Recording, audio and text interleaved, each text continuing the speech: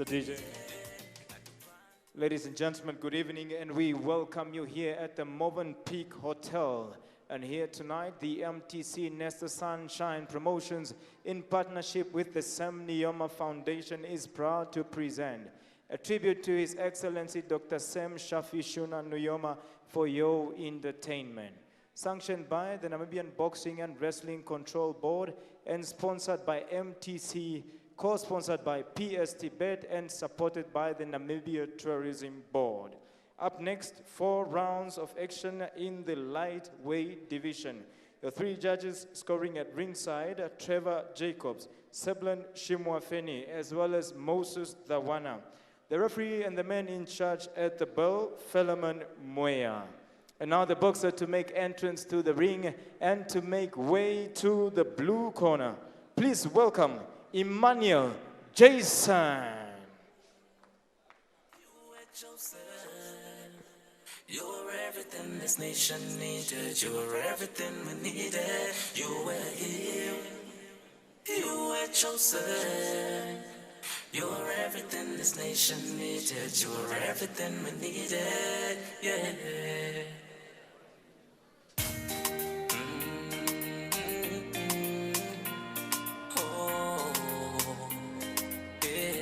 And now to make entrance to the ring and to make way via the blue corner, please welcome Julius Sheteni. You were chosen. You were everything this nation needed. You were everything we needed. You were here. You were chosen. You were everything this nation needed. You were everything we needed. Atubantura sema, atubantura sema. Retungira vikina shomerira turi aturantura sema. It feels like yesterday how it seems. 21st March 1990. You were chosen by Elohim. You were him. You were him. Tatekarungo kwanjo messenger. Your supervisor for this bout, Kelly Uhulifa, as well as Esther Kamati on timekeeping. And now the boxers are here and they are ready to rock and roll. Introducing first, fighting from my left-hand side and fighting out of the blue corner with his coach and trainer, Bernard Joseph. In the maroon trunks, official weight 59.55 kgs with a record of 9 fights, 1 victory, 7 losses, and 1 draw. Represents the MTC Sunshine Boxing Club and from Oshakati. Boxing fans, please welcome Emmanuel Jason. And his opponent answering the bell from a right-hand side and fighting up the red corner with his coach and trainer SBK. In the gold trunks, official weight 60.75 kgs with a record of 5 fights, 1 victory, 3 losses, and 1 draw. Representing the MTC Sunshine Club from Windhoek. Boxing fans, please welcome Julius Sheteni. Once again, the referee to give instructions at the bell, Philemon Moya.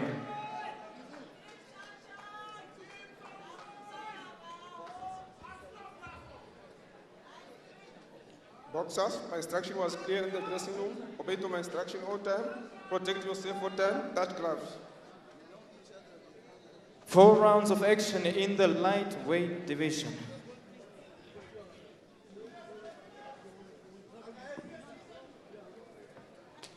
Seconds out, round number 1.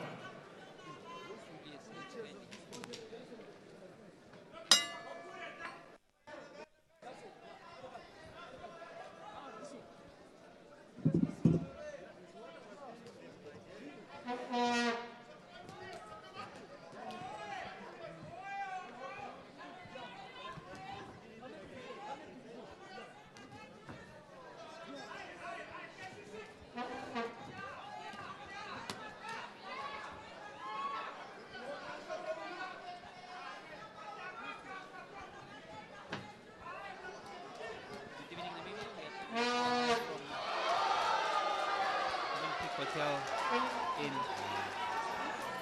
Movenpick Hotel. We are live from Movenpick Hotel.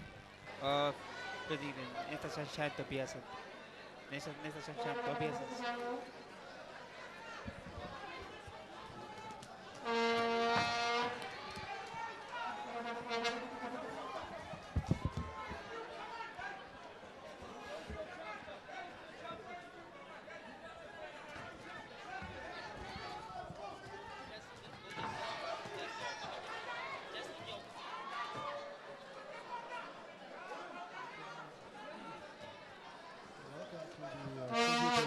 Excellency Dr. Singh tribute sponsors.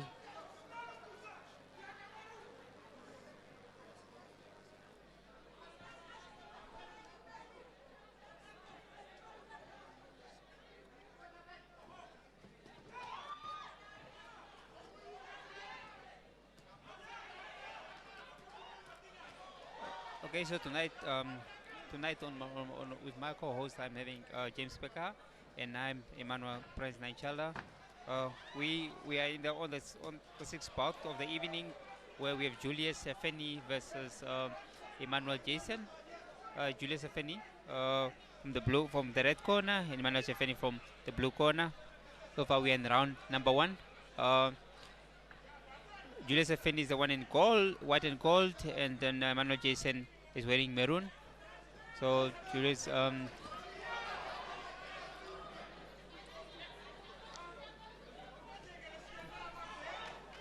then they are all fighting over 6 rounds. So you see, Julius Effeni is the shorter one, the one with the rasta, the shorter one, and moving forward. So Emmanuel Jason seems he's quite got the length, but then it seems to be a bit wants to fight the distance, so he's fighting a bit from the distance, try to see and he can pick off to get hold of his opponent. So but then Effeni is not moved by his power, so he's moving in.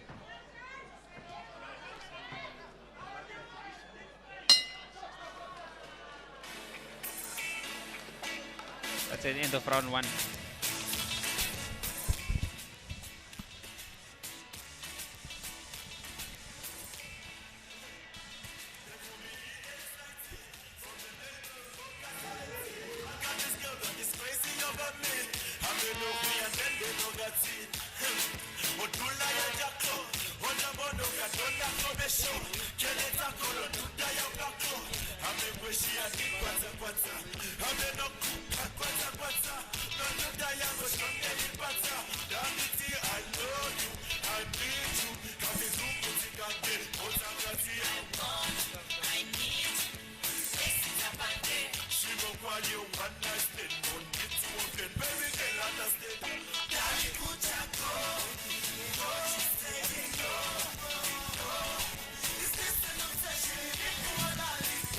Second round, round number 2.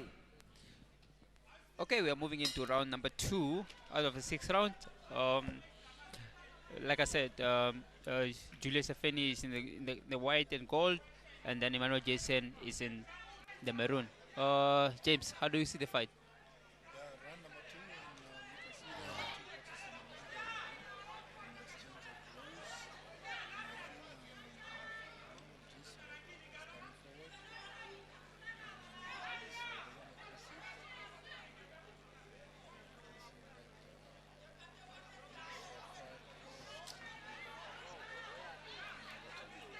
By the way, when you look at the two opponents, you look at the two fighters, you could see that you say, wow, what a great punch from Effeni. You know, Effeni is a shorter guy, but then he got the power. But then Jason is a guy with a height. You know, he should be able to get it first. He should be able to get it he should be able to keep his opponent out and just throw him with a jab. But then he's allowing Effeni to come in, which is kind of like make it difficult for him to get to throw punches. So there he goes. Then they're now clinching on each other. Then the push. So Effeni is like I said, Effeni is a shorter one, but then it's the one with the one who's kind of like the one with a bit of punches that I having. You could see there's power in the punch whenever he throws. Then there comes Jason. He tries to retaliate, trying to keep him. So they're just standing there toe to toe on the ring. So you keep him out with a jab, keep the jab going. Take the good one from Shefeni, trying to keep and whenever you see Shefeni throwing his punch, he's throwing with all the power, which is kind of like making it make sure that whenever he touch, make sure that yes, that power have landed.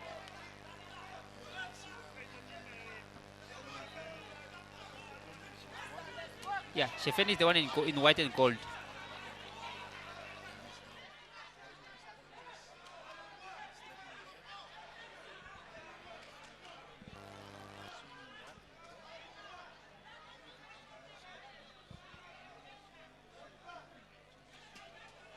Yeah, no, Shefeni is trying to throw though. He wants to fight from a distance because it's a shorter one and it's more effective when he's inside. So that's why he's trying to come in. But then also Jason is trying to push him out, trying to make him sure that he goes and then fight from a distance.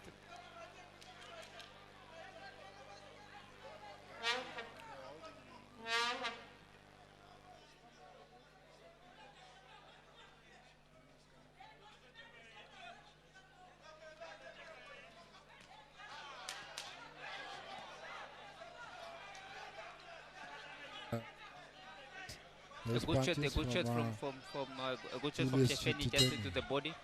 End of round number 2. Yes, like I said, we are at Movenpick Hotel, Movenpick Hotel, where we are hosting our tribute to His Excellency Dr. Shemsa Bichuna Nujoma, presented by the Sunshine Boxing Fitness and Academy. James, Dr. Shemsa Nujoma have been a patron for the academy for quite some time, and I think it's the right thing that the academy is doing to host, to honor this into his legacy.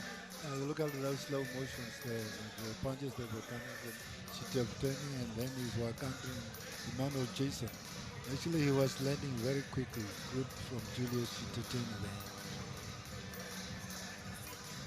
there. Those punches that keep on coming, and it was a heavy exchange of blows from both boxers.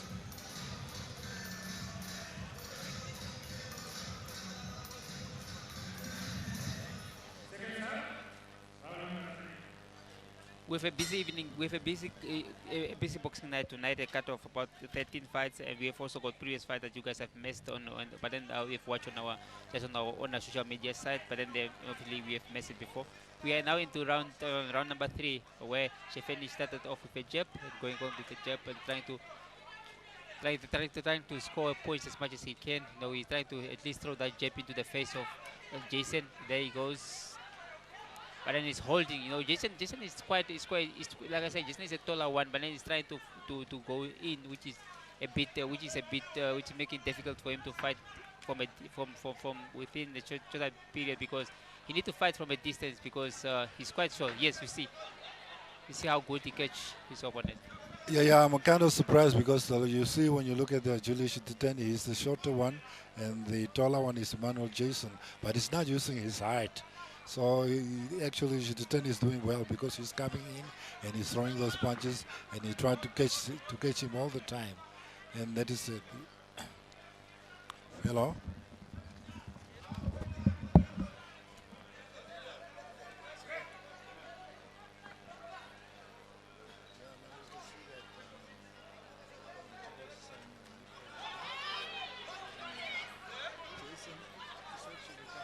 Forward now, throwing those punches. But James, when you look at the boxers standing, Jason is quite, as James got the height, but then the way he's standing, he's giving himself out. That's why you see whenever Shefeni throw a punch and catch him, it makes it difficult for him to be able to catch. Yeah, that's very strange because he's not using his height. You see now, Chitepteni is actually very smart. When he's boxing him, he's coming forward, he's throwing those punches and trying to hold on so that he can get the advantage of throwing those punches. When he's throwing his punch, he's throwing with his punch with all his body, going in front, which is making it difficult. Sometimes he even want to fall when you throw a punch. Look at what nice ones that Shefeni have caught him with 2 left. So we'll have to look at they've caught Yeah, James. now on you this. look at Jason now, he's trying to throw those long punches, but he's actually not catching Siteteni. And Siteteni is boxing very smartly. He's throwing his punches, he's coming forward. He's trying to avoid those long punches from So Jason Emmanuel. what do you think the corner of James should be able to tell him right now? What are you saying? What do you think that the corner of Jason is going to tell him in the next round to do? Because Yeah, I think- Jason is not doing anything to score points at the moment. Yeah, I think what the coach should tell him is that he should keep his distance. And he has very long arms and he can throw those arms and he can keep his distance and throwing those punches and try to avoid from Siteteni to come inside. So just to keep him at bay throwing those punches. At least starting with a jab and all those long punches. I would say good ones coming from Shefeni just towards the end of the rounds there. So no, Shefeni makes sure And that run number 3, very good run from Siteteni. I think this one, Jason was the more aggressive one. And now we'll see how it goes. yes, well, towards the evening we are going to have two big fights coming up this evening because the WBO Africa title fight in the featherweight category with Matthew Hayter versus Solisa Tabazi from South Africa for the WBO Africa featherweight title, and then we got the main fight for the evening, which is the global title fight of the super bantamweight title of our own Philip Energy Itumbua versus Leonard Carrillo from Colombia. What do you think? What do you think about the fight? Now this fight is going to be a very tough fight. When you look at the pedigree of the two boxers, Leonardo Carrillo seems to be the more experienced one, who has more fights, 20 wins, 1 draw, 1 loss. It's a very good, amazing record. But Second you round. see what Philip is Fourth to do, and final round. he has to really work hard from the beginning to the end. Yes, that's a fight that we come up with over the evening. Back to the fight that we are having now. Into the fourth round of this fight, where Julius Shefeni versus Emmanuel Jason is gonna into the fourth round. No, at least Jason now is. I think the corner have told him to start off with a jab. He's trying to keep his jab going. But then obviously Shefeni is so, he makes sure that he throw his punch. He's the shorter one, but then still he's the one who's looking for the fight. Yeah, the thing is that he's not throwing the jab that will give him the advantage. Now what he's doing is that he's waiting for Siteteni to come at him before he can even throw his punches. But Siteteni is still the aggressive one. He's still throwing those punches. And I think he's collecting the points. And now this is the last round, and if he does not pick up his socks, we don't know what is going to happen. But I think Julius Siteteni has the back. 4 rounds are very tricky. 4 rounds are very, very tricky. If you lose the first 2 rounds, then obviously it's very difficult for you to come back unless you knock the guy out. So obviously, we are not gonna say that obviously Jason have lost already. But looking at the way they've started, Shefeni have been scoring off of the first 2 rounds, and for him now, for Jason to come back on this fight, he need to make sure that he at least drop Jason for him to be able to get a count, then he'll be able to come and level up. But for now, as you see as far as it goes, for now on my scorecard, Shefeni is ahead on points because we make sure that the first 2 rounds he was pushing and trying to score as much as he can. Yeah, there's definitely Jala what you're saying, because I think now it's too late for him unless if he can maybe drop him or win with a knockout. It will be very difficult for him to even win on points. And you can see that Siteteni is still controlling this fight. He's the one going forward, throwing those punches and controlling this fight very well. Yeah. No, James. Just wanted to tell me. I mean, when you look at boxing for the past few years, how do you see boxing evolve? From back then, obviously, I think the time the time before independence, and now also after independence, and after obviously the 20th century, so as well as like from the 2000s, from us now. How do you see boxing? Well, I think the boxing has come a long way, and it has improved tremendously because of the style of boxing and the new scoring system. And I think before independence, boxing was very, very good. The people have skills and talent and everything like that, but they did not have the technicality and all this new system that is in place now. Oh, good. Yeah, now we're back into round 4. Jason is trying to make sure that he's score point, but then again also so holding too much back to see. He's allowing Shefeni to come in, and the Shefeni is trying to score. This end of round. Yeah, it's end of round number 4, and I think he is very, he knows that he has actually won this fight because he's been the aggressive one. He's the one who heads forward. He threw more punches, more accurate punches, and now we're just waiting for the scorecard. But I think Julius Shututeni has this fight in the bag.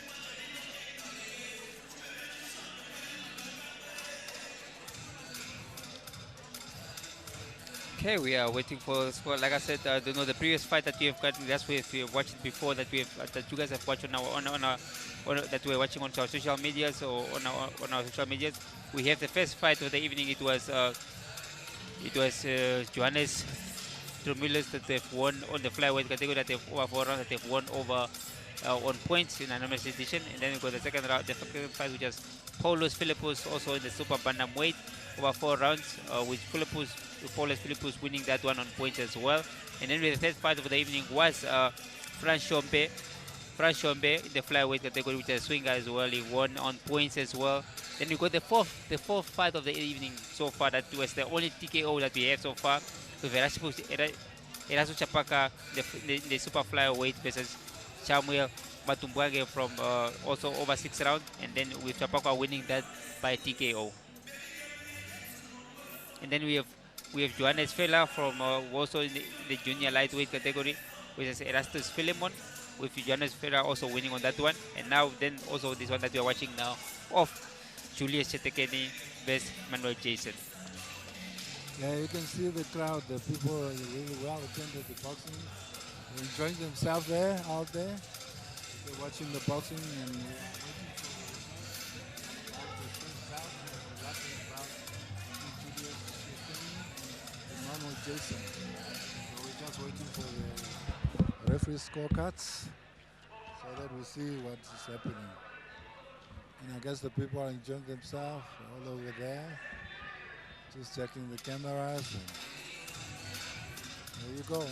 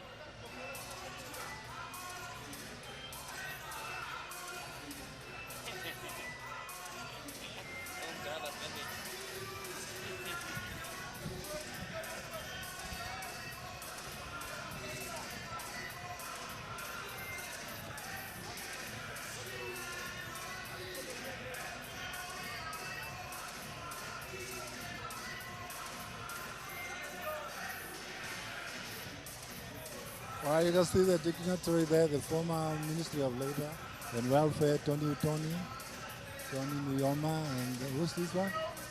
You know? They look very familiar. Oh, look at those people.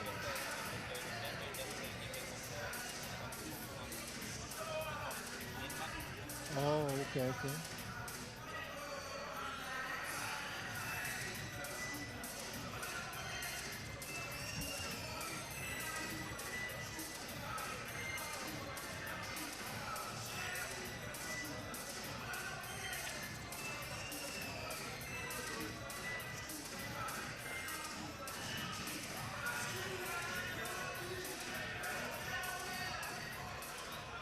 And of course, all the two boxers, ladies and gentlemen, after 4 rounds of action here at the Modern Peak Hotel, we go to the judges' scorecards with Judge Trevor Jacob, Zilla Silver, Shimon Feni, and Moses 39 to 36. Probably we just Sherman Jacobs seeing the contest 39 to 36. Just Silver Shimafeni seeing the contest 39 to 36. And your final judge Moses Dawana seeing 38 to 37. To your winner by unanimous decision, Julius Shertani. There you have it, Julius Shertani is the winner of the bout, the lightweight division.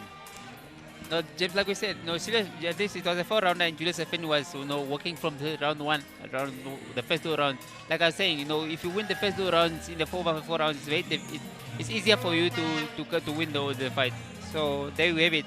He was winning that one. definitely dominating all the rounds, as you can see even in the So scorecard. the next fight we have it in the bantamweight category. We have Joanne Angolo versus Rolifa Nemushanga from South Africa. They are fighting over 8 rounds. Which one? Yeah. Oh, this Jay Angolo. Well, No? Tangani David. Ladies and gentlemen, welcome to the movement. And we are NBC House. Thank you very much to Absalom Shihapo in collaboration with the Sun Nujoma Foundation. I don't know, I think they jumped one. And action. The officials for bout number 8 would like to call upon Timo Lakola, Vilo Shikeva, Emmanuel France, as well as Trevor Jacob to officiate the bout number 8.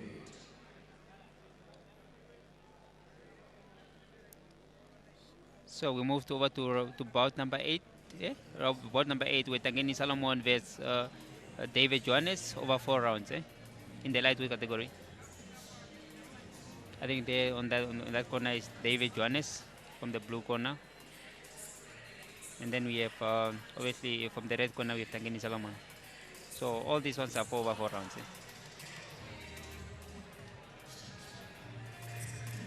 James, like we were saying, we could see the dignitaries in the mix. We could see the former Minister of Labour, the Honorable Utoni Nujoma in the mix, and also could also see Martha Tilaun and Jaboso in the mix as well. What do you say? I said I could see the dignitaries in the mix. I could see the former Minister of Labour, Yes. Honorable Utoni Nujoma is also around us, and also I also see the member of the Central Committee of the Swapo Party, Martha Namjabo is also around the corner. Okay, yeah, that's a dignity that I hear. People, boxing loving people, Namibians, they're really well attended tonight. As you can see, all the people in the crowd here, they are here to enjoy themselves, enjoy the boxing. Yeah, And maybe, I think, but it's not really. Former Minister of Boxing, he always attends boxing. I think I've seen him many times coming to see boxing.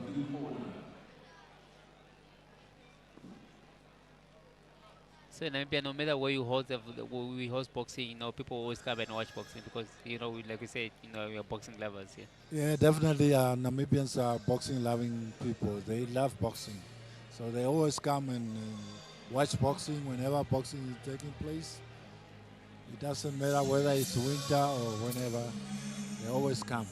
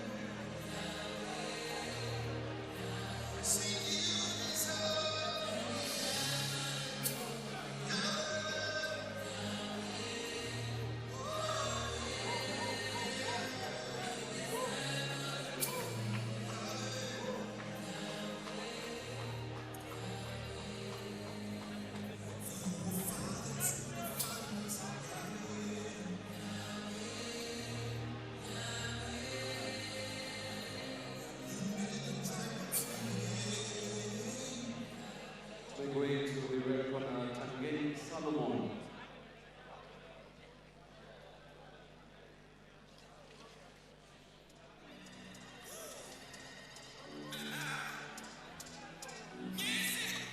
There we have Tangeni Solomon. There we have Tangeni Solomon coming in from the red corner. Tangeni Solomon coming in. No, Tangeni is from Office Bay, but he's fighting from the NESTOR Sunshine Boxing Academy, and he got over 7 fights, over 7 fights, 7 wins. You know, so and he's fighting David Johannes from Montangua from the Bulelo Boxing Academy. So it's gonna be a very exciting fight. Yeah, this fight,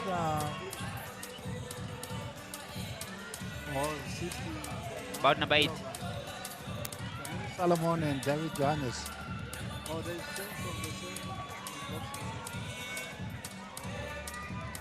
same. Yeah, now Tangeni Solomon is from MTC Sunshine Boxing Club, and Bulelo Boxing is David Johannes. So,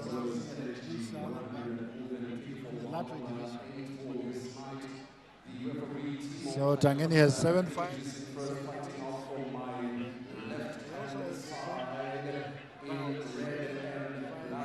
Off the scale, 61.05 kgs, has a record of 7 fights. So now we see how this is going to match up. Losses from Bulelo Boxing Club and all the way from Ondaigua. Please put your hands together for David Johannes. On my right hand side, fighting off from the red corner in black and gold with a bit of trimming in purple. Off the scale, 60.90 kgs, has a record of 7 fights and 7 straight wins.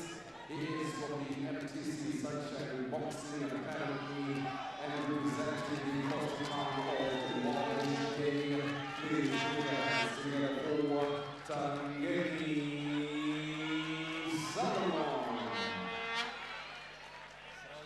The boxers at the center of the ring.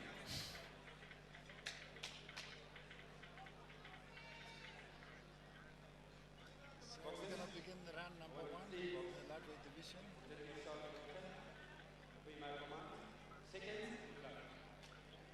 Yes, there we have it. There we have them here. We have Fight is scheduled for 4 rounds. okay, the fight over 4 rounds of Solomon Tangeni versus David Johannes. They're fighting over 4 rounds in the lightweight category. Like we say, Tangeni is fighting from the red corner, and then David Johannes is fighting from the blue corner. There they goes. You see, Prince, I think I observed something when Tangeni was introduced. Seems like the crowd, the old people love him here. You know, He's a homeboy. he's a homeboy. He's fighting from the Sunshine Academy, and then obviously when you look at his record, he got a perfect record. He's fighting a guy from Montangua, you know. But then also guys from Montangua, there are guys that can always come and give a fight. Like we could see here, you know, he's fighting a guy who's fighting from the South Post, and so it's, you know, for him, you know, you could see as much as he has the reach. You know, you haven't seen him any throwing any punch. It's just timing, or maybe he's trying to see where he tried to get in. Yeah, I think we're going to see today how he's going to be tested from the guy from Montangua. And I think a guy will fight a southpaw stance. It's very difficult. I don't know. David Johannes seems to be very much active. You know, he's on his feet. Although there's nothing much happening yet, nothing much happening from each day. He go, he throw, at least he throw.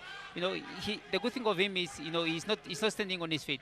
You know, because these guys are big. You know, lightweight guys are not small guys. You know, once you stand and become a punching bag, it's not good. So they go and they're holding each other. Nothing happened really. You know, you can't tell who is really who on this fight yet. All of them, as much as they, you know, they seem to have that eager to punch. No one can really throw an active punch there. Yeah, you see, the first round normally is a round where the two boxers feel each other, feel kind of thing. But it seems like they want to get to work easily. You know, you get to work quickly. And normally when you start off like fast, you can burn out in the later rounds. Yeah, but James, now looking at this one, is 4 rounds only. 4 rounds is not something where you have to wait. There you go. At least Tangeni is trying to throw a punch. There he comes. Again comes the with an uppercut and a straight. 4 rounds, like I say, 4 rounds they are very short. You need to be busy from the first round until because if you just relax 1 round, there's no point. Then there's no way that you're gonna win that fight. Yeah, so that's why. So Yeah, you need to be very much definitely, active. because it's going to go on points, and if you don't get your points from the very beginning, A good so one, you're a going good to one from suffer in Tangeni on the the, face. in the end. And it seems like David Johannes is the one who more the aggressive one. Yeah, he is Tangeni aggressive, but is taking then it easy, and he should be very careful, because this guy might run away with this fight if he's not careful. he is trying. James is very much active, but then also he's not really throwing. Apart from that one that I saw, he caught on. He's not really throwing an effective punch. All those punches that he's throwing, they are not really landing to make him score. But then obviously in this round, you see nothing much have happened. But then obviously James, David Johannes was the more active one. So he might probably have scored, or it's for me it's very difficult for the. Yeah, this is very 50-50 kind of situation. David Johannes was very aggressive, but he did not really land powerful punches or punches that really landed. So it's a very, very even fight. Yeah, no, it's a very even fight, we say. So we're waiting for round number 2. Like I say, we are finding ourselves tonight at the Movenpick Hotel, the former Safari Court Hotel, in the city center, where we are hosting the tribute to His Excellency Dr. Sam Savishuna Nujoma, as brought to you by the NESTOR Sunshine to Business Academy.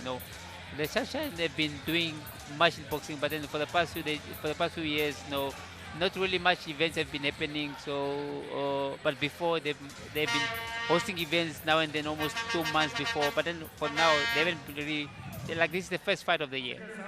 Yeah, it is very difficult for the first fight of the year, especially if people have been very inactive all this whole time, and now. So we will see how it goes.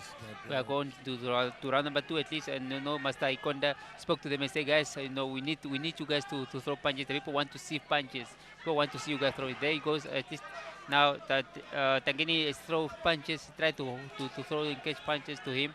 So there he is. But then also David Juan has also been. He's very much active. Like I say, he's not a pushover. Yeah, I guess the punches have been thrown. David is very aggressive, and I don't know what his plan is, but he's really wanted this fight. He wants a fight, but then obviously, as much as the punches are not catching, he's so much active. The punches, they're not really catching that like we want them to catch, but then he is active.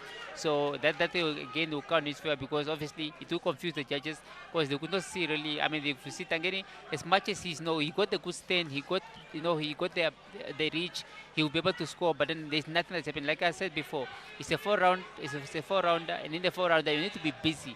And for me, for the first round, Tangeni haven't really done much. Yeah, definitely. And this is the second round, and still it seems like David is still the aggressive one, although he's throwing punches that is not landing. But now Tangeni is coming up. He's actually now trying to take the fight. Good 1-2 from David Johannes. Go throw two good 1-2. At least one punch go in the gut, but the one at least have go through. A good one from Tangeni as well there. But then it's not for the problem of Tangeni. You throw one punch and then he lie down. He's not following up. He's not following up. Yeah, and I guess I like the attitude of Tangeni. A good one from David. He caught Tangeni on the face. Just because he throw. The thing is he throw on his back feet, and he throw not landing on the punch, because now if you could have, he caught Solomon with that punch, but then he was far for him to follow up. If you could have follow up. The good thing about David Johannes is that he's coming forward and he's throwing those punches, and he's not giving a chance to Tangeni, because Tangeni now has to think, his next move.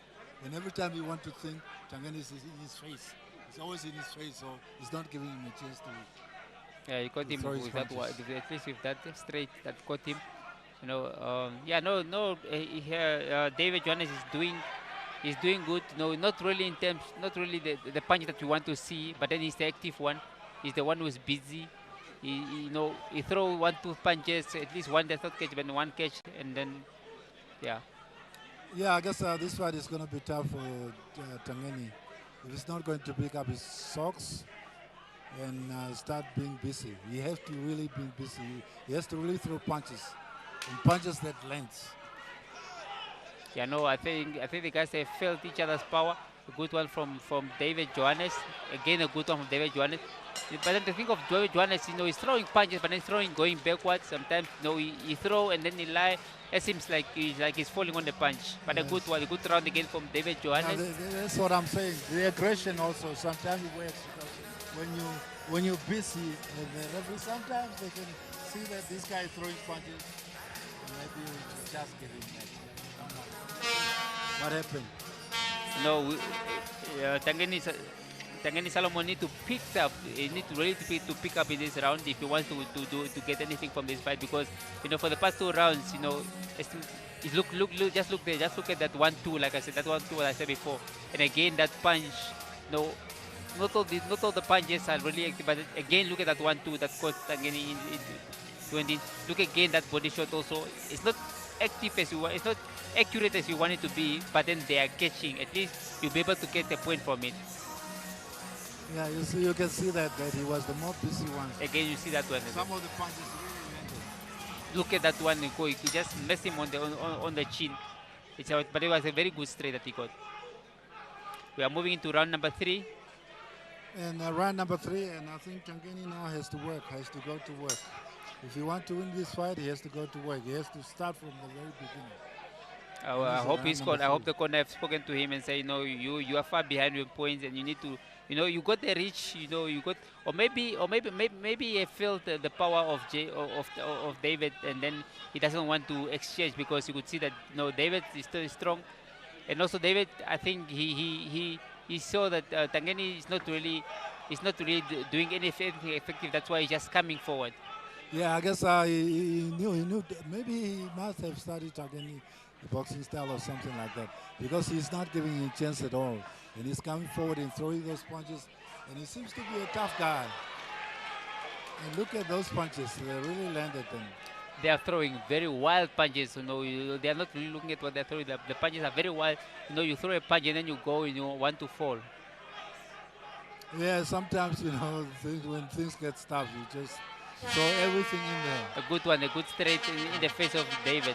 A good one also from David, just also in the chin, in the cheek. A good one again from David, and a good one from Salomon. So they're actually it's throwing. Very good if he can continue with that jab and just set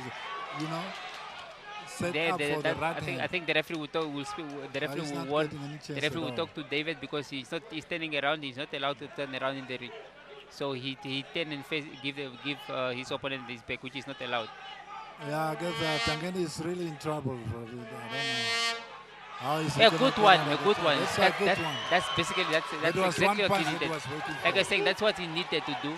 For him to really come back from the behind that he is, he needed to at least to have a knockdown for him to see, to try to leverage up and see what he can get out of the fight.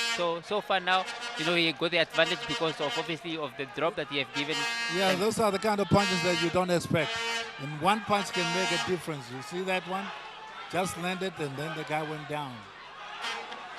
And also it gave him confidence. Now also he's holding on for dear life, because he knew that if that guy can catch him again, and he might be in trouble. Yeah, no, Tangeni did well here. There he's looking at the corner.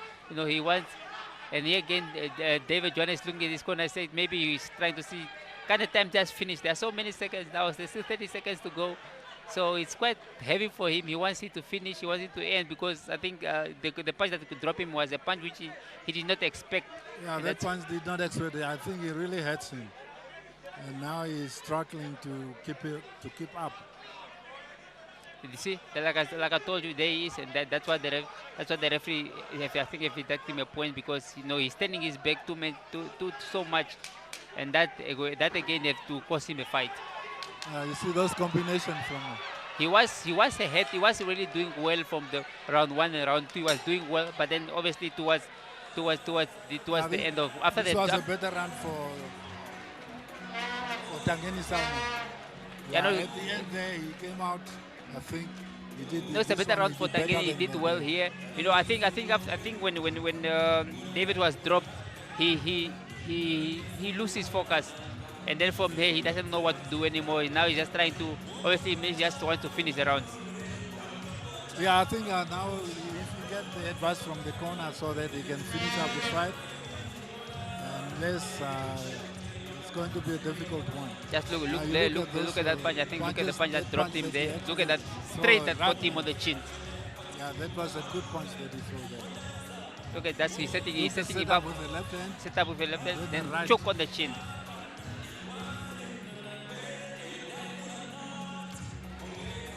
This was a better run for Tanzania.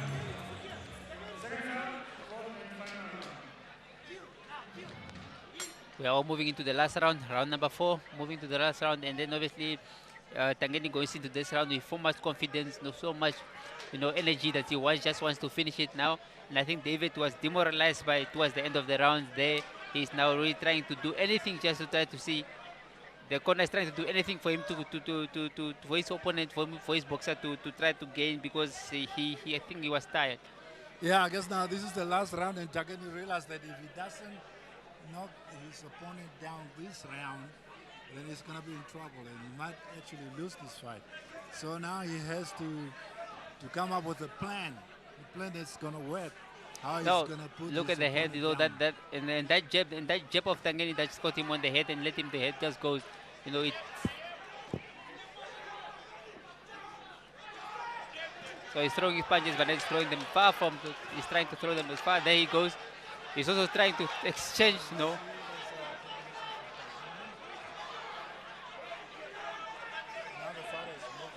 I think the corner spoke to him and said, "You have nothing to lose. No, this is the end of the round number 4. Is do or die. Go in there, give it all, because you are now behind with points. You have been counted. So David is now coming out, storming and throwing everything that he has in his arsenal.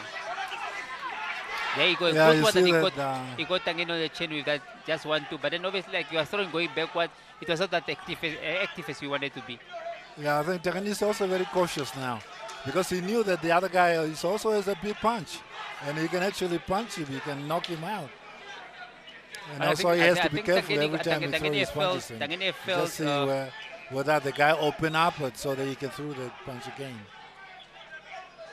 And very close fights now. They are in the middle of the ring and very cautiously approaching this final round, round number 4. And David Johannes is still the aggressive one. He's still throwing those 1-2 punches. He got a right jab into his face. it was a good one from David. Very David good is jab coming there. towards, he's Double coming strong towards the end of the from round. David Johannes. That's round number 4, the last towards the end of the round. But there's still 1 minute to go. But then for the past 1 minute, they've been doing quite well. He maybe the corner have spoken to him and said you are by far behind. Tangeni seems now to be relaxed again on this one. But then obviously David again is always throwing the punches which are not. He throws many punches, but then they are not accurate and not landing as you want them to land. Because if they were this landing, side is now has gone into a very interesting arena now, where these two boxers now. Tangeni is trying his best. He's throwing these punches though, and I think David is still not. He's not giving up. He's no, still he's not throwing good punches. 1-2 that he got. And he's in his face all the time. He got 1-2. He got Tangeni with the good This is 1-2, gonna but be then an obviously. interesting decision. You see, even the crowd, they're excited about what the guys about what David is doing. He's throwing his punches, sketching, but then obviously sketching, but then he's fighting, landing on the punches, lying on the punches. That's why they're not effective as he wanted to be effective. There is he's like I say, he's very out, he's tired. He just wants the fight to end. The corner. That's what the referee is trying to say. No, don't lie on the corner. Come and fight. The fight is not over So yet. we're into the final seconds of this 4th round. And David Johannes is still coming. He's throwing those punches. He's giving it all over. He's giving it all. He's towards the end. He knows. not giving any It's a thing chance. of He's not do or giving any die. There's chance to nothing that I can. respond. I think the coach has spoken to him and said, the only thing you have to win here, you only have to win by knockout. That's why he's coming out. There towards Now the end end of of the round round. number 3. So what do you think, Prince? What happened in this round? What happened? Who's going to win? No. I think he's very confident that he has won. He has done everything he possibly could to win this fight. No, Tangeni did So well. now we see what happened. Tangeni. I mean, obviously, after he dropped David, he did quite well. And like I was saying, a 4 round is a round where you don't have to mess up. Like in this one, and if for me, I would say it could either go either way or it could go a draw. But then obviously they will want to have one Yeah, to this, win one. this is very So interesting. obviously I This is, think they will probably give it slightly to Tangeni because he's but done a from bit more my compared to point of David. view- David wanted it, but then obviously he did not did much Yeah. to us. Yeah, I don't know, but I think from what we've seen throughout the 4 rounds, I think David has really an edge over his opponent, but we'll see what happens. You never know. So we could see that the Minister of Youth and Sport, the Minister of Youth and Sport, Nino Balotti. He always know he's a sportsman. He's forever there. Wherever there is sport, he's forever there is sport. He's there. Wherever there is soccer, whatever sport is happening, he's always there. They will look. Just look at the Look highlights at of those what's punches happening. that he was throwing. 1-2 punches. A good one from David there Very that good caught one. Tangeni on the chin. But then obviously, I hope he did more to get something out of it. But just look at there, he did Those well. punches were But then actually again, landing. he did well. Wow.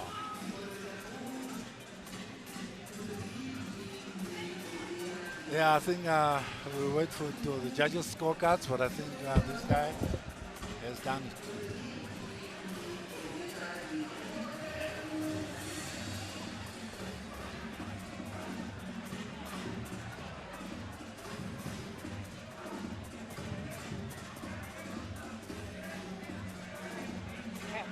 They're enjoying themselves. They're enjoying themselves.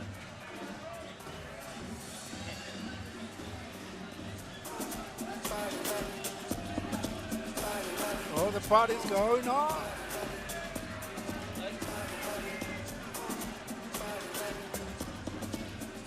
As we wait for the results of the fight between Tangeni Salomon and David Johannes, the 4-round in the lightweight division.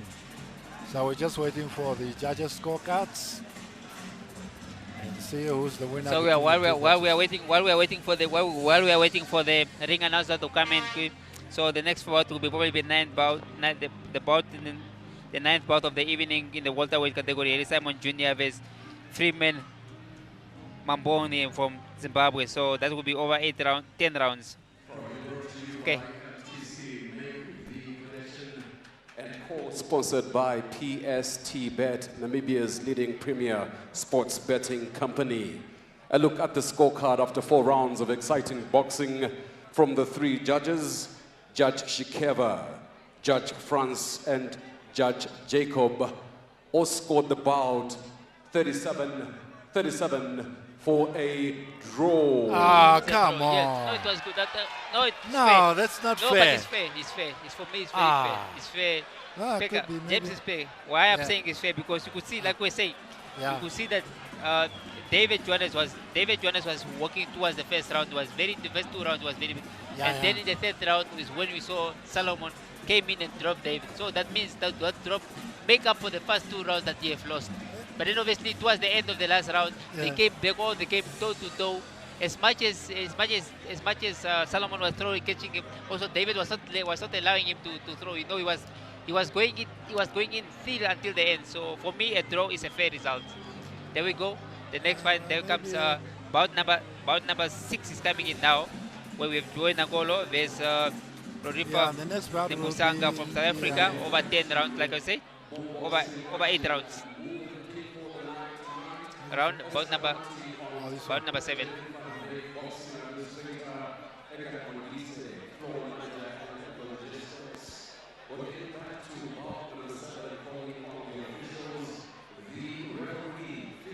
of Fiwa.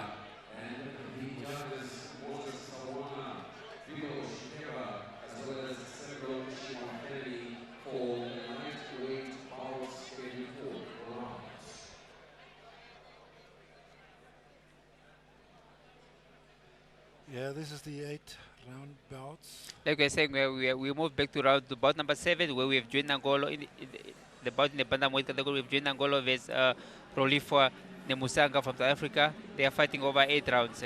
When you look at the record of Joey Nangolo, it's about 6 fights, 5 wins, 1 draw. And then you look at the fight, the record of Lovisa Nemusa was about 27 fights, 15 wins, 10 losses, 2 draw. How do you see it? How do you? Yeah, What's your this take? Rofiwa Mbushanga, he seems to be the experienced one. But you know, sometimes the experience, I don't know. But you know, if a guy has this kind of record and he does not deliver, then I don't understand. But I think from the two of them, it seems like he's the more experienced one with the 27 fights, 5 wins. Let's wait and see what's going to happen. But then obviously it's going to be a very interesting one with Ngolo, which is a very, it's a promising youngster that is, that we are probably going to see in the next champion in the near future. He's so focused, he's so accurate with his punches. I've seen him training. I've seen a period of his fights. I've also seen him training. So he's quite a boy that he knows what he wants to do. So and I think this one will be one of his tests. But then again, with his ability that I know, it should be a good fight for the two. Yeah, I think this is a good chance for him to actually improve his record. And I think if he can come out here and show his true fighting spirits and his skills and things like that, and I think this is the right opportunity for him. If he goes up a guy that has this kind of record and he can actually show his true colors, and we see what is going to happen.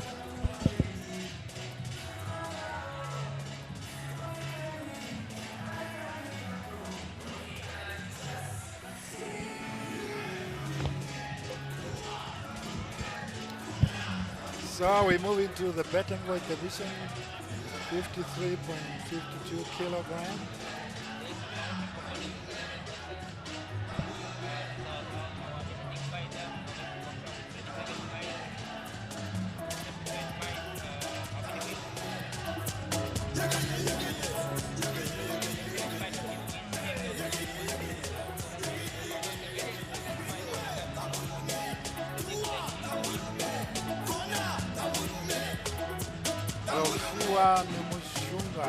From South Africa. Now we're going to see a good fight here between these two boxers. And normally people that come from South Africa, they are from Mukonje Deleni Boxing Gym.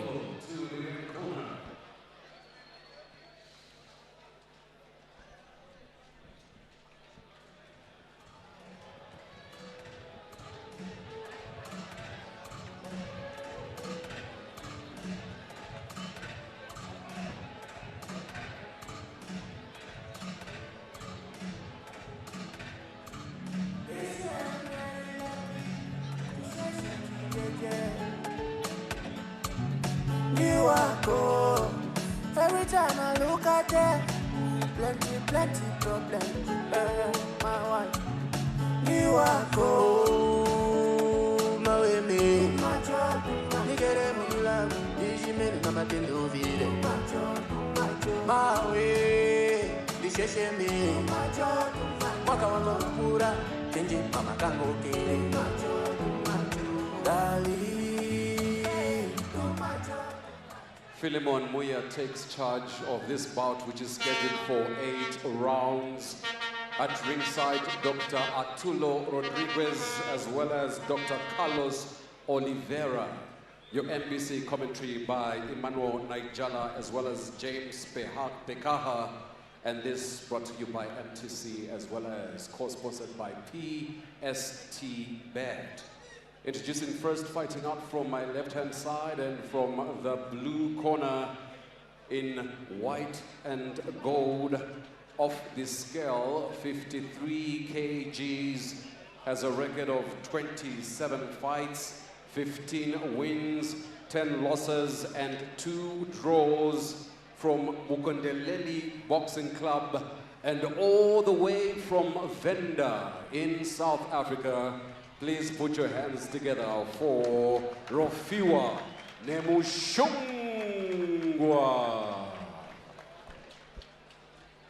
On my right-hand side and from the red corner in beige, he got off the scale at 52.70 kgs, has a record of 6 fights, 5 wins, and 1 draw, from the Swakopmund Boxing Club.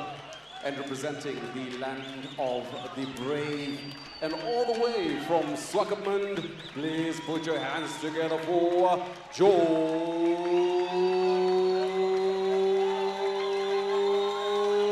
Nangolo. Boxers at the center of the ring.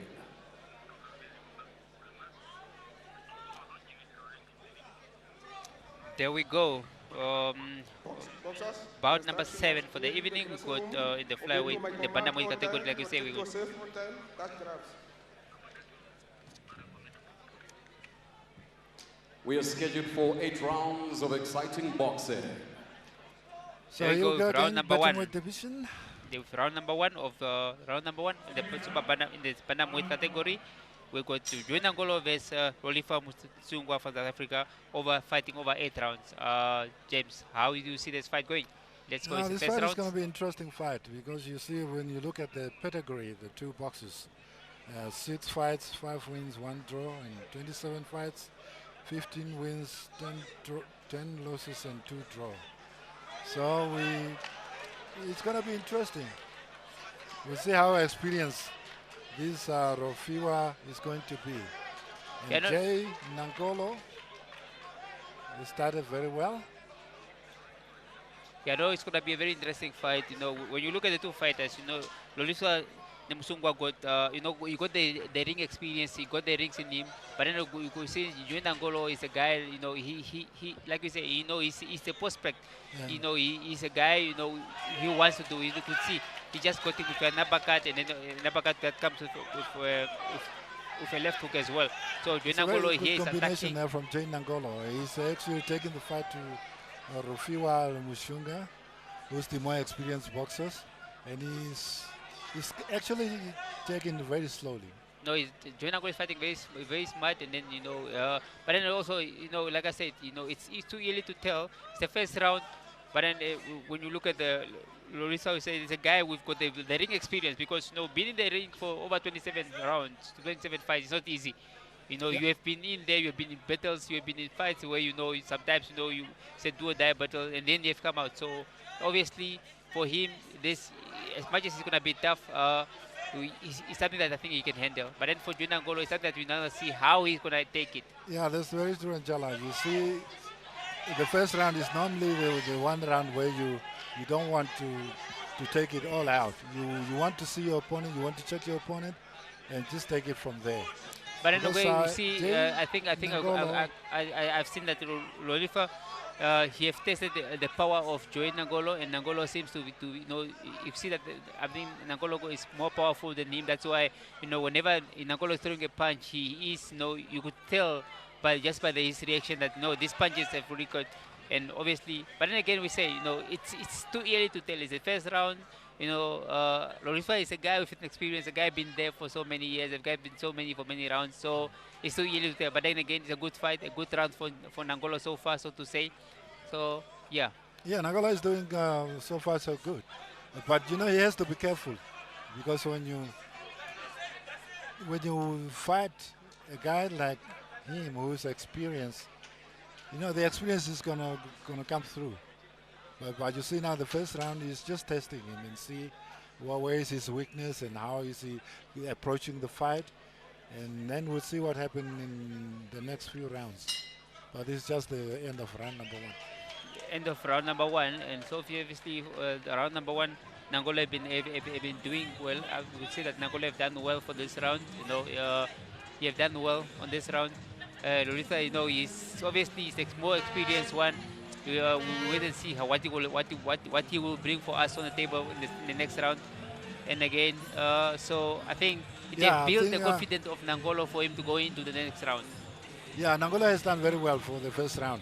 You have to start at the space. Just look there, look at that punch, look at the right, and then also look at that the right overhead on the head. So and again the body shot that he got again 1-2 that goes through. So obviously, and they're all thrown with power that catch over. So those power makes Lorisa to notice that Joy Nangolo seems to have power.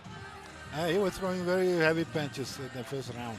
And now, when you throw heavy punches in the first round like that, and you should know that this is going to take a long time because this is just the first round. We're going to the second round, and then we'll see from there how this going to turn out. Okay, start of round number 2. There we go. Could see obviously Rorifa throwing the first punch, is trying now to obviously trying to see to score because obviously when you look at the two fighters, Nangolo they are kind of like the same height, you know, they're almost the same height. But Nangolo also look a bit taller than him. But then again, Nangolo is not really tempted by the power or by the southpaw of Rorifa. He's coming forward and he's throwing everything that he has in his arsenal. Yeah, Nagalaga he's throwing all those good punches, body punches, and then he's catching his opponent off guard every time he throws those punches. And Rufiwa, what a big one that just got through. It's just hanging in there. Look at the body shot that he's going. He's getting. And you through don't know what is his stance or his tactic or his approach to this fight, but he's really taking this fight very slow. And Angolo still the aggressive one, throwing the right hand and the left hook to the body of Nafiwa. Jane Angolo throwing 1-2 combination to the head of Nafiwa, and he went down to the body. He's working. He's working the body. He's actually working the body. You look at Tolifa. He doesn't seem to be disturbed by what Nangolo has done before. You know, he is calm. You look at his face. He's still calm. You look at Nangolo as if like, yes, come on, this is what I do. I'm waiting for you to come. So he's not really that much disturbed by whether Nangolo is coming forward with all those punches that he's throwing. Yeah, Nangolo is throwing those punches. Those punches are really landing, and the heavy punches that are landing. And you see. The good thing is about Nangolo is he's putting up the pace. So he wants to control this fight. He's the one who's coming forward. He's throwing those punches. He's the one who's aggressive. But his punches actually are landing. And they're getting his opponent in trouble. Yes, look at that straight that he just throw. You know, he wants to that throw that he just straight that he throw to the head of Roriswa. But then again, obviously, like I said, Rosa is not really much disturbed by Nangolo is doing much. He's doing a lot on trying to convince the judges that yes, I'm here and I want to do. But then obviously, when you look at the expression face on the opponent of Rosa is not disturbed by what Nangolo is doing. And his captain is coming in. You know, he's trying to catch through with his right, and it's the first punch that is going. It's the leading punch that is going through. Yeah, Nangolo with 2 combinations, and then you see Rafiwa. Rafiwa is ducking and waving and coming forward, and he's throwing the right jab. And he's getting confident now as well. You know, like end of round number 2. He's getting confidence as well. You know, as round picking up, he's getting confident. Like we said, you know, the ring experience, the ring round that he have done is catching up now. You know, he's not really disturbed by what Nangolo was doing the first time in the early rounds. He knows for sure, yes, eventually I'll catch up and I'll come through. So he's coming. Yeah, you can see now that Rafiwa is picking up. He's actually picking up his pace because now he knows that the rounds are going, and this is the second round, and you can see that he has improved from the first round. Now he's actually choosing his punches, how to punch and then coming back. There we are in the dressing room of Freeman Bomane, which is the opponent to Harry Simon Jr. I think the next fight will be Harry Simon Jr. They're going to fight over 10 rounds as well. So that's the opponent. It's also from Zimbabwe. Freeman Bomane. There we go. You see, look at there. You see, Nangolo have done well. You know, he's trying to score much points as much as he can, and also pushing his opponent backwards with punches. And most of the time, Rafiwa was actually ducking and trying to avoid those punches when Jay Nangolo were throwing those punches.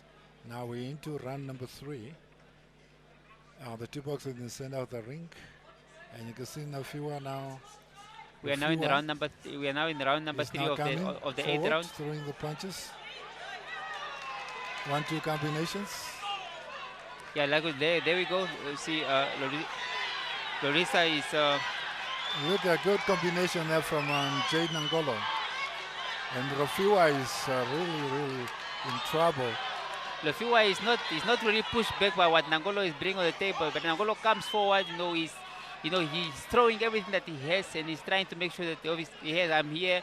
But then Rorifa is not tempted. He's not scared by what Nangolo is like. Yeah, Like I say, look at when you look at the he knows what he's doing, because every time the guy is throwing those punches, he's ducking and waving and. Look at his face. You look at his face that he's so calm. Just focus on the opponent. He's not really disturbed or worried about what Nangolo is bringing on the table.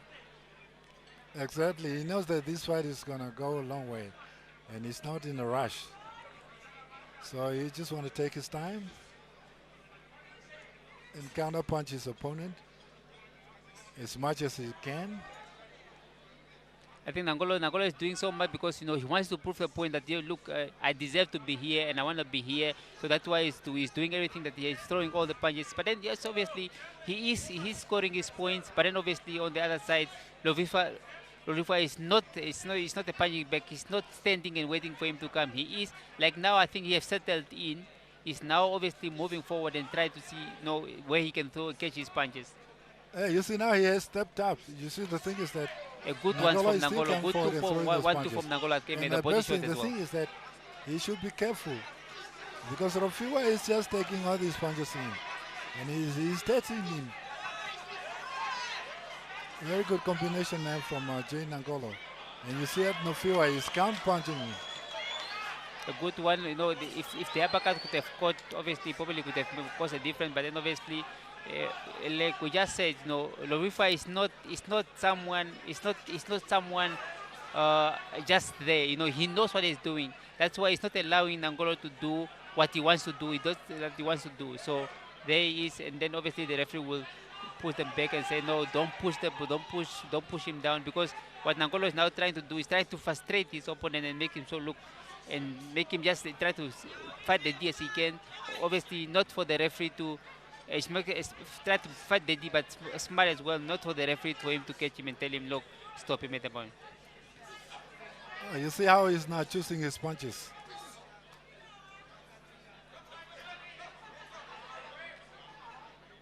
He's not in that reckless mood. He's throwing those punches, 1-2 combinations, and he's actually choosing his punches very well. He tried to find an opening, and this is round number 3.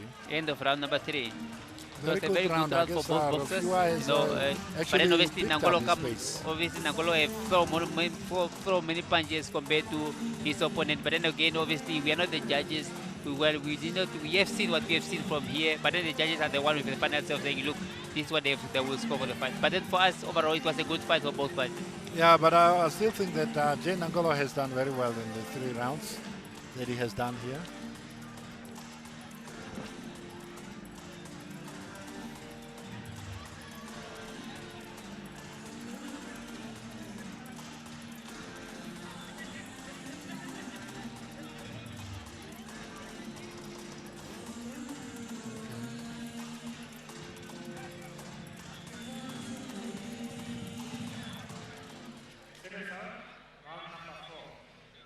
See those punches that were thrown by Nafiwa. He was actually landing some of those things.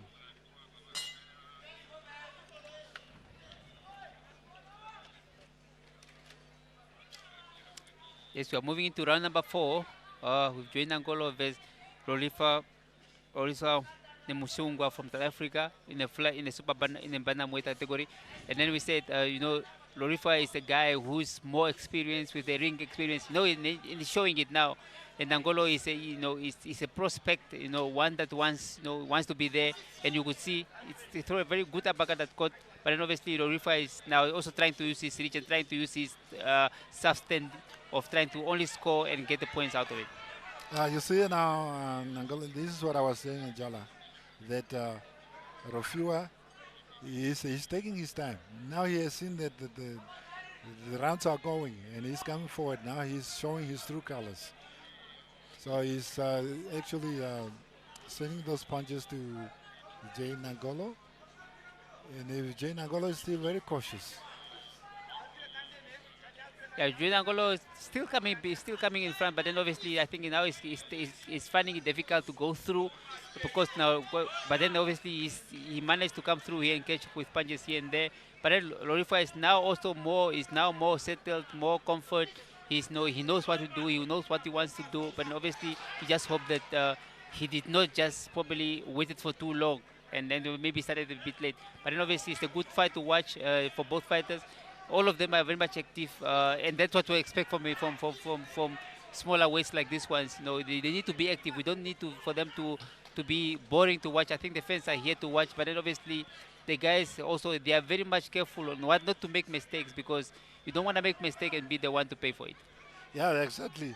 And you see Rafiwa now is actually now taking the fight to Jay Nangolo. Jay Nangolo was the more aggressive one. He was controlling all the rounds. Now Rafiwa is coming. He's throwing his punches at will. And he's because he has the experience of this ring. And he knows that it's going to go a long way. But he has to do something, because now the rounds are going, and he has to collect points. Yes, we are now in the round number 4, half of the 8th round to go, four more rounds to go after this one. So obviously, Joy Nangolo makes sure that you need to score as much points as pick up as you continue. And again, also the other side, Roifa does not say, look, I'm not here. I did not travel all the way from South Africa to come and just pick up a paycheck. I came here to obviously to verify my record and make sure that obviously I know I leave a name of myself there. There you go. It's a good 1-2 that he throw. He catch Nangolo there with 1-2 again, but then Nangolo comes back with his 2 body shots with an uppercut, a left hook and uppercut that he could just call. Look at the Rafiwa's defense. It's a very good defense when he goes down, because every time he throws those punches, then you want to catch him off guard. He's actually very aware, and that's what experience looks like. End of round number 4. Now you can see that the experience is coming through. Yeah, no, the experience is catching up now, like I say. Experience is catching up also. But then also maybe Nangolo now started trying to question himself and say, I've been pushing up from the first round, and maybe I thought maybe you could probably try to get him out in the early rounds. But then again, obviously, like we were saying before, Loisa he didn't have the experience, he have the experience. He was just waiting for him to settle in and see how he goes up. Now we are getting into round number 5, and obviously we see both fighters, how they're gonna act towards here. Yeah, I guess it's about time now that he pick up his pace, and now he start controlling the fight so that he can score more points. Yeah, because we only have 4 rounds. James, we still have 4 fights to come. We have Iri Simon Jr. that's still on his way. Then we have Frederick Njunani also is fighting, and then we have the two main fights that are out there. We have the WBO Africa title fight in the featherweight category of Heita was fighting against Bolazzi, and again we got the main bout of the evening, which is WBO Global Title Super Bantamweight of Energy vs Casemiro. Yeah, we start of round number 5 of the Bantamweight division. This is the Bantamweight division. Jane Nangolo and Rafiwa Namushunga from South Africa. There he comes, and you see Lovisa is now more focused. It's more he wants, but then Nangolo is coming. He's still not moving backwards. He comes forward. He's pushing the fight to the opponent. He's putting the fight to Lovisa.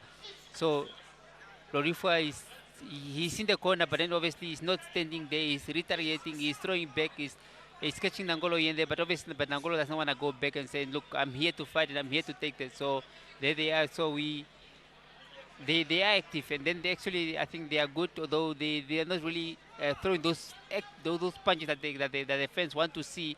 They are busy. Yeah, Nangolo is actually one that was taking the fight to Rafiwa, but Rafiwa now is showing his experience, because every time Nangolo trying to punch him, he's actually stepping back forward, backwards, and holding. I think the referee have to stop them and tell Lorifa not to bow down too much, because he's going bound and can try to catch Nangolo on the legs.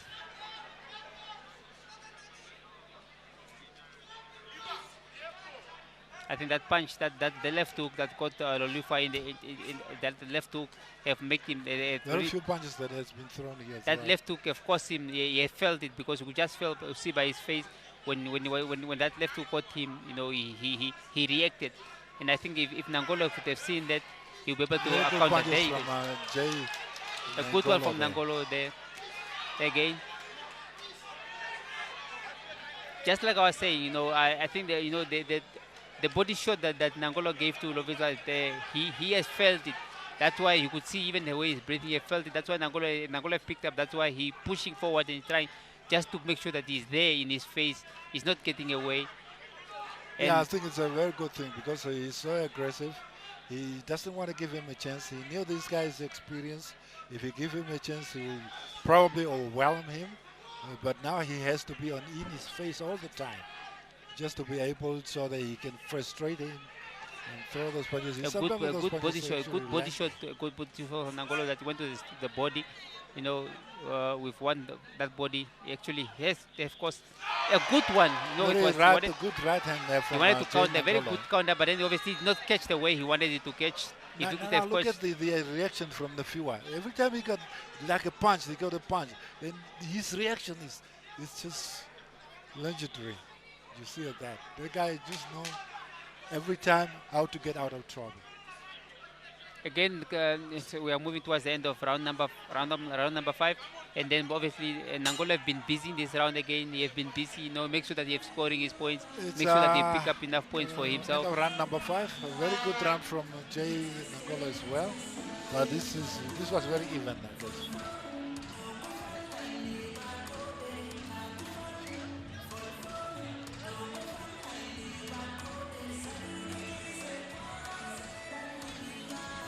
Round number 6, two more rounds to go after this one. 2 more rounds to go. So Nangolo, so now you could see the way standing is now also getting that confidence of saying, no, I'm getting there, I'm coming there, I'm getting him. Because you could now see by the reaction on the face of Lovis. Look, just look there. They just look there, Look at that body shot that he gave. Just look at the jab in the face of Lovis, that jab. And then look at that one. Look at every time those guys is throwing those punches. Now look at that again. Just he's throwing deadly body shots, and again that uppercut. So he's really catching his opponent. So Lovifa is really getting it, and he's really feeling it, making sure, oh, this boy is not giving me time. Yeah.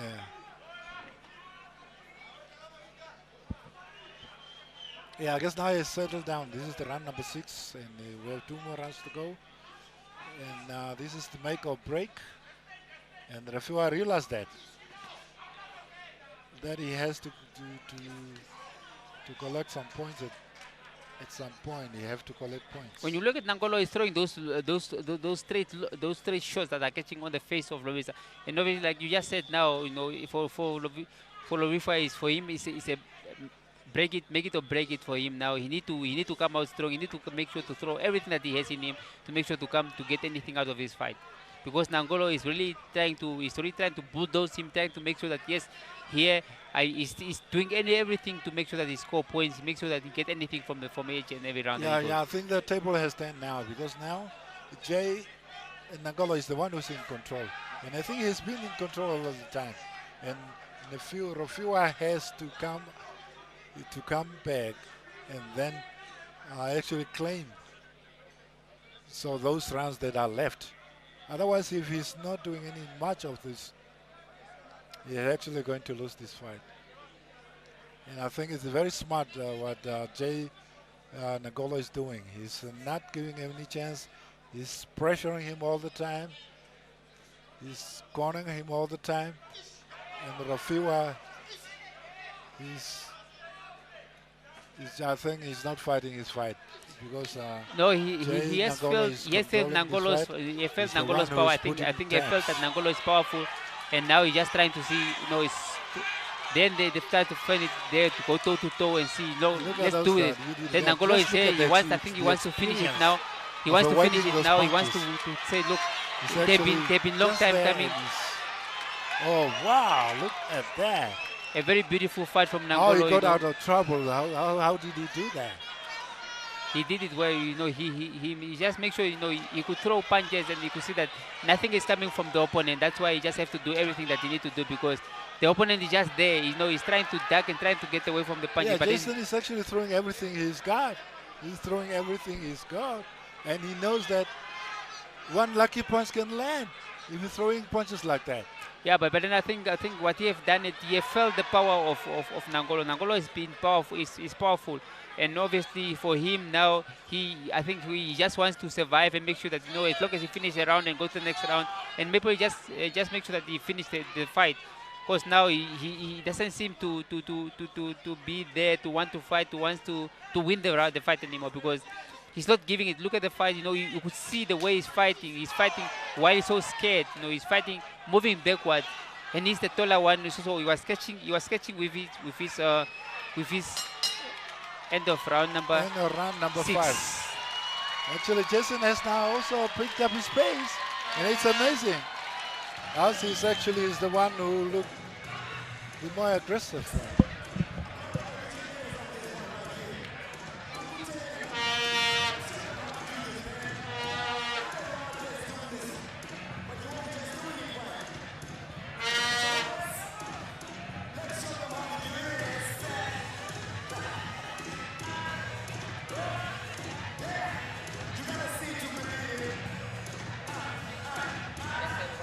Look at those punches.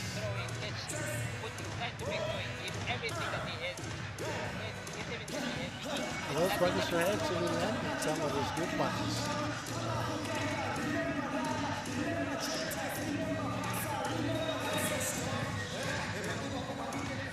These two combinations that they landing. The body punches. These were beautiful punches. Look at that body punches that were thrown. Round number 6. Now round number 7. Number 7. Yeah, round number 7 is Wow. round number 7 for. Round number 7. Yes, it was a bit. I think, Round number 6 was a very Rafua, exciting time round. is up. It's about time now to wake up, or otherwise. you're Round gonna number lose this 7, fight. Nangolo have been busy. Have been, I think he have now obviously a good one from Lovisa that side. He have. I think the corner has spoken to him. So look, you're allowing the boy to come in. You're allowing him to come through to you. You have the experience. You know how to handle all this. You have been here before, so you should be able to overcome this. But then obviously Nangolo is not giving him time. He's going there. He's trying to throw all that he has in the corner. He's giving him in the corner. He's trying to throw all that Actually, he those has. good combination, some of them are landing. And the Rafua is avoiding those punches. Every time those punches are thrown, he's ducking them. He's going down and he's coming up and he's sliding sideways. And then he's in the mix. But then obviously, Lovisa does not allow, although sometimes he allowed too much Nangolo to come through. He is there. He does not want, obviously, just to be the receiving end. He give his throw, although he's not really active as we want him to be. He throw one punch and then he allow himself to take his time. But I think Nangolo is just relaxing, trying to recoup and try to readjust and probably build up his power again so that he can go out. Yeah, I think Rafua, he could be, maybe he's tired from the journey, the travel or something like that. Because, I mean, you can see that he's a very good experienced boxer. He can box and he can, A avoid good all one in those the face of punches. Nangolo, also in the face of the opponent. Much. He's not doing enough. But I No, don't he's think not doing. He's not doing enough. He's for not. him to win this fight. He's But not doing he's enough. just trying to survive, I guess. He's So quite. you He's don't- quite you don't slow. know. He's slow when it comes to. He's slow when it comes to when it comes to attacking. He's not attacking as we want him to attack, or as this corner want him to attack, because he is more of selective for what to do. But then obviously Nangolo does not allow him to do that. When you throw 1-2, Nangolo comes back with 1-2-3, 1-2-3-4. So that's what, and Yeah, I that guess alone. Nangolo is more hungry because he's a prospect. He wants to build up his repertoire. He's the one who's more aggressive. He's the one who's taking the fight to him, and he's not giving him any chance to breathe. He's just in his face all the time. I just don't believe that. The difference between the experience and now the young prospect is the one who's actually shining. I think the experience that he's using is, at least he's trying to at least get out of all those big shots that Nangolo is trying to throw. He's trying to make sure that those big shots does not catch him too, because if any of those big shots catch him he'll be able to be out. Round number 7. I think the only thing that actually saved Rafua is the experience. This guy cannot knock him down because every time he just avoids that. He's just avoid that. Every time he throws these punches that he wants to knock him down, he's just avoid that. They are now heading to the last round, round number 8. I think Nangolo have done so much. They have done so much to win this fight into my own record, into my own scoring card that I've done. You know, Lorifa is And I think more of it's the also a experienced good guy, thing but he because haven't done anything. Nangolo is going to learn a lot from this fight because now when you fight an experienced guy like that, and you can actually build up your repertoire, and when you go on, then you can. There see we are that back you into the dressing room Man, of Ferry it's Simon happy. Jr. Ferry who's the next Simon Jr. the upcoming So that's fight. the fight that's coming up, right? The upcoming fight who's fighting the next bout. Freeman, who's fighting That will Freeman, be in both are from the, Zimbabwe. They will fight that over 10 rounds as well. welterweight division. Okay. Second round, 8th and final round. The 8th and the final round. We are going to the 8th and the final round into this bantamweight category, into this bantamweight Yeah, went fight. to the final round. Round number 8 of the bantamweight division between Jay Nangolo and Rofiwa Nemushunga from South Africa. And this is the last round. And Rofiwa now has to do something here. Maybe a miracle that will help him win this fight. And Otherwise, knockout I think will be able Nangolo to give him this going round. away, he's taking away this fight. Yeah, a knockout will be able to do anything for him because for him to go through, he won't be able to win this fight if he probably throw out Nangolo for him to come back. But so far, Nangolo has built up too much. There he comes with his right, he comes with a jab, he comes again with a body shot. I think Nangolo has built up so much. Nangolo has built up so much points towards each and every round that he was Yeah, well, I guess Nangolo is really having this fight in the back. It seems like now the Rofiwa is becoming very desperate. And the fans are loving what he's doing. The fans are enjoying what he's doing. Although it's not really much punches that we do those big shots that obviously make the crowd go wild. But then obviously they love what they're seeing, what he's doing. Well, you see, you can have an excuse whether he has a long journey coming in, or maybe the weather is not good for him. But he actually has tried. He has gone through. This is the last round, and now he actually fought a good fight. It was a good fight for Nangolo because it at least give him that experience and that exposure to go in with a much experienced fighter, and also giving at least give him that run for his win. Although he's comfortably heading ahead on points on this one, he did not just get it on the silver platter. Yeah, I think now he's getting tired. He's getting tired. He's just holding on dear life, and he just want to finish the rounds. Yeah, but I guess he has come here to fight. He did not really just come to enjoy Windhoek or Namibia. He came to fight all the way, and I think. Yeah, no, he did came to fight, and at least he makes sure that at least he came for it. Nangolo was the better fighter for this fight because he, from the very word go, he has the fight, controlling the fight. He was one throwing those punches. He's the one who's aggressive. And look at this right hand. Good right hand there from Jane Nangolo. And he's still working. He's still working that body. Then Nangolo comes forward with those 1, 2, 3, 4 punches that he's coming forward. Wow, look at that. That's a very good counter punching there. A good one. They had a very good Very fight. good fight from two boxers. I think Jay Nangolo really did Namibia proud. He has come out here as a prospect. He was the one aggressive. He had been on top of Rofiwa, the more experienced ones.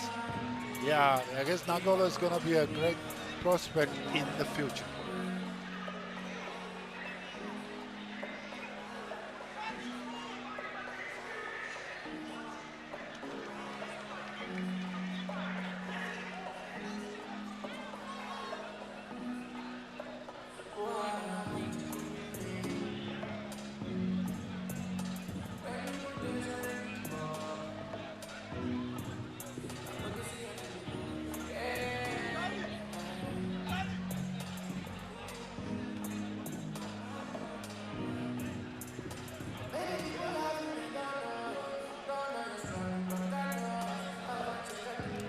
Or look at the former that's, former general, inspector general, the Tunga.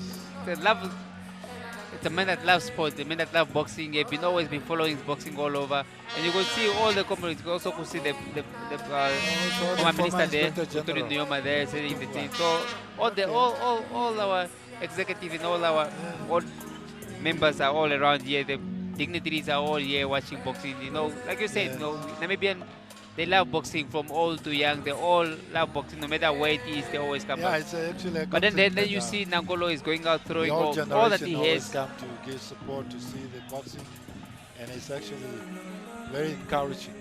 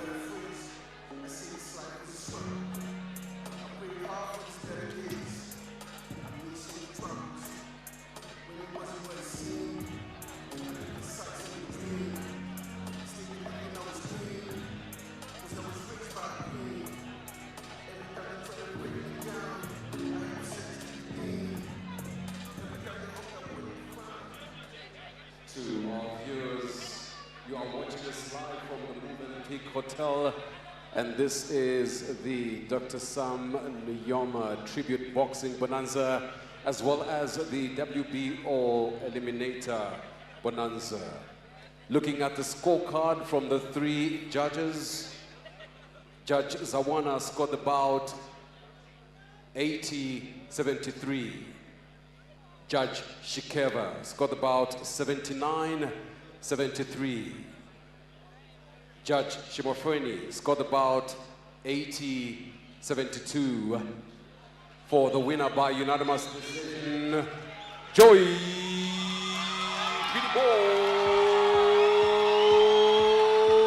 Nangolo. Yeah, it's just as we predicted, Jane Angola winning there. Very convincingly. Very good prospect for the future. Jane Angolo.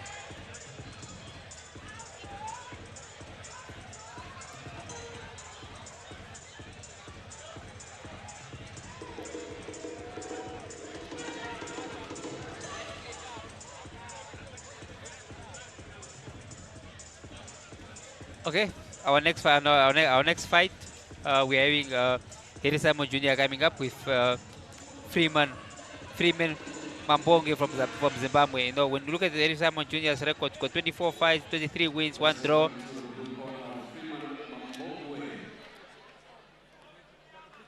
In the welterweight category, Freeman Mambonge from Zimbabwe with 20 fights, 9 wins, 6 losses, and 5 draws. It's very gonna be. It's over 10 rounds.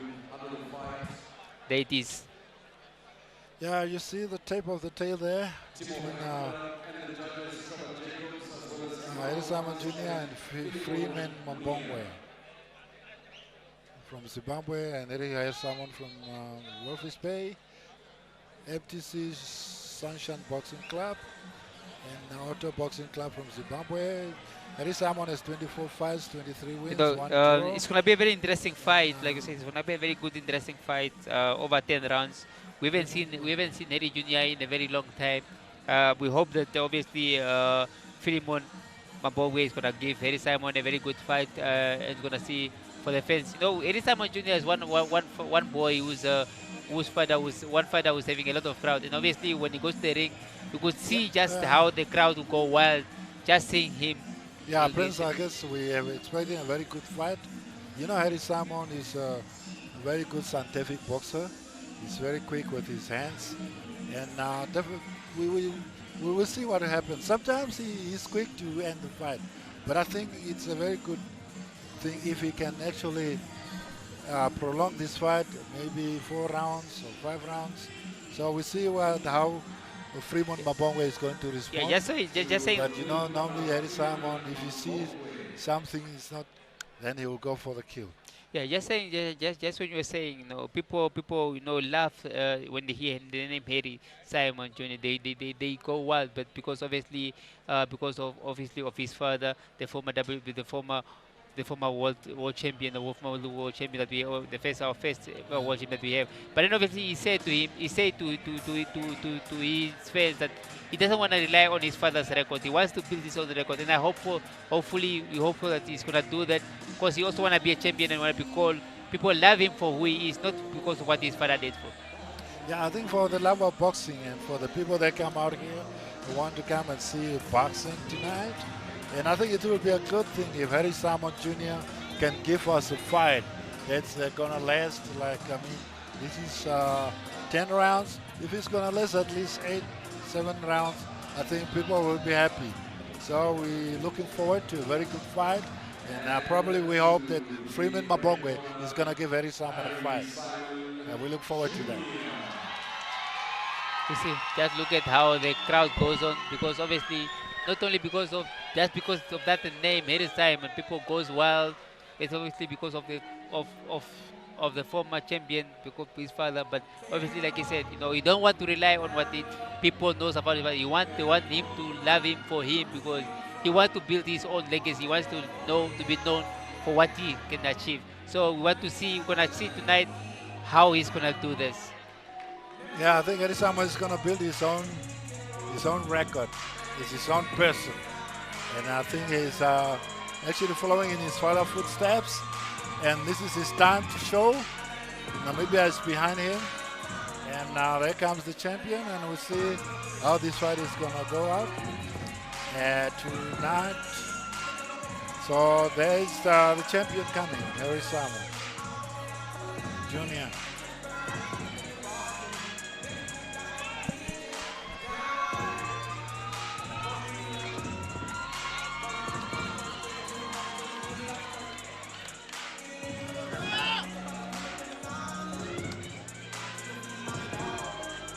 Well, I guess I've seen that's the Minister of Youth and Sport. The minister, the minister, the minister of youth and sport, Tino Balotti. He loves sport. He loves all type of sport, and that's what we need from our. Sport. That's what we need from our members. He support every sport that comes around, and that alone, give the confidence to the fighter, to the player whenever he's going in there, knowing that yes, my minister is here. He loves what I'm doing. He's supporting what I'm doing. So, yes. Yeah, it's actually a good thing that we have a vice minister, the deputy minister of youth and sport, always attending these events, boxing, rugby, athletics. He's always there. He's always there. Anita Shombe, governors, your timekeeper, Esther Kamati, and on commentary once again, Emmanuel Naijala, as well as James Pekaha. Timo Haikonda takes over this fight for the next 10 rounds, brought to you by MTC and co-sponsored by PST Bet. You play, we pay. Supported by Namibia Tourism Board, as well as Radio Energy 100 FM. The judges, Trevor Jacob, Emmanuel France, as well as Philemon Muya. Introducing first, fighting out from my left-hand side and from the blue corner in red trunks. Off this scale, 66.95 kgs, has a record of 20 fights, 9 wins, 6 losses, and 5 draws. From Otto Boxing Club and from Chieza, Zimbabwe. Please put your hands together for Shamwari Yangu, Freeman Mabongwe.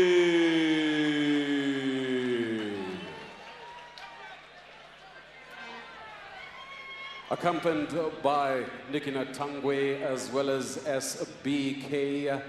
He will be responding from the red corner, and from my right-hand side, he is a champion in the making, in black and white. Off the scale, 66.25 kgs, has a record of 24 fights, 23 wins and 1 draw. He is a product of the MTC NESTOR Sunshine Boxing Academy. He will be representing the land of the brave. He is from the coastal town of Walvish Bay. Once again, a champion in the making. Ladies and gentlemen, please put your hands together for Harry Simon Jr.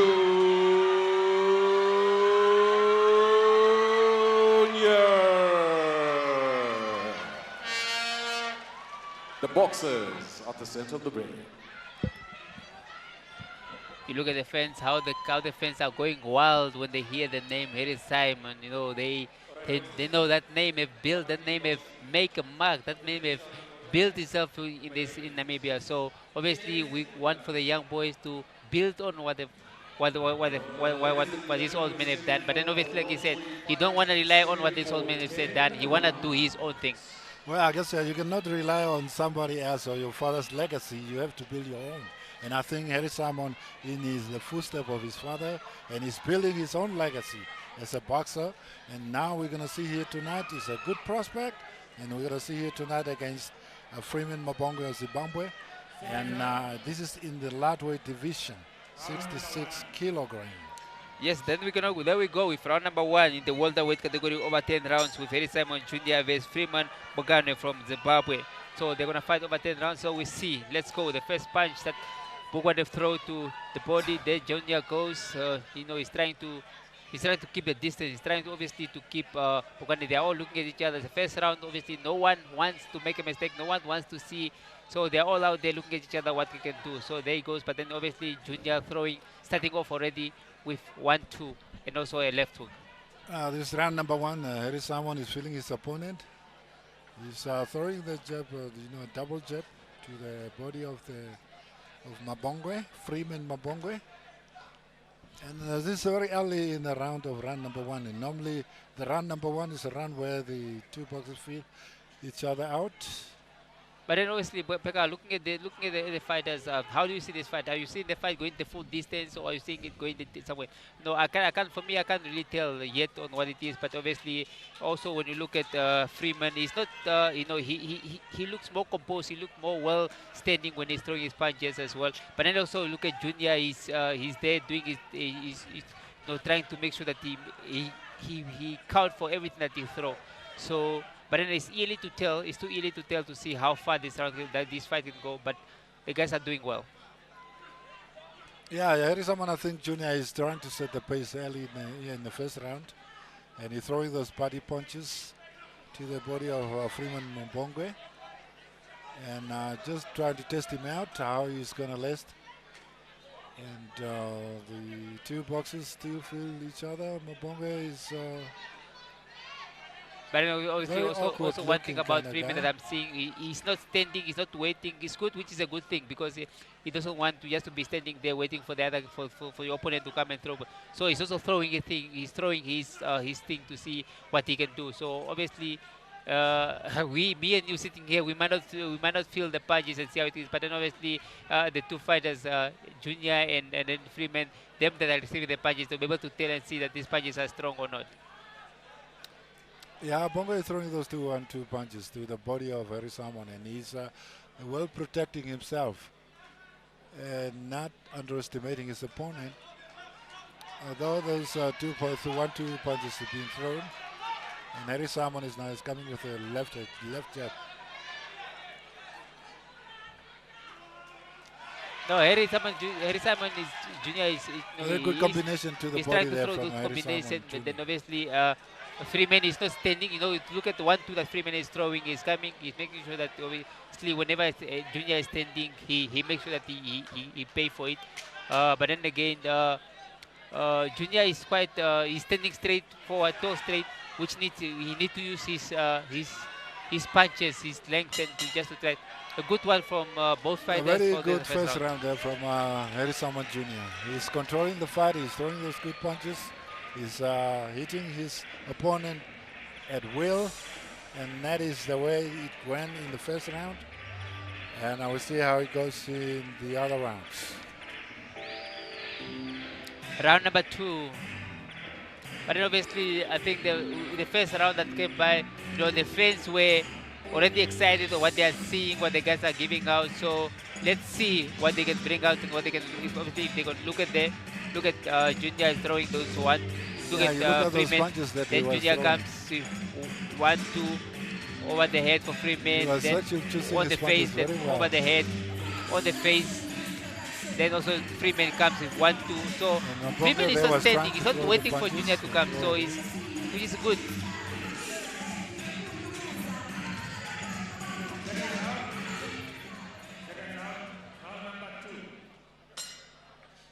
Round number 2. There we go with round number 2. Obviously, we see they have now obviously check it out on the first round. They see now this round number 2 is a round where you go to see what they can make it and try to make sure that I have this round in my pocket. Yeah, we'll see how round number 2 is going to go. The first round is done. Now this is the second round. And you can see Harry Salmon is coming with a jab. But then you look at Freeman. He's more focused on his opponent. You look at his opponent. But then what I'm more worried because these guys are standing, looking at each other, not throwing. No one is throwing any punch. With Junior being have one with the height, he should be able to to keep the opponent at a distance. Even if the punch is not catchy, even if the punch is not as strong, it's long as you just keep him there, make him confused, make him his eye to blink, and then you can throw in the big right. Yeah, I think it's three very early ages, but the stages of the fight. But you can see now that there's not much movement from the two boxers. But now Salmon Jr. is trying to move away, and he's throwing that jab. And I think the best thing is that if you throw the jab and then you just you kind of put the space between you and the other boxers. And now it's very awkward that they two are like in the center of the ring, and they just try to bury it out there. And then now they're actually making the fight boring because for them being the way they are fighting, being welterweight, and then they're fighting the way they're fighting like now, like almost like a heavyweight where they are throwing punches. People at the end of the day, the fans are not enjoying boxing. It will at the end of the day not give that expectation that the people are expecting him to do. Yeah, the thing is that when they start fighting like that, because you normally don't want to give away much to your opponent.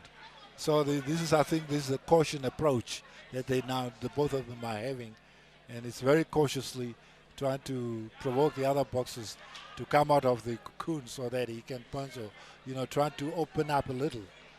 So it's a very, very awkward, very slow kind of style. They are just there throwing 1-2 punches, and not really much is happening. But when I look at the movement, the body movement, and the body reaction of Freeman, I could as much as he's going out there, doing all that he needed to do to try to take the fight to Junior. I don't see this fight going the full 10 round distance because when you look at the way he's breathing and the way he's opening his mouth, and in this just the second round, and then he looks so tired. He looks so tired and so worried. So I don't see this fight going a full distance for me. Yeah, it's a kind of strange actually the approach here, because the second round and the two boxers look very unusual tired, but we don't know that. Maybe it's a tactic they're using. But then we see when we go into the third round how things gonna develop from there.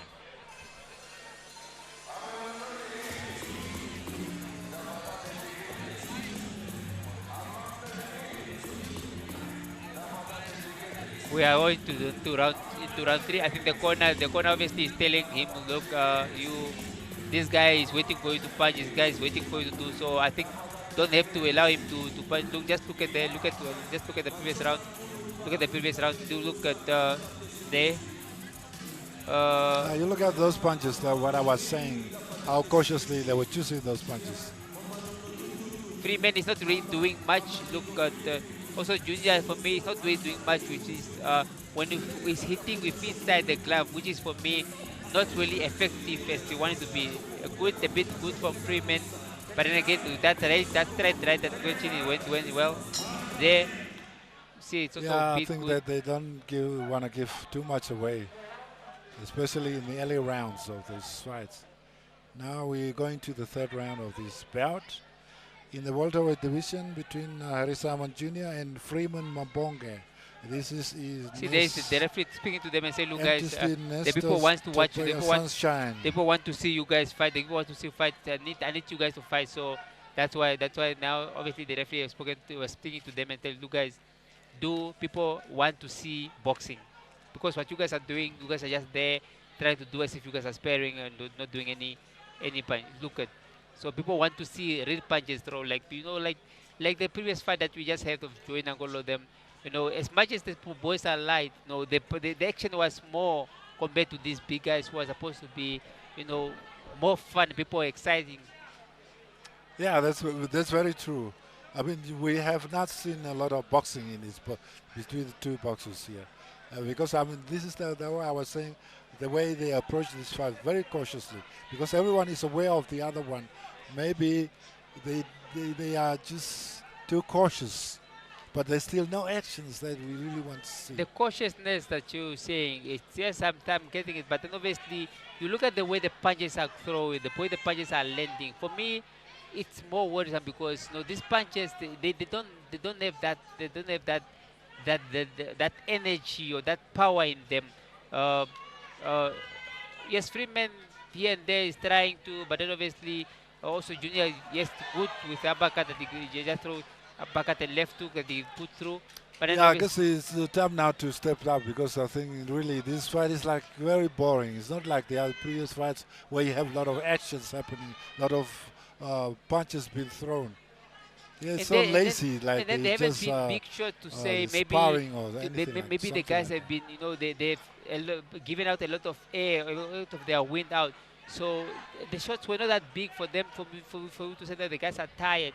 They probably need to recover, need to build back. No, just for me, it's just not really giving that excitement that we want to see. Yeah, there's not a lot of excitement here. This is really boring. And we're expecting like this fight is going to be one of the exciting fight of the night, as it was prepared, but there is no action, not a lot of action happening. So we still have to see a lot of actions, a lot of boxing. There's no boxing going on here. There's just a few punches being thrown here and there.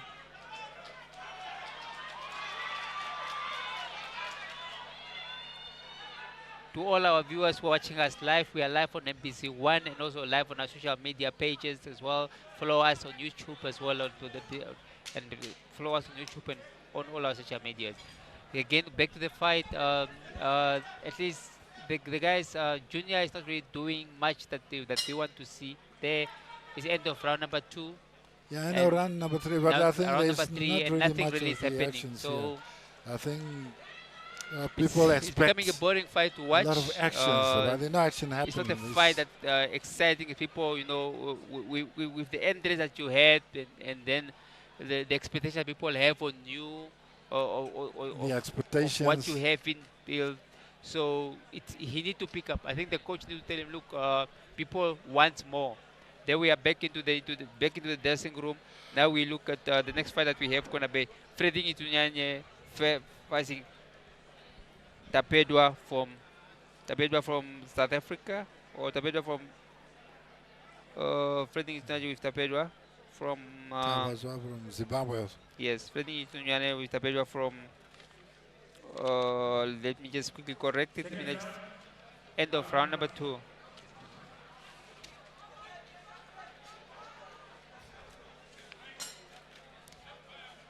Okay, starting off round number 4. At least into the 10 rounds. We are going for 10 rounds in this fight. But then we're in round number 4 now. But then, like I was saying before, this fight for the past 3 rounds that have been what we have watched, it haven't really been the exciting to watch as much as you wanted. Yes, Junior is obviously here and there dominating, but then obviously he's not giving in that killer punch that people want to see, those punches that people want to see. And also Freeman here is not allowing him to, or giving him that space. He's also doing his thing. So, but then Junior got the more advantage and the more edge to do more, but then obviously nothing much happening. So we are just here. We'll let back and see what's going to happen. Yeah, this fight has turned out to be very slow because it's not like how it was built out from the beginning. The build up to this fight was the excitement of the people all over here. They were waiting for Harry Simon Jr. to come and give them a fight, give them a boxing that they will enjoy. But I don't think that there is anything, that much. But now it's a very slow kind of boxing that is going on. Very few kind of actions. And you see, in my years of boxing, and we haven't seen looking at very this much fight, actions. in my years of boxing, James, looking at this fight, and when you are into type of fight like this, these are the fights that you need to build yourself and try to build and make sure that you build that confidence in you and in your fans for them to love what you are doing. So when you fight, when you get a fighter that was not really giving you much trouble, you need to go out there, make sure that you are giving it all. Even if you have to stop him, then do it because people here, the fans, they don't want to come and see a long fight. They want to see knockouts. They want to see hard punches. That's what they want to see. Yeah, I guess the people really want to see boxing. I mean, you have to come in there with a lot of expectation, and now there's a few boxing going on. There's not a lot of actions going on, and I think the pace has slowed down, and now we're not seeing the Harry Simon Jr. that we know, the energetic, the kind of that is counter punching or the aggression. There's nothing like that we're seeing here. I was expecting it to be probably a short fight or a short night for one of these fighters for Harry Simon, but then obviously he's not really, or maybe the opponent is not. We might think from our side, we might see as if he's not a troublesome, but he can do much better. Look like there, yes, obviously he's now trying to pick up, and that's what people want to see. They want to see him do more. They want to see him giving those explosive punches that people are knowing him for. Yeah, I think he's picking up the pace, but I think the opponent is not not trying to give him any chance. A good one, a good straight punch. Yeah, but now he's throwing those good punches. End of round number 4. It's a better round still, but there's still not really too much actions going on. End but of I think round now Harry Simon Jr. has to come out and show, the people that came here to support him. Show him boxing. He has to come out boxing. Yes, like I said, we are here. We are live from Movenpick Hotel at the outskirts of Windhoek. It's we are having this tournament brought to you by the NESTOR Sunshine Tobias Fitness Academy in tribute to His Excellency Dr. Nujoma for his lifelong live for giving us freedom and giving us this space for us to be able to showcase our talent, because obviously what our forefathers have done, being the front leader in time of war, he make sure that obviously we have this independence for us to be able to showcase our talent. Yeah, I guess so. We've seen very few actions from these boxers. In the round number 5 now, in the welterweight division between Harry Simon Jr. and Freeman Mbongwe from Zimbabwe.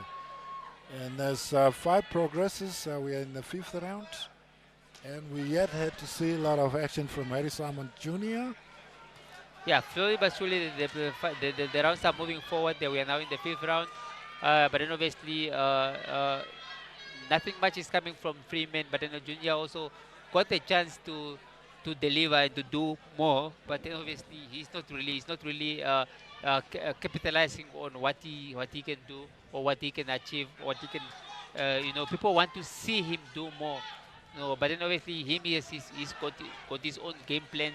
Maybe he wants he wants to build around and probably for the future we don't know. But then obviously those things that you do, you can build rounds. But then obviously when you get a chance to finish him, then you just finish him out. Yeah, you see, sometimes it says a good thing if you, build rounds by round and, last longer so that you can also build your stamina, your endurance. So it's also very good.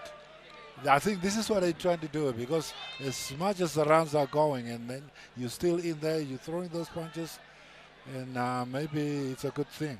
But I think then you have to start actually somehow you have to start with a real boxing and then just... Yeah, no, it's good to do that. But then also when you look at his record now, he's standing now, he's going to be now 25 or 20, he's now 24 and 0, 24 fights and 0. So that means he gonna fight he gonna fight for any title, any African title anytime soon, or any title that comes up anytime soon. So maybe obviously the rounds that he have built up also is good for him. But then obviously when you are building when you go into a fight like this and you could see that this guy is not giving me trouble. You can build a round, you can do that up till round number 5, round number 6, then obviously finish off the fight for the fans. Because obviously, like I say, the fans likes more. They are more excited about knockouts than these winning by points. Yeah, definitely. People were too excited about this bout from the beginning of the entrance when they entered the ring, and that was something else. But now the fight has turned into some kind of boring activity. The way Junior is fighting, for me, he's too much selective on what he's doing. He doesn't have that aggression in him. When you look at the way the approach that he's having, it doesn't look aggressive for me to finish or to go for a kill. He wants to be selective on what he's doing, and then he only wants to throw that big shot when he only get an opening. Like, hey, yes. End of round number 5. The fight only had come alive at towards the end of round number 5.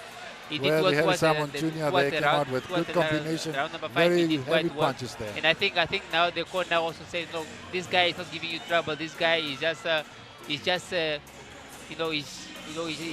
you. So I think it's about time now you finish it, because it's not really. People want to see you knocking him. People want to see him hitting him. That's what they want. People want to see you dropping him. And I think that's what the corner is talking to him now. Yeah, I guess it's about time now that we go the corner of Freeman. round. I think when you look at Freeman there, I look at this corner. He's saying, I think he's telling, look, he's shaking his head. No, that means saying maybe I'm tired or something. But he doesn't look confident. You look at him, even his face does not show. Does not really tell like someone that wants to go into the round. That's why I'm saying. That's what I'm saying. Come into this round. I don't see him probably gonna go through, because you see what I was telling you. I could see him in the corner. I could see the way he was doing. He was not What really. is that? What happened? I was just telling you now. When they came to the corner, I could tell the guy. I could tell the opener. I could tell Freeman, when I look at his face, he's not really confident. He was not really having that thing. Look, his corner was looking at him and telling him, and then he seems like, no, I'm not. He's shaking his head, so that means that he was not confident to go. That's why I was just saying that he's not gonna get up, and then obviously just end up not going.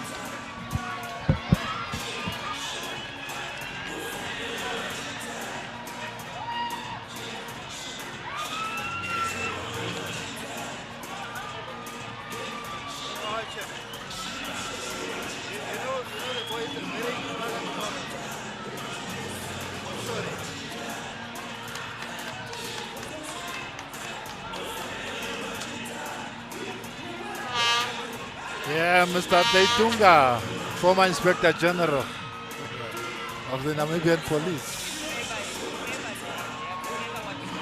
Okay.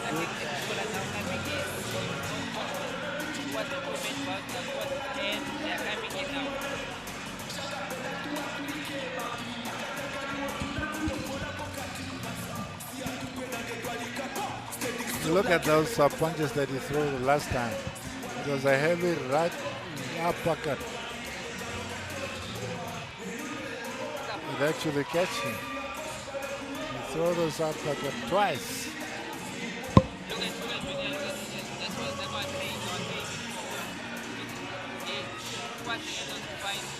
He had the right hand that actually shook him.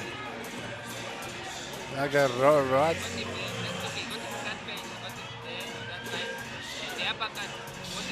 Right uppercut that actually caught him. And he had given up.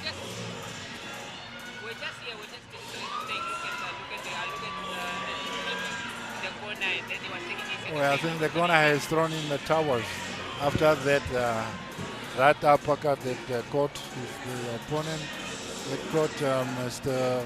Freeman Mbonge. His corner has thrown in the tower after 30 punches and a right uppercut from Harry Simon Jr.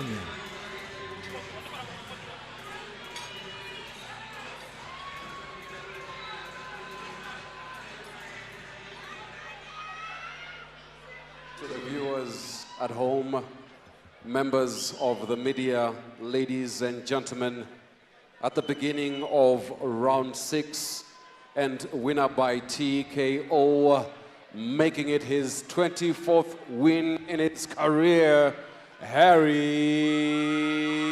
Simon Jr.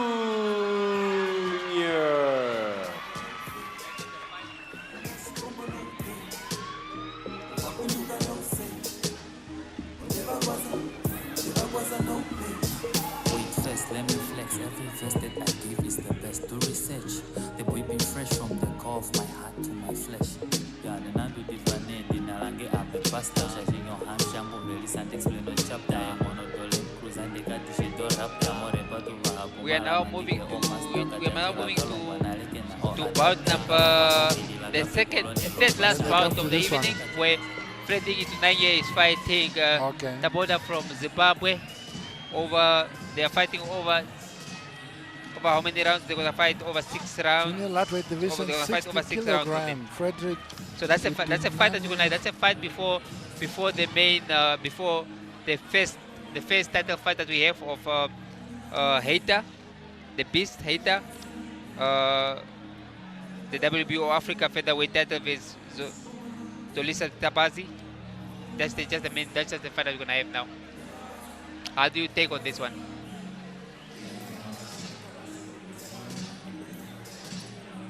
Teka? The next fight that we have now Freddy Itunanye is going to fight the people from Zimbabwe for over 6 rounds. Going to fight over 6 rounds. So how do you take over 8 rounds of it? How do you take on the 2 fights? No, when you look at Freddy got a very good record as well. He's a hard puncher, but also he's a guy that doesn't go for the kill, but he has a good boxing style. He knows what he's doing, but then obviously he got a perfect record, a record of 10 wins, 10 fights, 10 wins, no loss, no draw, and then he's fighting his opponent of Tapadwa from Zimbabwe. Got 9 fights, 7 wins, 2 losses, and no draw. Yeah, junior lightweight division between Frederick Itunanye from Swakopmund and this one. Yeah, Swakopmund Boxing Club. He has a record of 10 fights, 10 wins, 57 kilogram. He's in the blue corner. Navy blue, he will be in the red corner. So these are in the junior lightweight division. The final supporting bout for the night as we get ready for the WBO Africa featherweight title, Matthias Beast Hater versus Zolisa Batye, as well as the WBO Global Super Bantamweight title fight, Leonardo Carrillo versus Philippus Energy Ngitumbua. For the supporting bout, final for tonight, the referee Trevor Jacob and the judges Moses Zawana, Seblon Shimafweni, as well as Philemon Muia.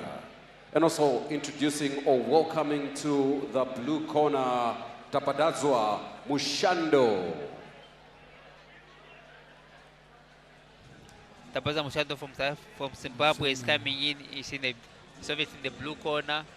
He's fighting Freddy Ngitunanye from Namibia in the red corner. Like we say, Freddy got the perfect record of 10 fights, 10 wins. Obviously, he's looking to make it a to continue with his perfect record of this one. But then obviously you don't know what your opponent brings to the table. So how do you gonna see this fight, Tega? Yeah, this fight is it's going to be very even because when you look at the record of these two boxers, they almost have a similar record. The Frederick Itunyane had 10 fights, 10 wins. And Tabazane Mushando has 9 fights, 7 wins, 2 losses. There he comes. So this is going to be a very even fight. All the way from Swakopmund to Swakopmund Boxing Club. So the boys from Swakopmund, they are quite doing well. You saw Fred Dwayne Angola also just won his fight, and then also now we got Frederick Itunyane also coming here. So obviously they expect them to have a perfect record.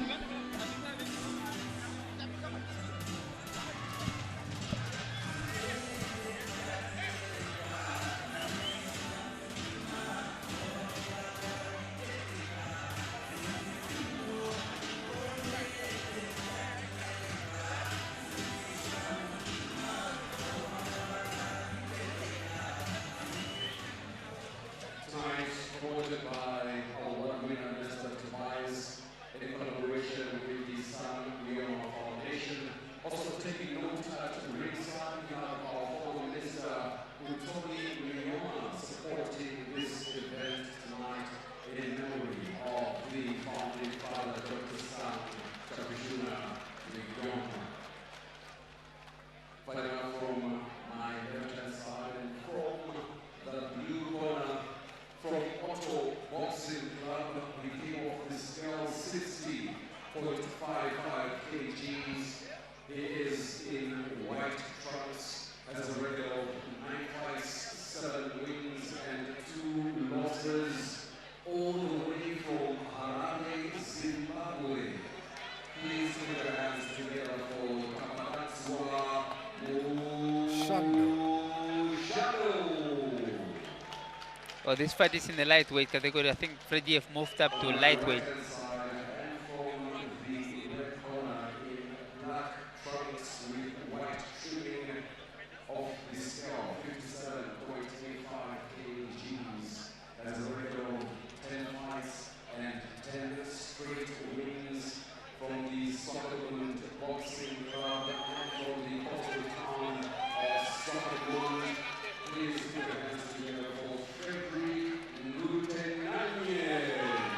Freddy Ngitunanye also nicknamed the Ghost.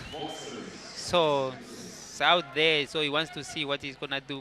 Want to see what the Ghost is gonna do tonight. So, but then when you look at Tapadwa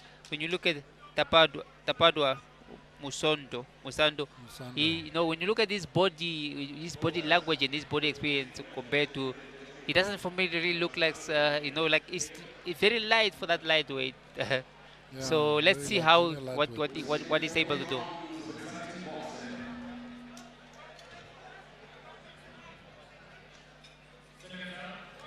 We are in the first round, round number 1. There we go with round number 1.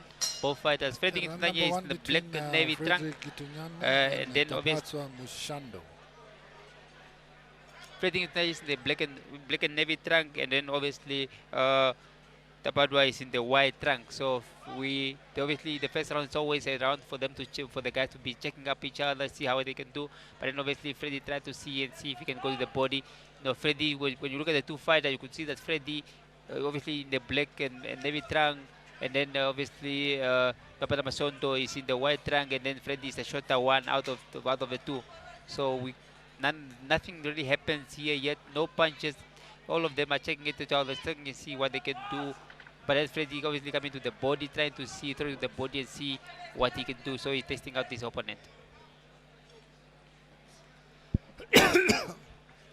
So there they go, and obviously Freddy comes in. He throw a bit of an override just to see what But then he's throwing from far, maybe because he's short. I think what they need to do is obviously obviously we see with time. He need to try to see if he can go and try to fight from a distance, because when you look at the two fighters, Masando is very tall, and Freddy fighting from far, it will be difficult for him to get to his opponent. Yeah, I see the two boxers now feeling each other out in the first round. And Tapazo Mushando, he tried to throw the jab, but it's a very lazy jab that he's throwing. And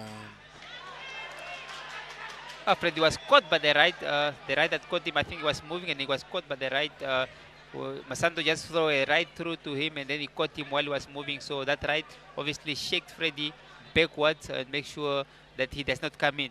So, and obviously that obviously make him to know and say, look, Masando just tell him, look, I'm not here for play, I'm not here for paycheck, I'm here to do what I train for. They throw his overrides or all 1-2 those hooks flirty and all that. combination from Tapazo and Mushando is the more busy one at the moment. He's throwing the jab, he's throwing those punches, although they're not landing. Masando is responding quite well. He's responding quite well whenever Freddy attacks. He's quite responding well. He's not really just standing and waiting for Freddy to do. Yes, he knows that maybe Freddy is quite through, but then obviously the response is very for me, his response is quite active and very accurate as well.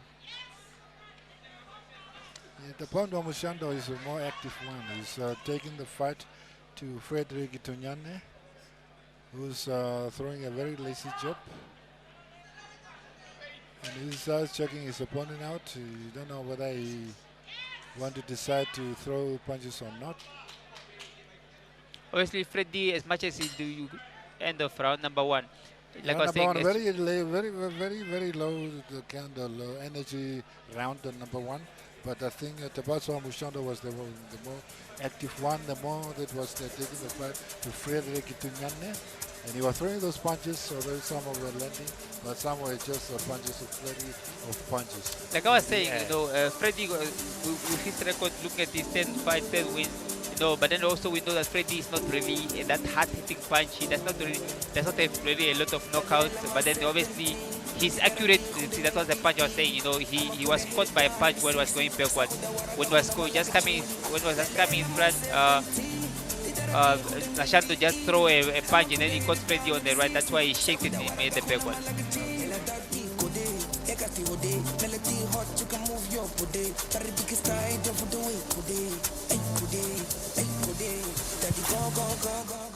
Seconds out, round number 2. He wins, but then most of his wins are only on points. So we go in round number 2 and see what they've prepared them to say. What are they going to do now? Yeah, round number 2, Frederick Itunyane is time to go to work. If he wants to win this fight, he has to go to work. We have 8 rounds. Round number 1 is gone. Round number 2, now he has to try to show his worth, whether he want to take this fight or not. There he goes. I think you see Masando was preparing, and Nabakat if Freddy could have come in. So I mean, he's not really Masando. He doesn't look really that as if like aggressive, but he seems like he knows what he's doing, because he prepared quite well punches whenever Freddy seems to attack and all that. So Freddy's attacking here and there, but then obviously he's not getting that accurate to throw the punches that he wants to catch, because Masando does not allow him to come in and do that. There he comes, through a good one that he comes. Yeah, Mushando, Tabazo Mushando is actually quite aware of Frederick Itunyane. Every time he's trying to come near him, he's throwing those punches, and then he's trying to keep him at bay most of the time. Yeah, so Freddy has to do anything possible for him to come in, because he's the shorter one here, and for him to be able to score his points and to make sure that he get anything out of his fight, he need to make a way and try to come in any possible, because from a distance he won't be able to score any points. That's why if you want to make a way, then he has to throw those punches first, because you know what Tabazo is doing. He's throwing that punch and then he's coming in. He's throwing that punch and then he's following up. But then also Musando does not allow him to just come and throw his punches. He's also, I'm quite a bit impressed with Musando because he's not really, he doesn't look to be that aggressive when you look at his body structure and his appearance. He looks very simple, but then obviously he's accurate on what he does. He does not allow Freddy to just be there or to do what he wants. He makes sure that he stops him from a distance and makes sure that he uses his height to keep Freddy away from him. Yeah, that's exactly what he should be doing because he has the height to keep him at bay, and most of the time he's doing that. And when he throws his punches, then he step back. So, which is give Frederick a little trouble. A very good uppercut that got Then Freddy he on has the to chin. come in. But then Freddy Because, is doing everything possible to come through because he knows, he can only get anything from this fight when he comes through. So that's why he's doing everything possible to make sure that he gets through and he's a shorter guy, so he's trying to make sure that he comes through and he makes sure he goes through and get punches go to the body or to the head of his opponent. And he's doing quite well so far. Yeah, as long as Tapajwa is keeping him at bay, throwing those jabs and keep him at bay, he has to come in because that is the only way you can try to catch. End of Tapajwa round number Mushando. 2. It was a And that's very very busy good round. for I mean, Tapajwa both Mushando. partners were busy. One was When the you look busy at one, when you look at Musando was also busy. Was make sure that he doesn't allow Freddy to come in, and also Freddy was making sure that he wants to come in and try to score as much points as possible. So, but yeah, a good fight, a good round for both fighters. So the referees will do their job and see who did better than the other one. 2 more fights to go. The next fight is Hater versus. There we go. There we have Labati from South Africa, who's gonna fight now for the WBO featherweight, featherweight title. He's gonna fight. He's gonna fight Matthew Hater, Matthew the Beast Hater. This fight for Matthew the Beast Hater is a very emotional one. It's a fight that he said he wanted to dedicate to his mother because he's fighting this fight on the loss of, he just lost his mom, and tomorrow it's a very big day because it's going to be a burial for his mother, so he wants to win this for his title, defend his title, and dedicate it to his mother. Yeah, we send our condolences to him. I think it's going to be a big fight. He wanted this fight to win it for his mother, and I think it's a round number 3. We are into round number 3 where we see where focus for this fight. We're in round number 3 where Freddy Itunanye versus Musonto from Zimbabwe. They are fighting over 8 rounds. Freddy is the shorter fighter, the one in the navy blue, and then while Musonto is the taller fighter, or the one with a taller fighter also fighting in the white shirt. The difference is quite visible. You could see it, and a good one from Freddy. He throw it his right and try to catch, because now Freddy is trying to fight very smart because he can only get points when he fights smart, because here this guy is tall. For him to get anything from this fight, he need to use his A plan here. Otherwise, he's not gonna do anything, because also Musonto is not allowing him to do anything. He makes sure that whenever he tries to make sure that he keep him away, This is what I was saying, that Tabatua Musonto is keeping me at bay. When he trying to get inside, he's throwing that jab, that right jab, and then he step back.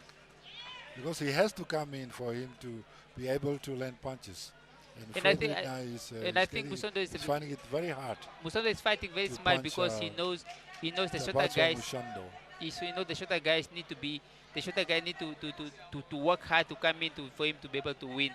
So that's why he's fighting quite smart, trying to make sure that he's keeping him away from him, and make sure that he does not get through. He does not get that punch through to him. He does not get any punch, any exact punch that landing. He's getting through punches that are landing here and there, but the accurate one, the right one that he wants him to land, is not allowing him to do it. But Freddy is coming through. He is he's working extra hard to make sure that he get through that defense and through that defense of Musonto, so that he can try to score a point, try to see if he can get a point from it. A good one from Freddy, a good 1-2 that he just throw. Freddy actually has to step up. because he's not landing any good punches. He's not getting closer. He has to come in for in fight. A good uppercut that That's is the just only to way he get can him. actually counter Tapatsa Mushando. Very smartly, he's boxing himself before he's reaching his, using his reach, his height, throwing those jabs. And he's not letting him come in any closer. Freddy now, I think he need to. He's working extra. He's not working an extra shift because he need to. He's trying to so hard to see what he can do to try to get through to this guy, because this guy is standing his ground. He's not allowing him to come through. Although he's throwing all these punches that he can, he's getting it through here and there. So End in of round number 3. 2.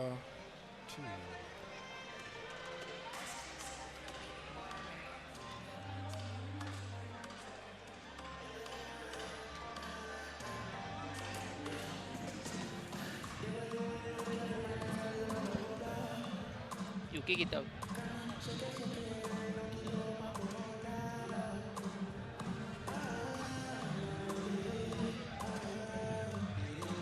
There we go. We see. Look at how Freddy. Look at how Freddy is trying to. How Freddy is trying to get through it. Look at those punches. He's trying to get through. He ducked the punch. Yes, the right one that he got on the chin. So it is a good one, a good uppercut that he just got to Musande.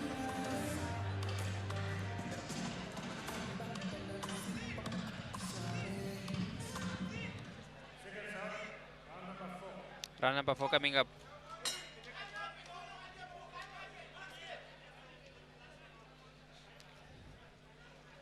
We're going to round number 4. Obviously, they gonna have to clean up and all that. So Freddy vs Musonda for fighting over 8 rounds. There we go. Freddy is a shorter fighter, and Musonda is obviously. But then Musonda is also making sure that he tries to keep Freddy as far as he can with his jab. Although he's not really active, he's not that much active.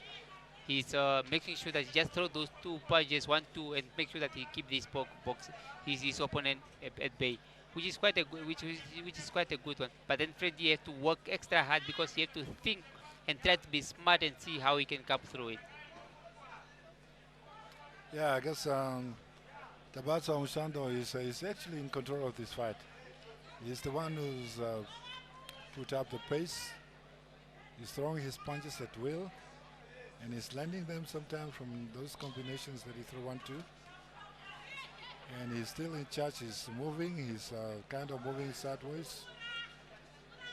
And now it's time that Frederick Tunyane have to start working.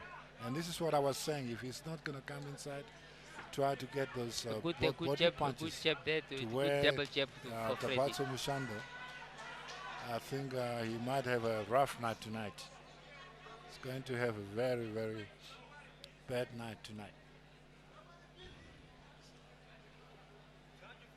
There they go. No, they are sizing each other. They are looking at each other, doing is how they can get through to each other.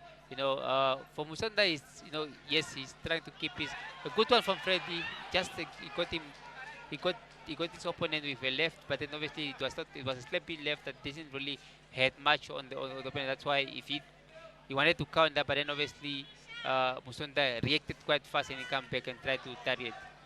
Yeah, he's always throwing the first punches, 1-2 kind of punches.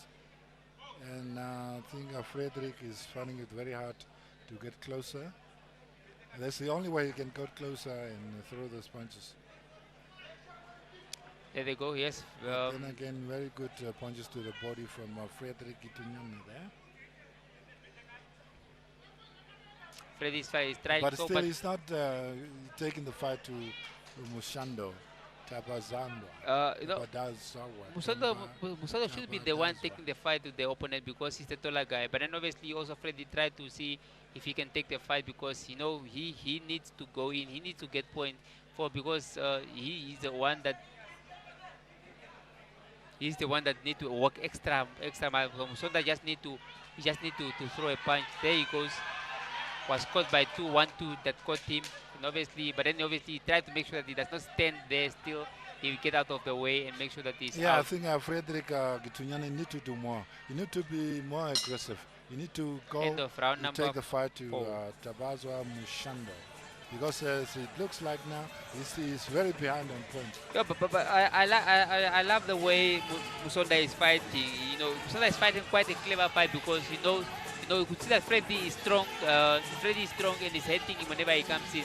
So that's why he's trying to make sure that he keep him at distance, he keep him far. He does not allow to come in.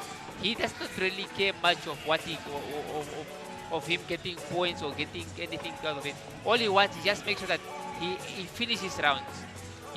There he is, the next fight. The Beast is preparing for the next fight which we have here. It's going to be Beast. The Beast, Matthew Hayter, is going to fight against Zolati from Bati from South Africa for defending his title. Like I said, this fight for the Beast is going to be a personal fight because it's a fight where he wants to dedicate to his mom. He lost his mom during, I think, just towards the fight starting, I think just last week, and now and then he decided that he's going to continue fighting. He's not going to stop. So that's going to be a very big motivation for him going to the fight. And he wants to win and he wants to dedicate it to the man and say, this is what I give it to you on your last day. Yeah, we wish him very well. Round number 5. We continue with round number 5 where Freddy goes, Freddy vs Musonda continue. They are chasing each other again.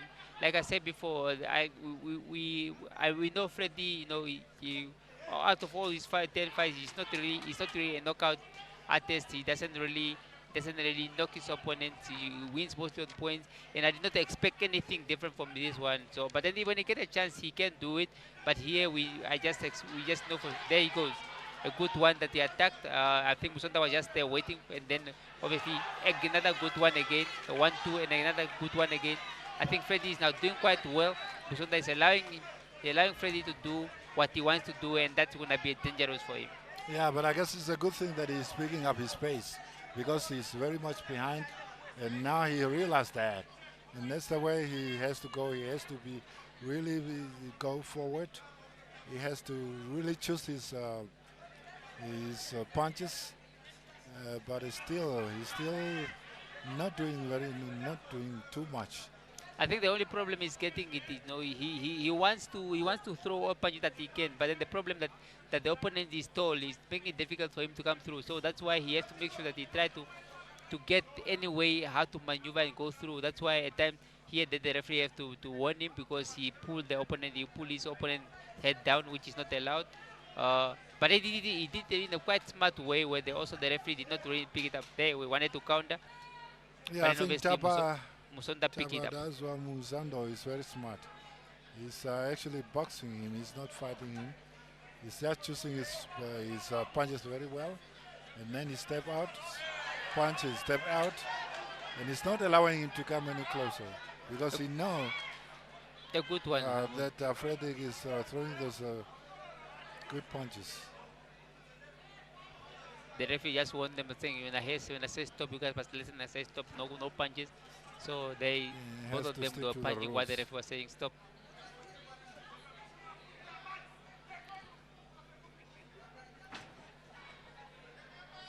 Frederick Gitunyane now has to pick up the pace. He really has to pick up the pace.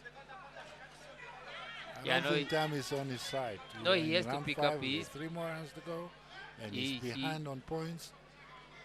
Yeah, unless something happened very quickly. No, anything can happen in the fight, but then obviously from Musonda's side, yes, in boxing one cannot say what, but then obviously Freddy, he's going it out all that he can, he's giving it out, but also Musonda is there again. Musonda does not allow him to do what he wants to do. Only he retaliates and he allow him to say, look, go away from me. End of round number 5. Yeah, I guess Mushando is skipping to his game plan. He's always just throwing a punch and step back, throwing those punches and step back, and not allowing him to come in. And that's if he's going to keep on boxing like that. And I think he has this one in the back. I think now the corner have to say, look, it have been an exciting 8 rounds at the all the rounds at the end. You guys now must go out there.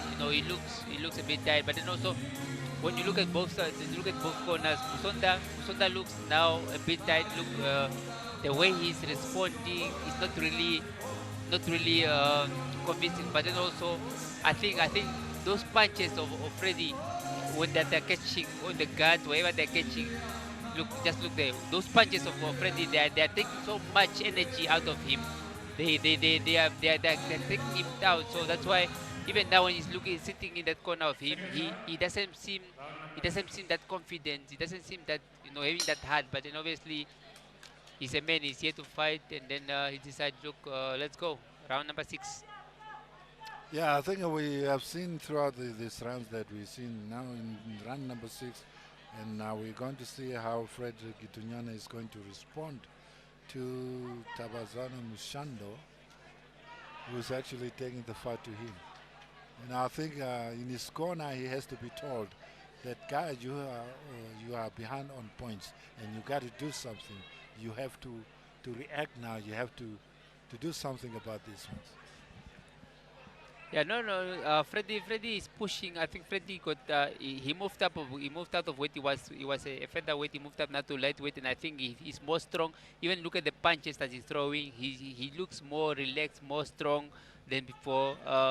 That's why he's pushing forward each and every second that he gets. He's pushing forward, and those punches that he's throwing, they whether they are hitting the guards or they are hitting wherever they are hitting, they are causing a damage on the opponent. They're good. Yeah, Musonda is actually Tabadazawa Musando. He's throwing that punches. Those jabs are just in his face. Every time he tries to respond, to react, the jab is there, and this is what makes it so difficult for him to come forward.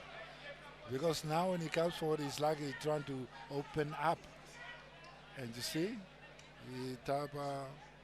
Dazwa is just a clever boxer. He's throwing those punches and he's stepping back. And then he's protecting him all the time. He's keeping his guards up, throw the punch, and step right back. a good one from Freddy. He's attacking. He's not allowing his opponent. A good one on the face. The good jab that has caught Musonda on the face.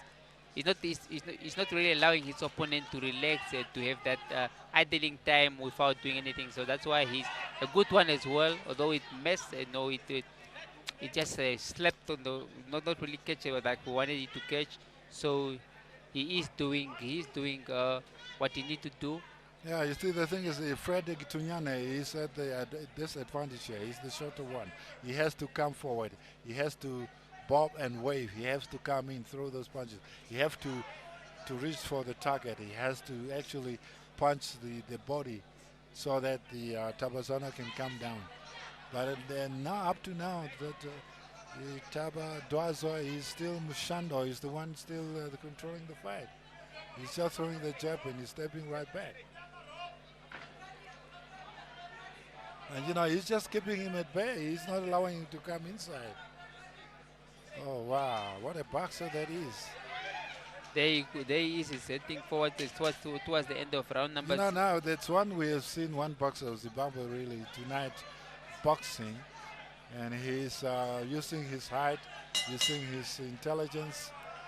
Very good run for Tabadazwa Mushando. So now things are getting very difficult for Frederick Tunyane. Now he has to come out smoking, I think. I guess these next 3 rounds, he has to come out smoking.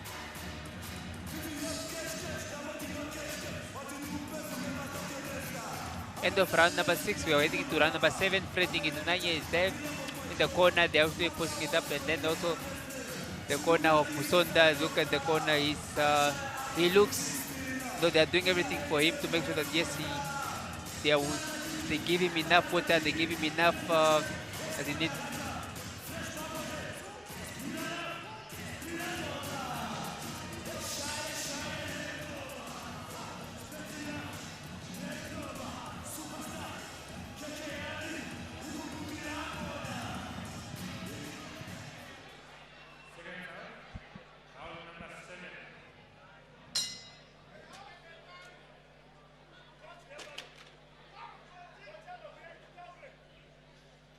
Round number 7 coming in. Yeah, we're into round number 7. We're into round number 7. Second last round of the 8 rounds. between Frederick Gitunyane and Tabadwazo Mushando. This is the second last round of this bout in the junior lightweight division, 60 kilogram. And the fight between the two boxers, Tabadwazo Mushando and Frederick Gitunyane. Gitunyane in all white, and Frederick Gitunyane in the black and white, and Tabazano Mushando in all white trunks. No, they've been a good fight. Not really good as much as we wanted it. Obviously, the fans wanted the knockout, but then obviously, Freddy have done more. You know, he's a shorter guy. He have pushed forward. He have comes. He have tried to make sure that he make a fight. Musonda, yes, he also was not a walk in the park. Musonda is he makes sure that Freddy does not a good one from Musonda into the body. He give a big body shot to Musonda again. Musonda gives another bit a good shot body to Freddy as well again. Yeah, Mushando have kept this fight in control because he's in charge of this fight. He's the one who putting the pace. He's the one who's determining how the fight will go. And I think Frederick Gitunyane, there's nothing he can do about it. He's trying to come in, he has to come inside, but he's not allowed to do that. The only thing that Musonda did not do right, you know, yes, he has done what they've done right most of the fight. He has been in charge of the fight. He have control, make sure that yes, he does not allow Freddy to do what he wants. But then also his work rate was not really that active or that or at the pace of way to say, you know, to score much points. Yes, he keep the boxers, he keep his opponent out, but then also he did not score points. You know, Freddy, on the other hand, you know, look at the uppercut, look at the body shot that he's trying. He's been the shorter fighter. He's bringing the fight he's bringing the fight to him. He's trying to, he's again trying to make sure that the fight goes on, and there he throws. Look at there he throw one two shots, 1-2 to the body. Yeah, Mushando is throwing those punches 1-2 continuously. This is a pattern that he has established. And every time he throws those punches, he step right back. And now he find Frederick very difficult. Just look at the small jab that Freddy so throw. that's the way he controls the fight all over. He controls the fight from that distance. No, Musonda's ring control or ring generality is quite good. I'm happy with the way he does control it. But then obviously, just you controlling the ring does not really win you the fight. You need to throw punches. You need to catch here and there. A good one too that he throw. That almost that catch one catch through and one goes the we are heading to the last round of round number 7. last round of Mushando is still in the control. to round number 8. For Mushando, but Frederick Gitunyane still has picked up the pace a little bit. So now we look at Musonda. He's tired. This He is the looks final tired. round. We see how Frederick Gitunyane is going to respond in the last round.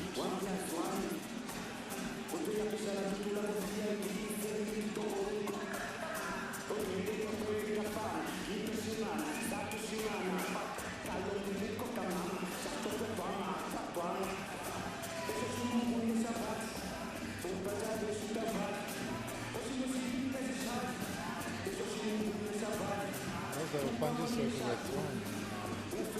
Mushando was throwing most of the punches, 1-2 combination. That's a good one. Look at Freddy there. He's trying to look at one there. Then look at each other. Good one from Musonda. Good uppercut from good one, but then he missed. Final round. Now this is round 8 of the final round of this bout, junior lightweight division between Frederick Gitunyane and Tabadwazo Mushando. And this is a do or die for Frederick Gitunyane. Now he has to come out smoking. And how he's going to do that, I don't know. But I think he realized that the only way he can actually win this fight is by a knockout. And he's quite aware of that. And he's also aware that Taba Mushando he's a cool customer. He's not very aggressive. He's very calm. He's calm and collected, and he's just counting him all the time. And that's how this fight has always been going from round number 1. Now, Musonda have been a good customer, with a good opponent for Freddy. I think that they really deserve a good one too from Freddy. Yes, on the body, but then obviously he did not catch as he wanted it to catch. Again, Musonda is trying to make sure that he tried to keep him away with his jab. A good one from Musonda. Try to keep his opponent as far as he can. Make sure that you does not come in, because the moment he comes in, you cause problems for him. So he keep him away with a short distance or with a jab. And this is what I've been saying. Consistently, he has been throwing those jabs, those 1-2 combinations. And you know, Mushando has always been fighting like that. Even though he's trying to come in now, this is the last round, and he actually trying to get something out of this fight. But it's very difficult. I think the time really has lapsed.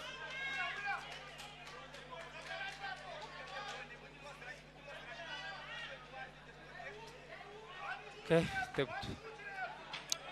it's one minute to 11 seconds left for the end of round number 8.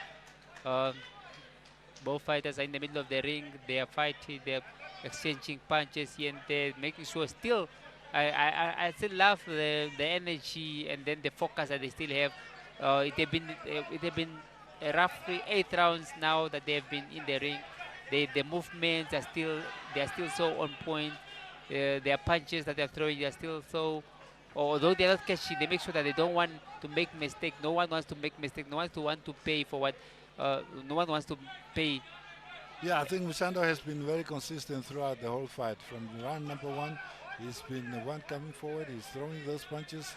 He's been very cautious. He go in and out, and he's moving side by side. He's moving backwards or sideways because he's too careful. He's not a good one from a good straight from Mushanda that they jab. Fight a good fight.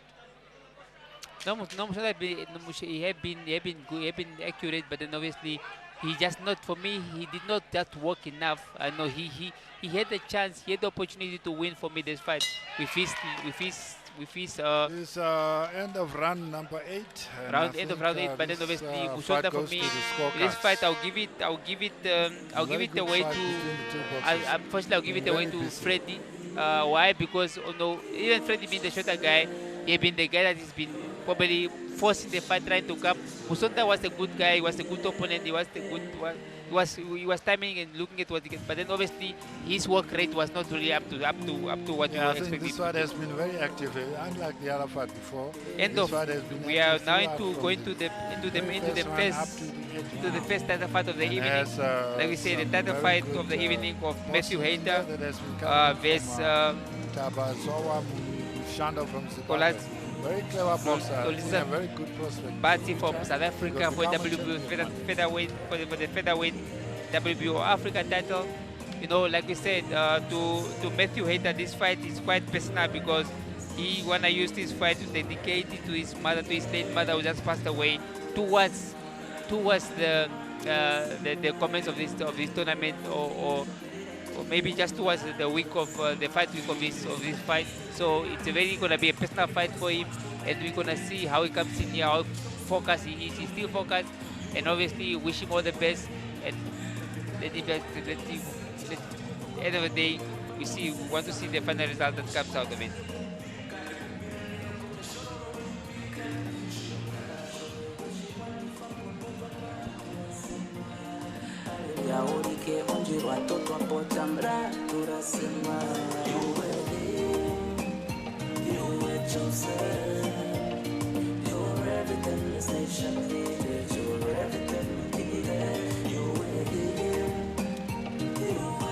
So how do you see the result? How do you see gonna take this one? This one is very close, but I think maybe I'll give like 2 points lead to Mushando. This one is very funny, very close though, very close. I mean, the judges will score this one very close.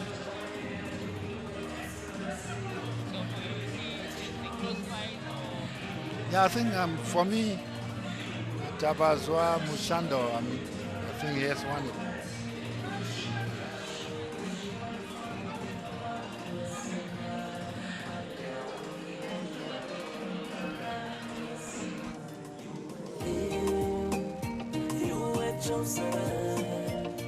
You're everything this nation needed. You're everything we needed. You were chosen. Yes. You're everything this nation needed. You're everything we needed. Yeah. Allow me to take a bow and dedicate this to you.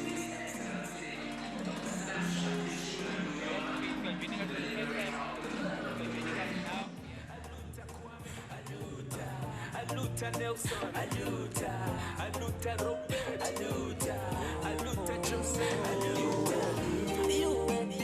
you were chosen. You're everything this nation needed. You're everything we needed. You were chosen. You're everything this nation needed. You're everything we needed. It's been a good round of boxing, 8 rounds of boxing for the 2 boxers. We head down to the scorecard. Judge Zawana scored the bout 78-74. Judge Shimofeni scored the bout 77-75. Judge Muya scored the bout 79-73. For the winner by unanimous decision, Frederick Ngutananye. Remix. This goes out to all the naysayers, the haters, no swag, having the fake players.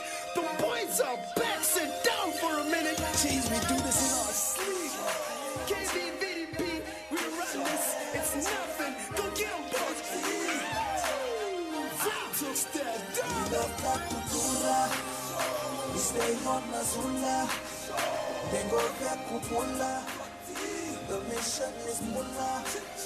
We come from the corner. Kanye, I got you on the corner. Mula, baby. Go get him. 6-1, we reside from the corner. Lose your life if you dare cross the border. From the Tura, expect the unexpected. Your neck is like Bluetooth thicket.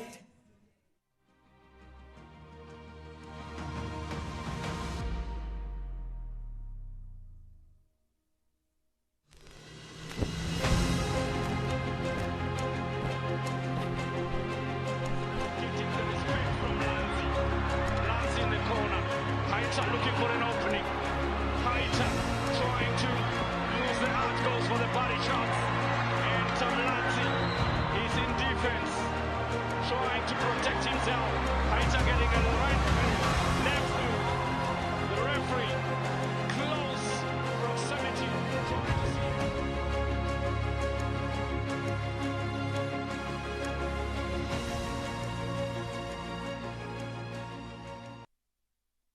On the referee, Lazy Nainda, the judges to take up their seats at ringside. Pumeza Zinakile from South Africa, Angel Semasiku of Namibia, and Patrick Esterhuizen of Namibia.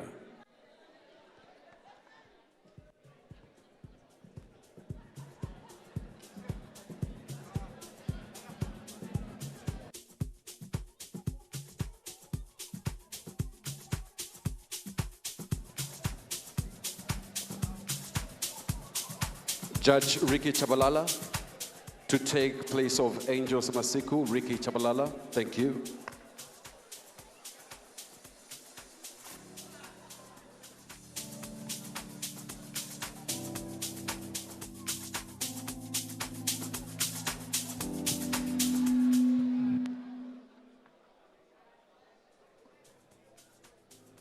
At the same time, I'd like to call upon the Honorable Deputy Minister of Sport, Honorable Dino Balotti, to the ring. I'd also like to call upon a representative from the Governor's Office to the ring. I'd like to call upon our former Labor Minister, Honorable Utoni Nujoma, to the ring.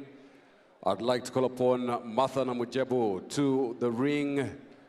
I'd like to call upon a representative from our sponsor, MTC. And I'd also like to call upon a representative from our core sponsor, PST Bet. and also a representative from the Namibia Tourism Board, please make way to the ring.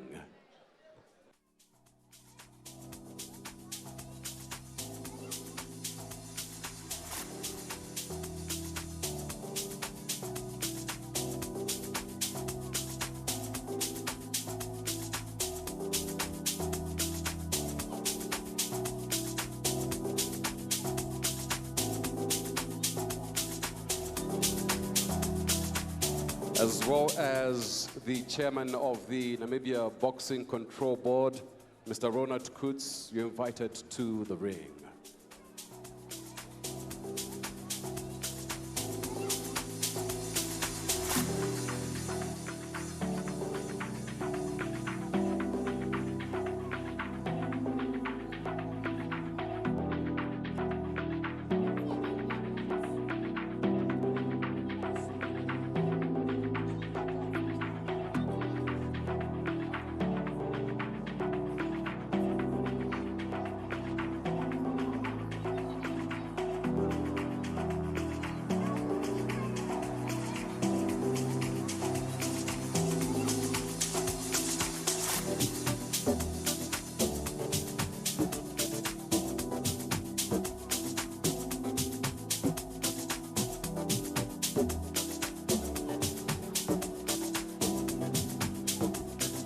Let's welcome to the blue corner, Zolisa Bati.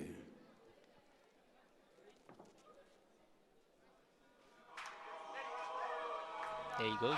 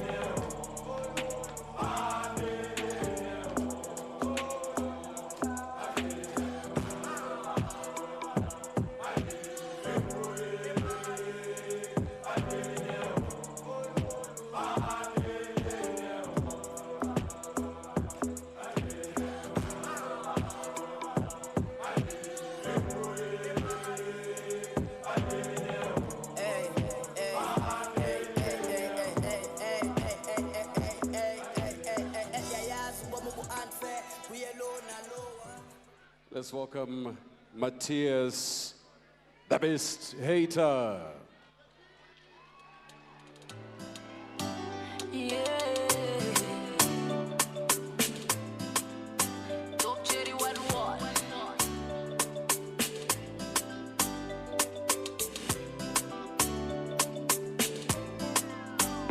One day, I wanna be a star, filling up stadiums and owning mansions. One day, I wanna be a star, parking Gusheshes, Ferrari, Bugatti. I say one day, I'm gonna be a star, I'm gonna be a star. Forbes magazine, Vogue photo shoots, something movable, something bangable.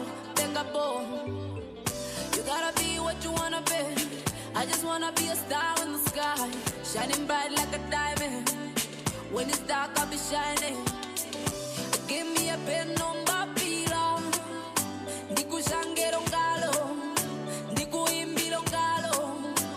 Oh, Bobby, oh, Batile,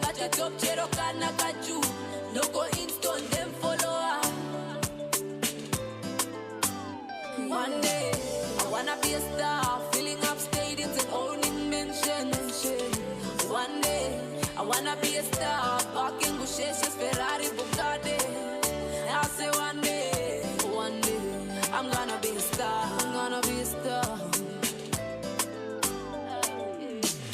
Meme, checking it on TV, your girl is a star now. I got a few fans and I got a few friends that be pushing my hustle. I'm gonna put my wood on the map when they say top cherry 8. Funny boy, I'm a star girl, a rude girl, getting paid girl. Said I'm a star girl, a rude girl, a getting paid girl. Top cherry what? Funny boy, I wanna be a star, filling up stadiums and owning mansions. One day, I wanna be a star, parking Gusheshes.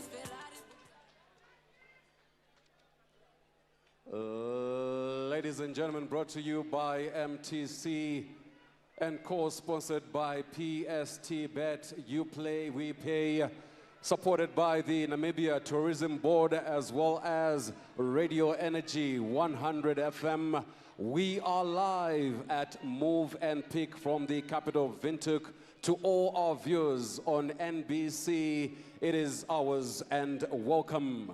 This has been promoted by award winner NESTOR Tobias, sanctioned by the Namibia Boxing Control Board and the World Boxing Organization.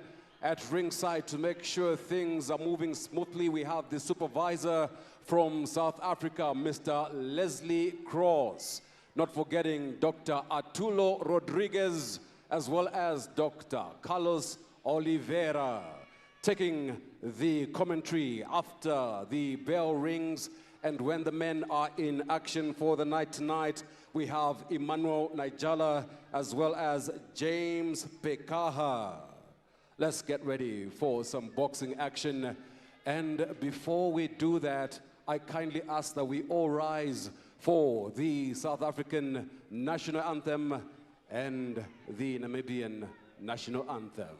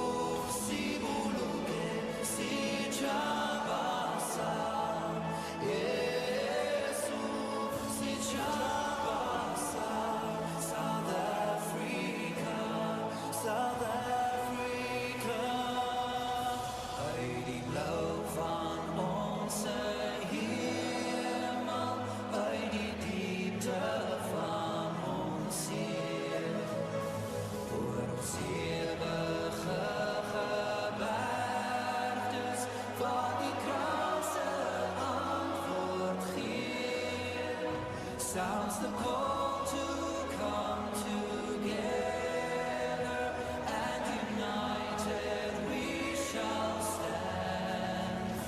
Let us live and strive for freedom in South Africa, our land.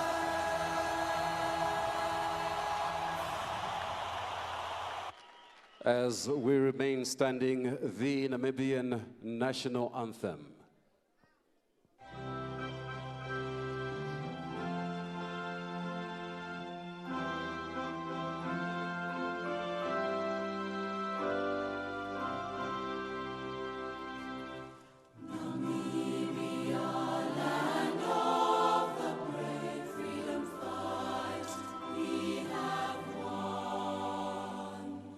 Glory to their bravery, whose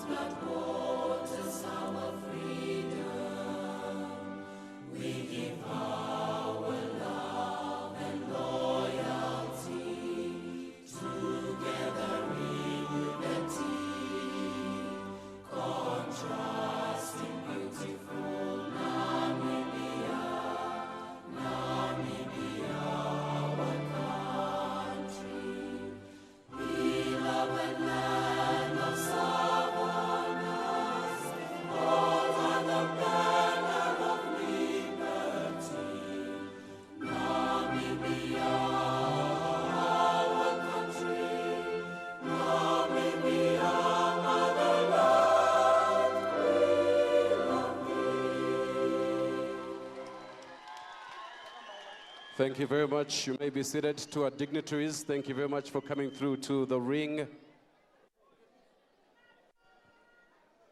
A tribute to the founding father of the land of the brave, Dr. Sam Nujoma. The spirit lives on tonight at Movenpick Hotel, and would like to thank once again MTC, PST Bet, and the Namibia Tourism Board. On time, Esther Kamati, the administration all sorted out by Janine van Veek, and the logistics and the flow has been cleared by Eket Mudise. My name is Tafanji Nyurenda, your ring announcer for the sanctioned fight by WBO. Introducing first, fighting out from my left-hand side and from the blue corner in green and white trunks. He came off the scale 56.90 kgs. He has a record of 15 fights, 11 wins, 3 losses, and 1 draw. From the Tabesha Boxing Club and a former South African champion, all the way from East London, South Africa. Ladies and gentlemen, please put your hands together for the challenger, Zolisa Bati.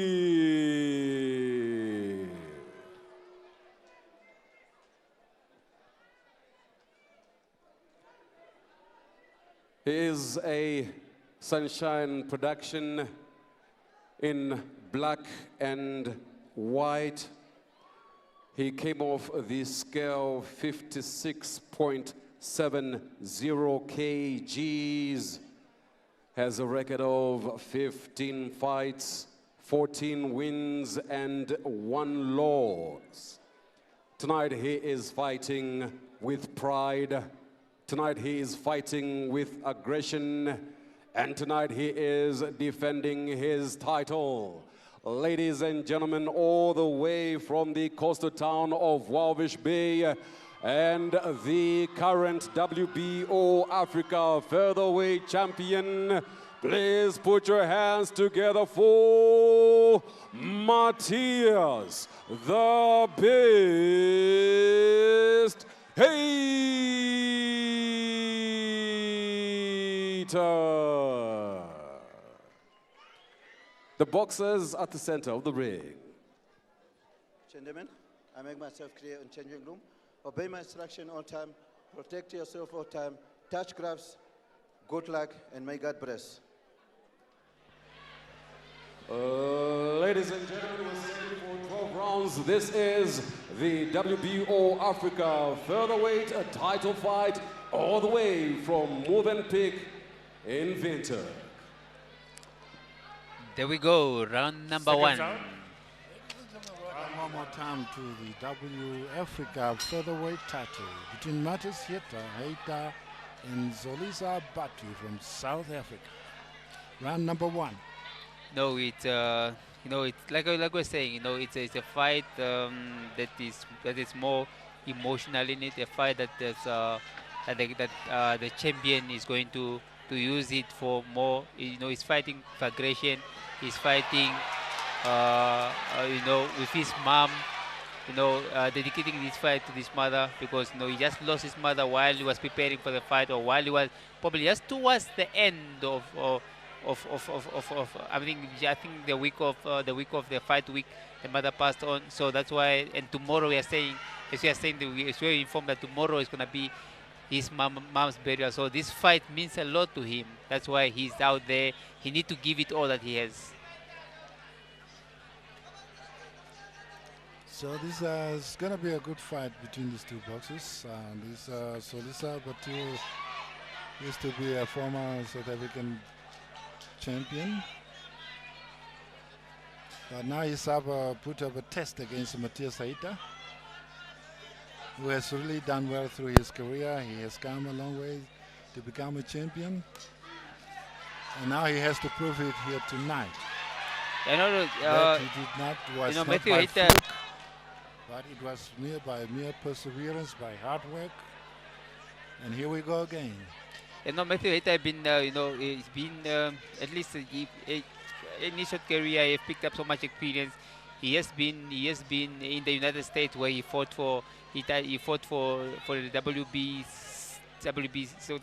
WBC interim title that he went to challenge. So it was an experience for him, and he went so far. And that again now he brings it into this fight. So it means so much. It means a lot to him tonight. So yeah, it's he round number one. He has prepared this fight very well. Seems like he started very well. He's coming forward to throwing the jab in the right hand. It is very powerful. It almost got Zolasi Butai there. But then also looking at Balati. Balati is not, I think it's not to walk in the park like we just had now. He's a former South African champion. He's someone that has been around. He knows what he knows what it feels how to fight for title fight. So it's not gonna be an easy fight. But then obviously we're gonna see who won it more. And also in the other hand, we can see that Balati is a southpaw. It's a southpaw when fighting for. So we want to see how Matthew is going to handle the southpaw when at this championship level. Yeah, like you say, it's not going to be an easy fight for both of them. Matthias Heiter is really coming out smoking, and it seems like he's the more hungry one. He's taking the fight to Zolisa Batie. It was we just finished round number one. Nothing much really happened into round number one. From both fighters, they were probably checking up each other, checking out what he can do. But then again, we know Matthew does not. We know Heiter does not really come out strongly in round number one. But then obviously, it's championship fight. You can't want to start off so early because we still have 12 rounds to go. There, a good one, a good shot, a double straight that he just had. He got his opponent into the face and just to make sure that look, you are in my home, you are in my background. So that was a very good one.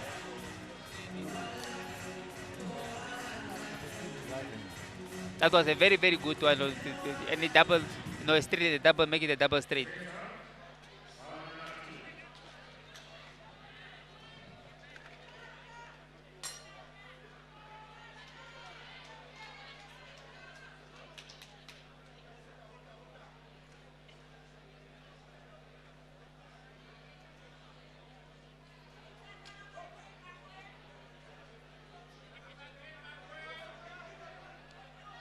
Round number two there. But he's looking forward.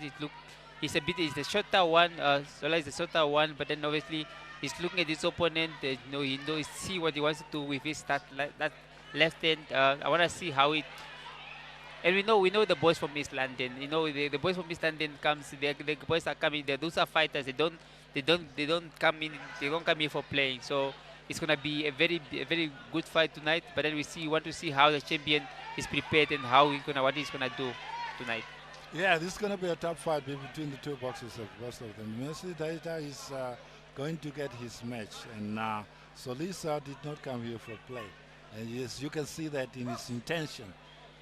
But then I could see already that the southpaw stand that Bati standing. I think it's giving Eita a bit of problem into how to attack. Very good heavy punches there. Let's go. What a good one! A good attack from the challenger.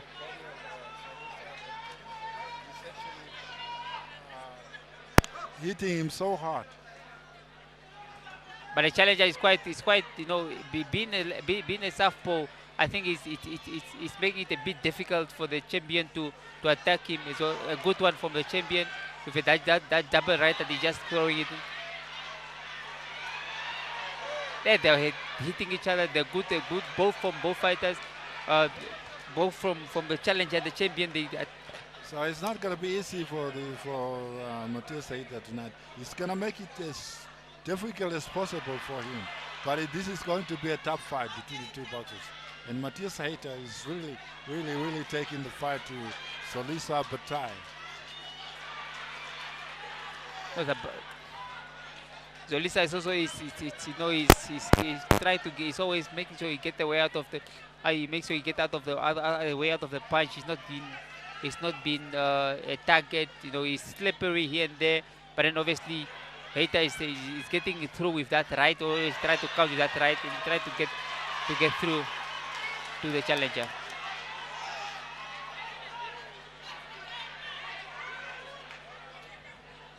But one thing about the challenger is he's not standing back. He makes sure he look. He said, "I'm here. I came here to fight. I did not came here for holiday. So whatever you give me, I'm able to give you 2 as well." So he's giving 1-2 here. They 1-2 to the body, 1-2 to the body, 1-2 in a straight. So he's, you know, the challenger has come here to fight. He did not just come for pleasure here. He came to fight, and he's actually in the fight. When you see that Heita is coming forward with him, but he's also throwing his punches. End of round number 2. Very good run for both boxers. It was exciting. It was a very exciting round.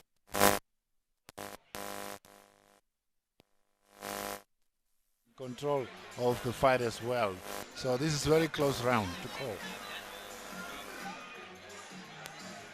The judges will obviously give out their final verdict on who went out on top, but then obviously they both went out and give it their all. Yeah, this is a very exciting fight between these two boxers because actually there is boxing going on here. You can see those punches being thrown. And you could see there. Look at there where they. Let's look at the play. Look at there. Missed and then also he counter. Then again also he comes back also. So he's not allowing Heita only to do. He's also doing his part. So it's a very good. Like it was a very active and action fight for both. A good round for both fighters, both of them. Both the champion and the challenger here, they give each other good fight. So it was value. 2 rounds have passed, and now we're into round number 3. And Matthias Heita is still coming out smoking.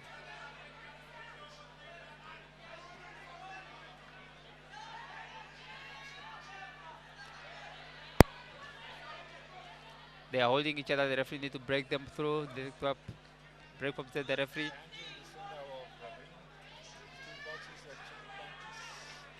And then the challenger is, you know, he's so. There he comes.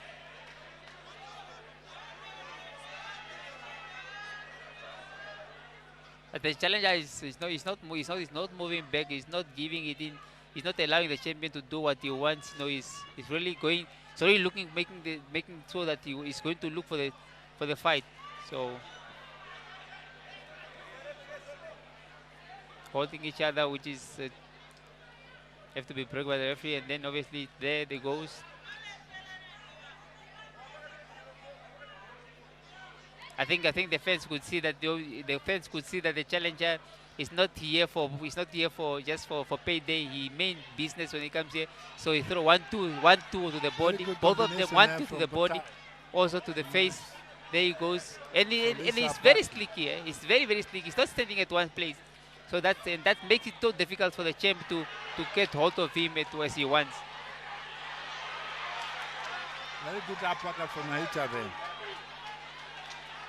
And the challenger has felt that punch, and he's holding on.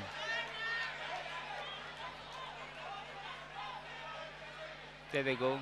They go again, a bit of center of the ring. They're going to the corner again.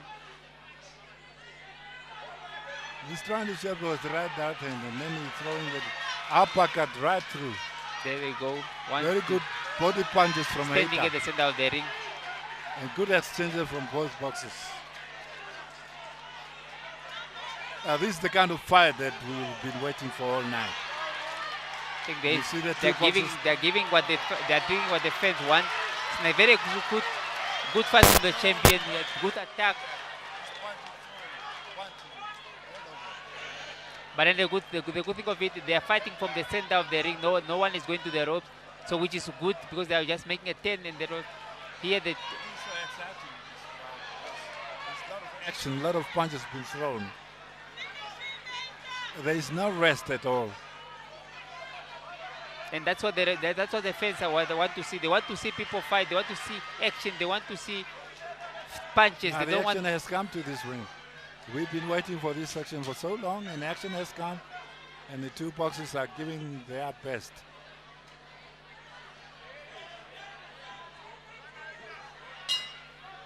end of round number 2.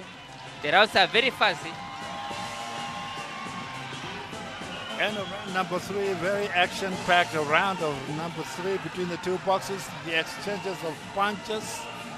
Net has been heavy-handed in the middle of the ring.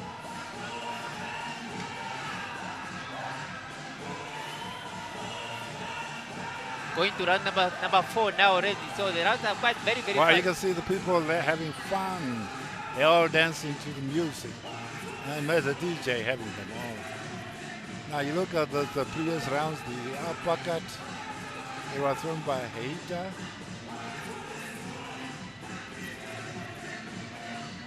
Good double uppercut there. They get 1-2 also. The whole thing, look at that, exchanging. Both fighters are giving each other blows to the body, they all once.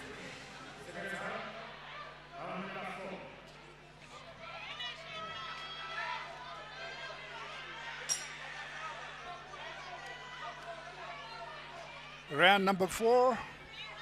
There they go. The champ goes through, going forward. The challenger is also once. Both boxers exchanges blows. The challenger does not want to stand back. He's also just turning and pull. So it's an exciting fight for both. No, all of them are saying, "Come, like, we They're all." not holding back. The challenger is throwing those punches wildly at times throwing, but not really landing.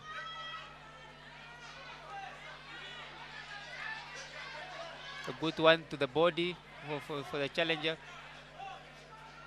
There he goes again.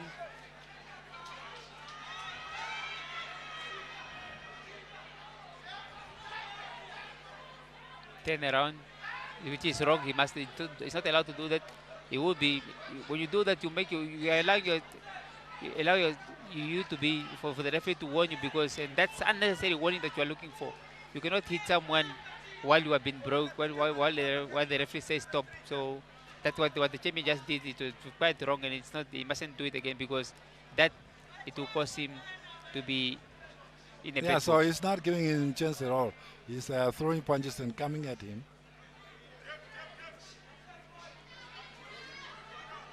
The challenger is not allowing him. It's not allowing the champion to do it, to throw punches as much as he wants. They are all he's so busy and he's moving, making sure that yes, he's not standing at one point.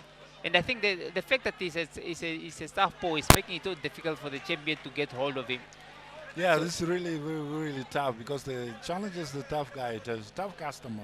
Because I know Heita wants to get hold. He's coming forward. Yeah, they got warning by the referee, because they are just pushing and holding each other too much. That's why I think they got warning by the referee. They say, look, guys, the fight is supposed to be fighting, but then to behold. There he goes. You know what Heita has to do? He has to throw the jab.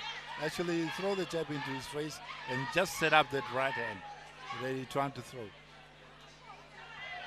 But then again, the challenger does not allow him to do what he wants. So he's busy. He makes sure whenever the champion is throwing a punch or trying to do, he makes sure that he's already out of harm's way. So he does not stand there still.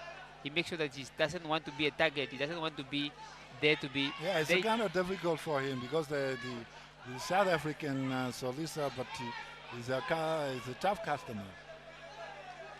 He has been there. He has done all that. He knew the ring so well. He's moving. He's throwing punches. He's not letting off. Yeah, but then good combination there by Heita. A good combination by the really caught him. And you know what he does? Every time he got caught, he grabbed him. I think what the champ want to do, he wants to get him in the corner, because in the middle of the ring, the champ cannot get hold of him. So that's once he wants to get him in the corner, so that at least in the corner he can get hold. But then the challenger is quite using his his ring generosity quite well. He does not stand at one place. He moves, makes sure that he's out of way. He does not stand there, and that makes it difficult for the champion to get hold of him.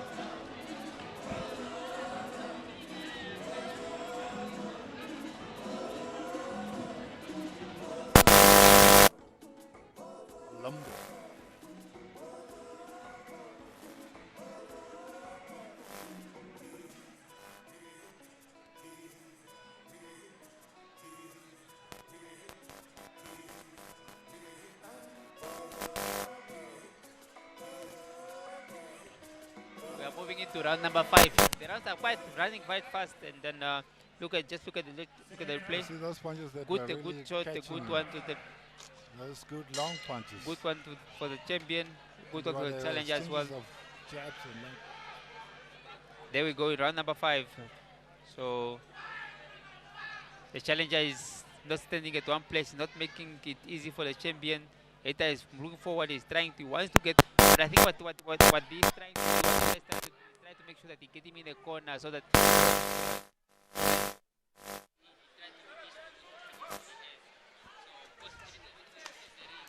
round number 5, the challenger still coming at him, throwing those combination, and he's landing those combination body punches.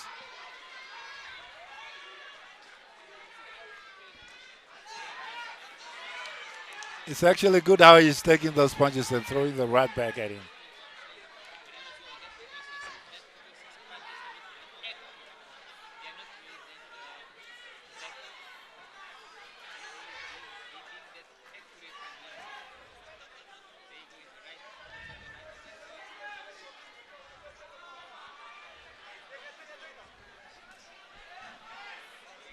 And we can see that those in the middle of the ring, they are holding each other up. Solisa Butai, good punch there from Matthias Heita. Good uppercut. Good shot uppercut that he just lifted there. Actually, this Solisa Bati is a tough customer. It's a very tough fighter. He's getting all those punches getting through to him, but he's not letting off. He's a tough fighter, and also him being a southpaw making it so much difficult for the champion.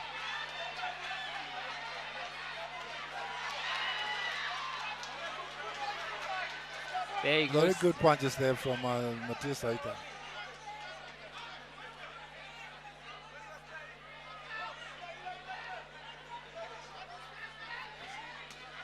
There he goes. He gets him 1-2.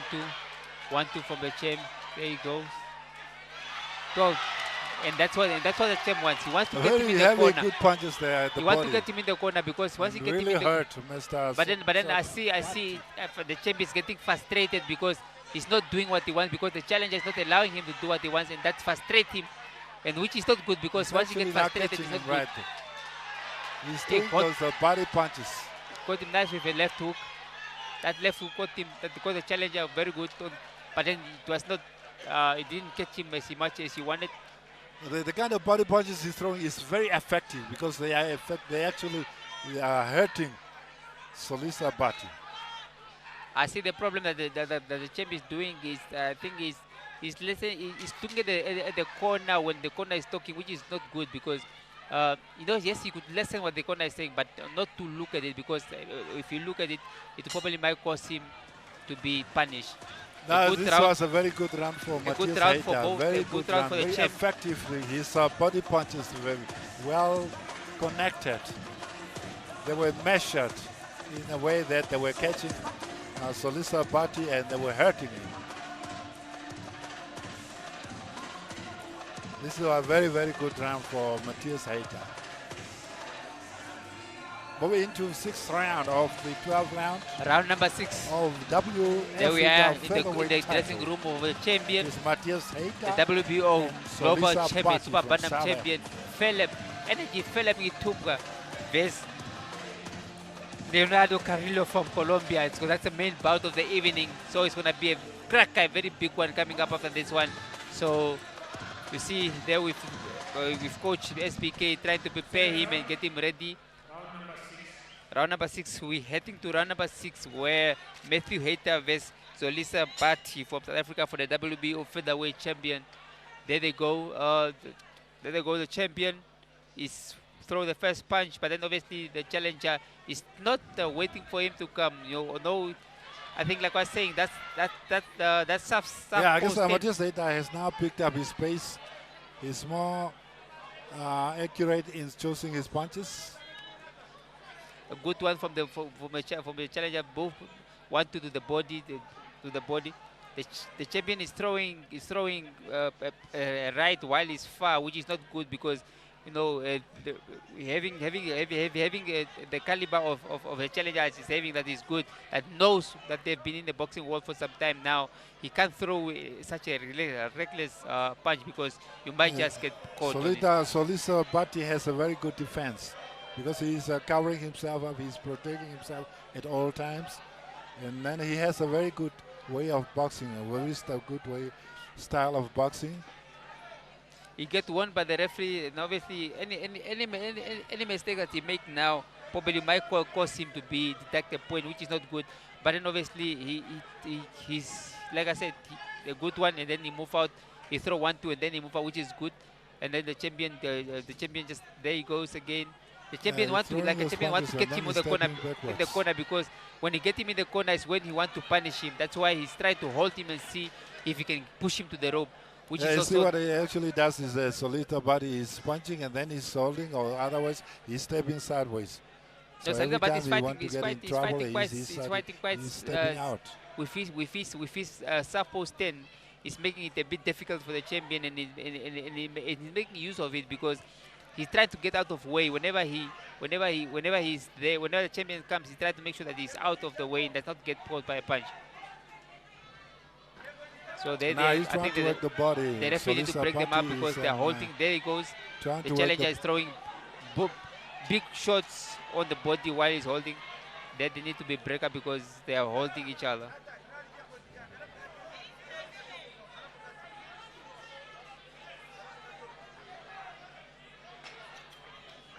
A good straight right on the face of the challenger from the champion. The champion, I just hope that the champion doesn't get frustrated when he wants to, because now that he's not getting, they got good ones, he got him in the corner. Then again the challenger does not stay there. He moved out and tried to make sure that he's out of danger ways. That's why, again, good one from the champion. A good straight on the face of the challenger. Yeah, the guy's actually moving the champion. He's trying to avoid those punches because the champion now has up his tempo. He's trying to get those good combinations there. A good finish for the champion. That he finished that, a good finish in that round for the champion.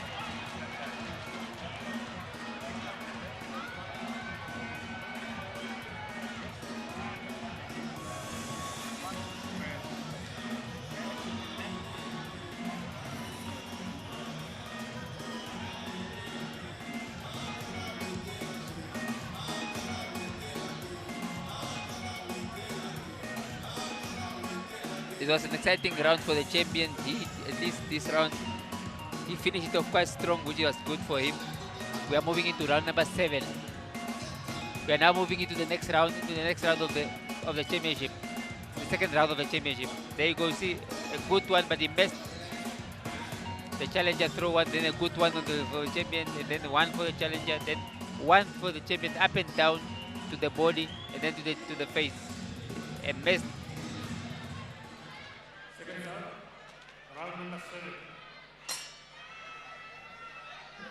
Round number 7 coming up.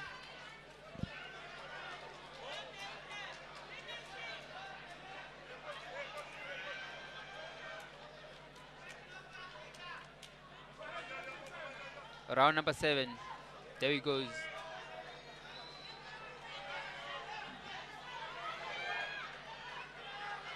Champion throw that straight into the face of the challenger, again to the body. There he goes. I think the challenger, I feel the champion's power now.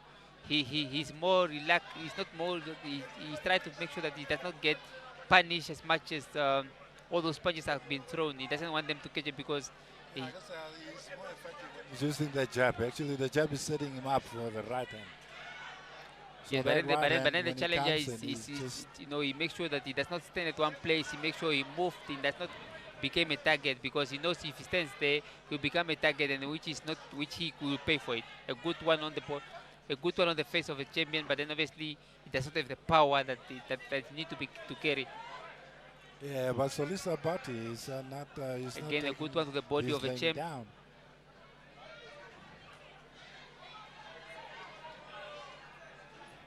A good one from the champion. A good right.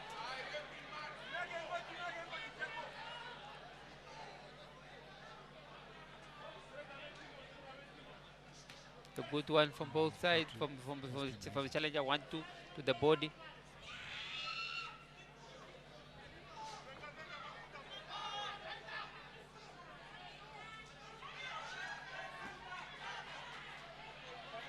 You see this thing because Solisa party every time Now, you want to get in trouble. but now what I'm seeing the champion is that he's not throwing the jab anymore. He just want to throw those big shots, which is not right. You need to set up with a jab.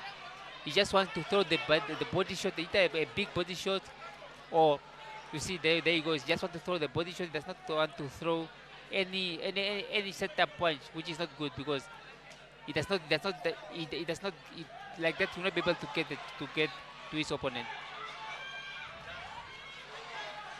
They are exchanging uppercuts now. Very good punches, body punches from Matthias Saita, and counter punching from Solisi Party.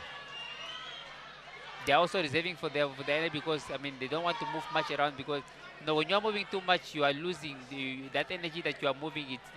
It costs you to lose a lot of it, and then which is not good because at the end of the day you need to reserve. So you still have about. You know what? He's like he's looking for that one big punch, and I think this is what Matthias Saita is looking for. And he's kind of every time he's trying to throw that punch, he's evading that punch. So let's the party.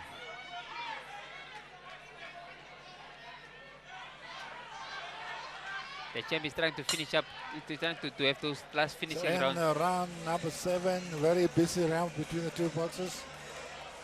The Matthias Saita has picked up the pace. He's really now hungry for the title. He's defending his title. He's not letting his title go to South Africa, and he's right there in there, throwing those punches. Are out now. The defenders are out in numbers. They are out to support their champion. So we are moving to round number 8. 4 rounds to go.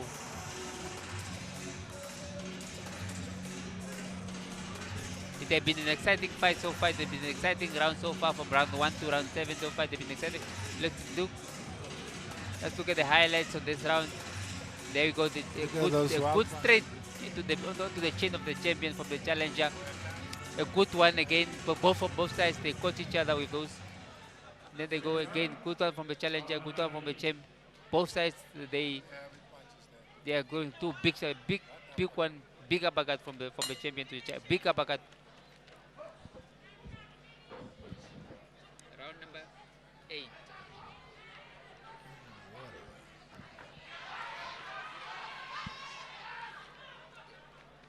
There we go. The champion.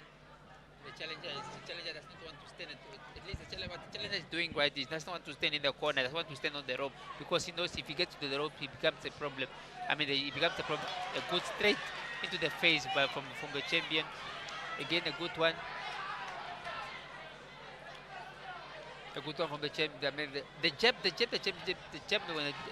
When you use the jab, when Eita used the jab, that jab to the face of the challenger of Solisa, it catch, but then obviously he does not want to use it more often. Now you see the tactic that Solisa Bati is using. He's trying to tire Matthias Saita. Yes. Because he's punching him, he's holding him, he's sidestepping. He's trying every trick in the book just to tire him out. Yes. Even sometimes frustrated. Yeah, what he's trying to do, he wants to tie him. He wants to tie him up and also to frustrate him because once he's frustrated, he will be able to. He will lose his focus and his game plan, and that's what he wants. But then again, they come out strong on both sides. The challenger comes strong to the champion, although he's not throwing those active punches that we want to see. As long as they are hitting on the body, they are making it lose any energy, and that is what it will tie him out. They are using a lot of energy with those punches that they're throwing because they're throwing heavy punches. He throw 1, 2, 3, 4. Very good 1-2 combination there from that combination that he threw. Just a good one again. Both of them they throw combination. A good one from the champion, from Eita. Again, a good one from the challenger, from Lorisa.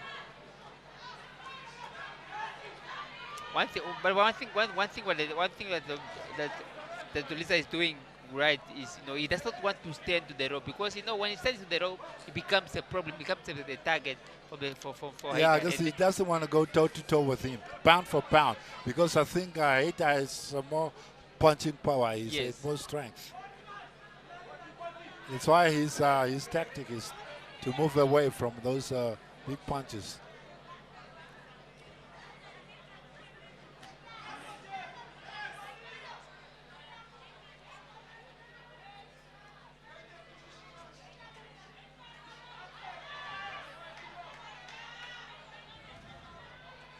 There you go, the champion. There you go, the champion is followed 1-2 from 1-2 to the face of the challenger.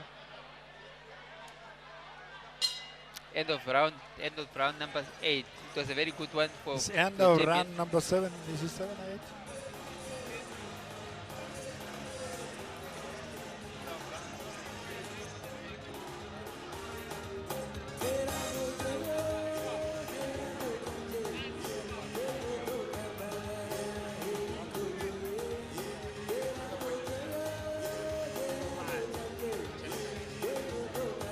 What a great round! What a great round we had here! What a great round we have for both the challenger and the champion. But then the champion came out strong. He made sure that he came out on top of it. Towards the end of the round. Towards the end of the round. The challenger, like I said, the challenger is worth the take. He does not, he does not wait for the champion to come to him. He tried to make the fight. Round number 9. 3 rounds more to go. We're into round number 9 in the W Africa featherweight title between Matthias Hater and Solisa Bati from South Africa. And now throughout these rounds, this fight has been very tough from both fighters, very experienced fighters. They have the Solisa Bati has a tactic that he's using, getting him out of trouble. He's throwing the punches, then he's stepping out. And once he gets caught, he's holding on. I think what Bati is trying to do is trying to frustrate Matthew Hater. So that's why. Yeah, it's to kind of make it hard for Matthias Hater to yes, he's trying hit him. He's trying because to every time him you want to hit him, he's moving away from him. Yes, he makes sure that whenever the champion throw a punch to him, he's not there, and that alone frustrates the champion, because he throws some of the punch with all his energy, wants to catch him, but then obviously the challenger makes sure that he's very slippery. He does not stay there. So yes, but then also he does not make him to give up. He say, look, like I said, this fight is going to be, I'm taking it personal. I make sure I have to go all out. And then the thing is, he's not just standing there. He's throwing those punches, and he's actually affecting, because he's throwing the punches, and then he step in, and then he step outside, and then he's holding. So he make it very difficult for Matthias Hater to catch him. But then both of them they are throwing very strong punches, with all their energy that they are trying to put them on. But then obviously so far from round 1 to round 9, so far we see, I think the champion is slightly ahead on points. Yeah, I guess I agree with you. The champion is slightly ahead, because I guess he's the one who has the more effective punches that he's throwing that really is affecting. Yes, because but it's a kind of very close call. He's throwing. But I think then you'll give it to the champion. His punches, they have the punches when they land, you see that this punch, it has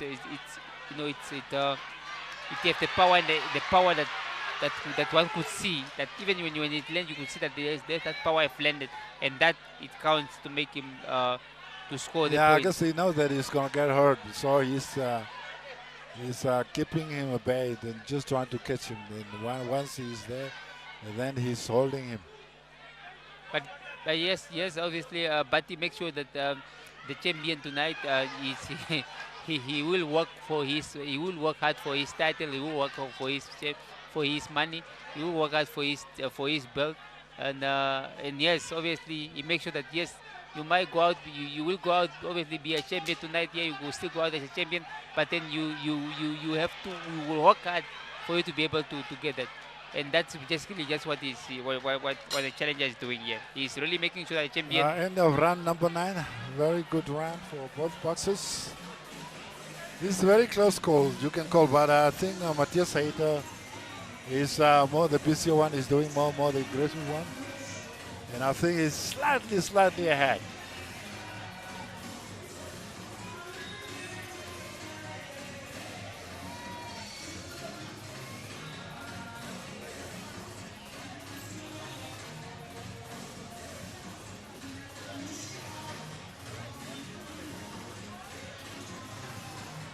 Round number 10, championship round coming up.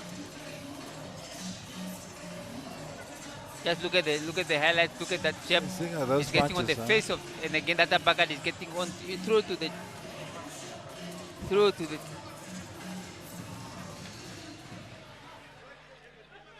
And that, look at that, and just that right. uppercut again, onto the chest of the challenger.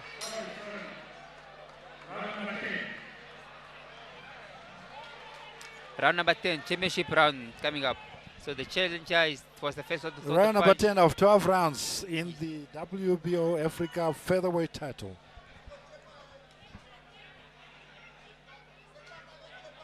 Because Zolis Zabati from South Africa versus Matthew Besesta. Matthew Matthias Hayter. Obviously, the current champion of WBO Africa featherweight title. He worked hard for it. He worked hard. I mean, obviously, the champion tonight here, he's working hard for his title, working hard for his win. The challenger is not making it easy. You know. Yeah, this really has been a very good fight because the challenger has not light up. He has taken the fight to the champion. A very good one, a very good left hook from the champion to the head of the challenger. He has been a nuisance. He has been there in his face all the time. And these are the kind of fight that we need to know. These are the kind of that fight that the fans want to see. You know, it's not really a deadly fight, but it's a fight that is full of action, full of punches. You know. And people are loving it. You know, yes, we could see that the champion is doing more, is doing right. You know, he's scoring his point. The challenger again there is not just in there he's making it difficult for him. You know, anything can happen. So, but then again, here the champion is standing his ground, making sure that he wants to keep his title.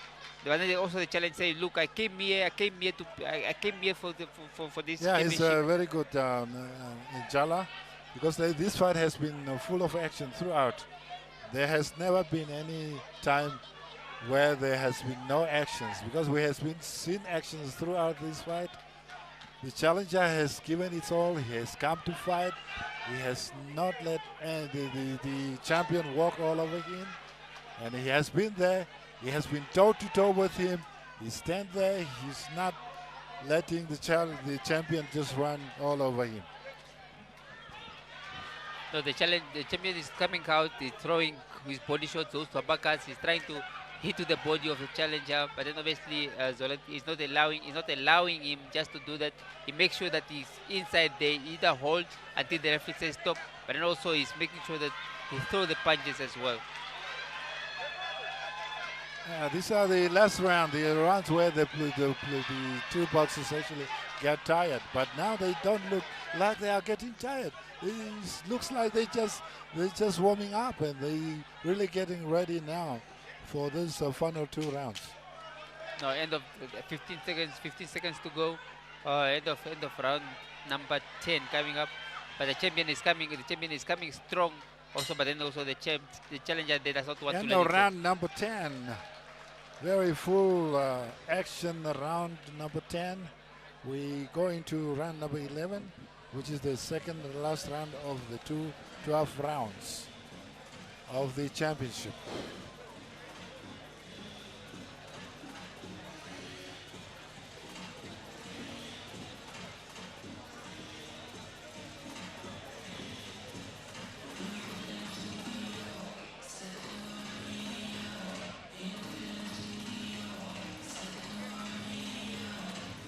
Just look at that. The champion. Sometimes they get swinging so wildly. What the both of hell? these boxers.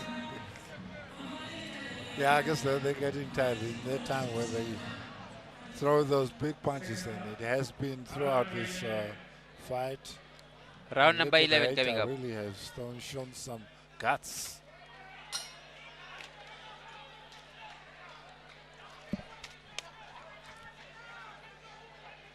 The champion, the challenger, throw the first jab, the first punch. He makes sure that look. So now the champion is stepping up. But then the champion is coming through.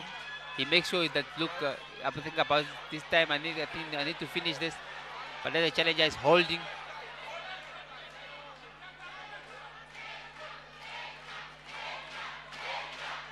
So the crowd are giving him. They are giving the boost to the energy. I mean, boost the energy to the champion for him to finish off the challenger. But then obviously it's not going to be an easy one because Zolisa Bati does not want to be stopped. He does not want to lose on a stoppage. He's here for business, and he said, I'm here for my whole 12 rounds. I'm training for 12 rounds, and I'm gonna do those 12 rounds. There he goes. So he's gonna stand there and make sure that look. Yeah, this is what I was talking about. I was talking about the jab. He has to throw that jab in order for him to open up to his opponent. And he's doing it now. Now he's in a hurry to do that. He's doing it now because he knows now the time has come for him to settle this fight. And I think he wanted knockout. He just don't want it to win on points, but he wanted to win convincingly and probably with a knockout. No, but then the challenger is not allowing him to do that because he wants. Yes, obviously the defense are giving him they give the support for him to go out full and try to at least to stop the fight. But then obviously It's the challenger not gonna be does easy. I think it's gonna be a long. No, that was a pull And down, Salisu which is not Bati? right. Which is a warning. Obviously, we get a warning for it because that is not allowed him to a good straight into the face of the challenger. I think so, but you get a warning again. You get a warning if any time. So you get any warning, and probably if he does not.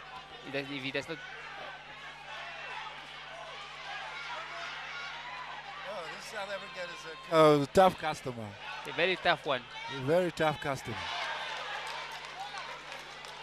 No, but then This guy is boxers, so hard, and but he then has so boxers hard. from East London, the boxers And from he East has London, his- they are never easy boxers. Whenever you find a fighter that come from East London, he's never an easy fighter. So East London, even in South Africa, when you see guys from East London fighting, they are never easy fighters. So he also make it worth watching, and also worth for the money that the customers that the Yeah, fans really has a expect. big heart. You know, some of the punches that he got.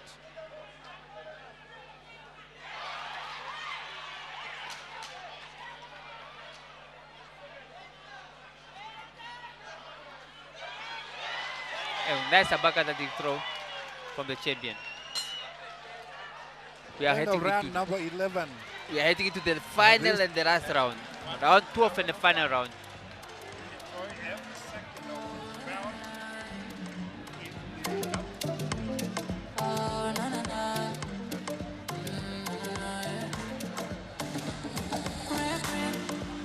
Fully in it like oxygen. No duplication. When we met, this is God given. Pula Nichiro. Take a look at my confidence. As I burn my dance with that. Round with that. Roll with that.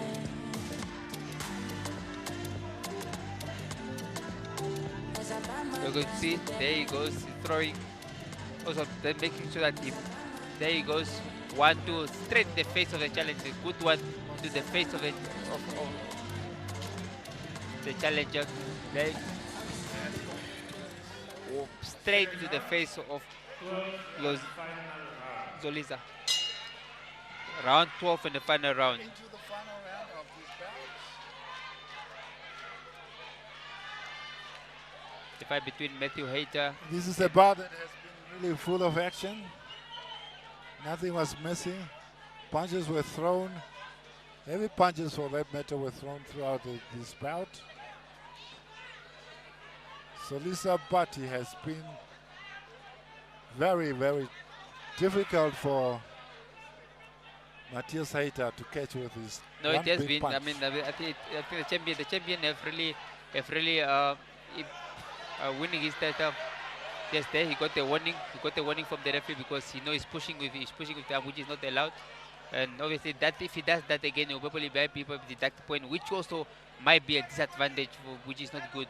He does not need to do that. I mean, it's only the last round now, and then obviously the challenger.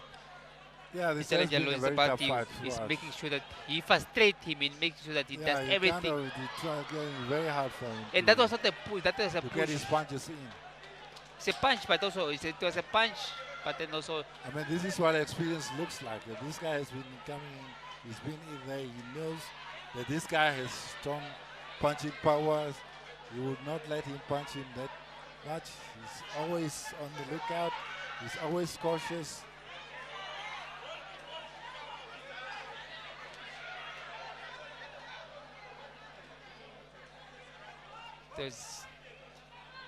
There's been a fight full of action from round 1 to round 12. Now that we are, it's full of action. I think it has not been a boring fight. Both fighters have been throwing all punches that they can do. They've been going out strong to each other. They've been trying to make sure that they are out there to let the punches go in. And basically, yes, I think they have really make the fans enjoy. They've been at it. They've been exchanging power through punches throughout.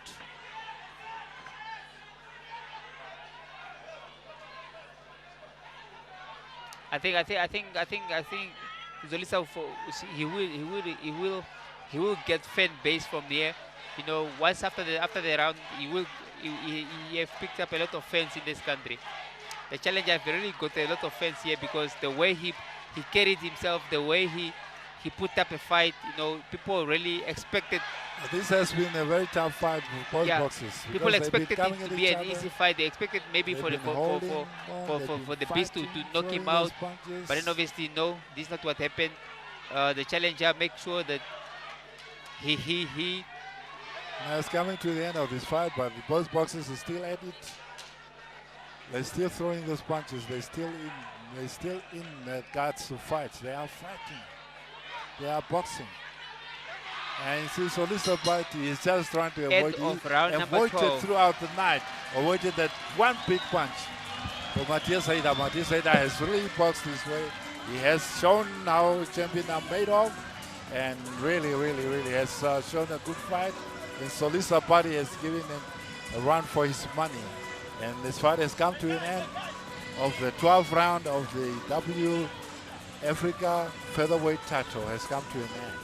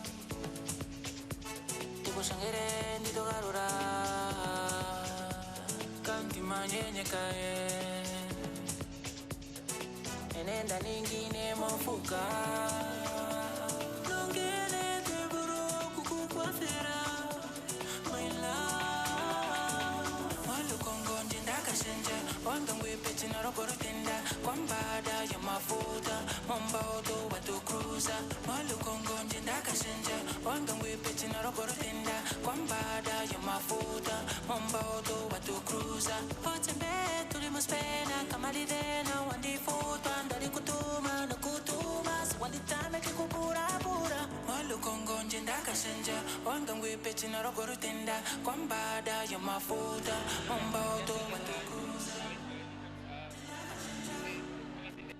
tenda yamafuta dame que kupura pura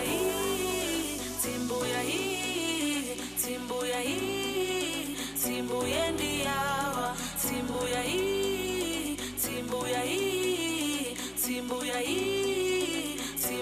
ndiawa Look at that. He was actually boxing very clever.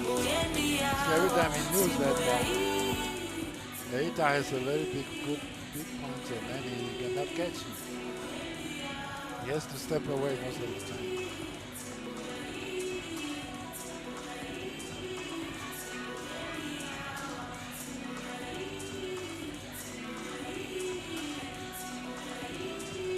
Some of those good punches were landing very well.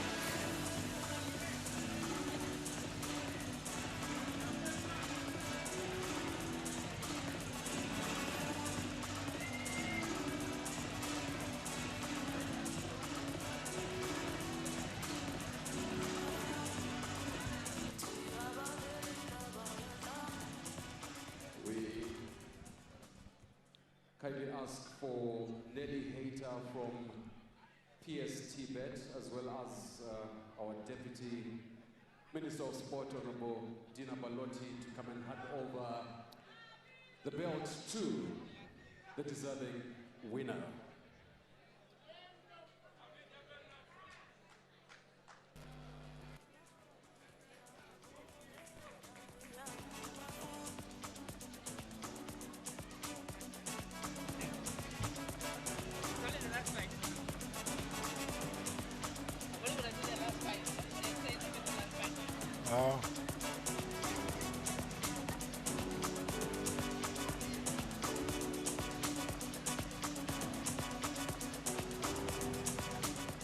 Ladies and gentlemen, to our viewers as well, it's been a great 12 rounds of boxing. A round of applause for the two boxers, please.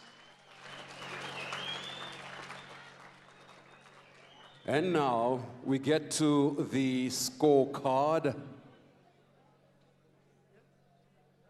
Judge Zinakale or Zinakile scored the bout 113-115 for Bati. Judge Shabalala scored the bout 117-112 for Hater. Judge Esterhuizen scored the bout 118-110 for the winner by split decision. And still the WBO Africa Featherweight Champion, Matthias the Beast Hater.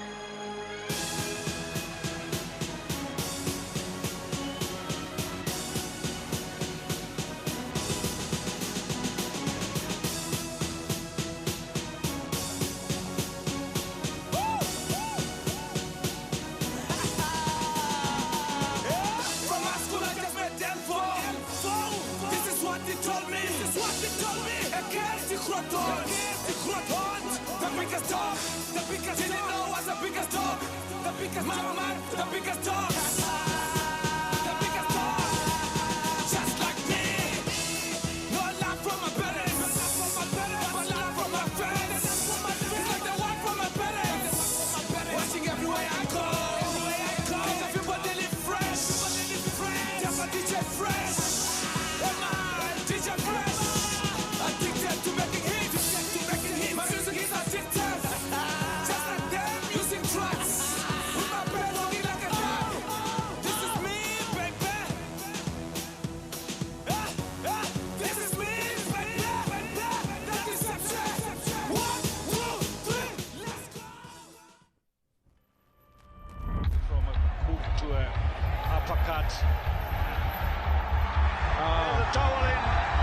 towel and throw in a towel.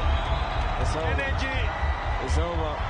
Gitumbwa, hit it again. Another victory for Energy Gitumbwa.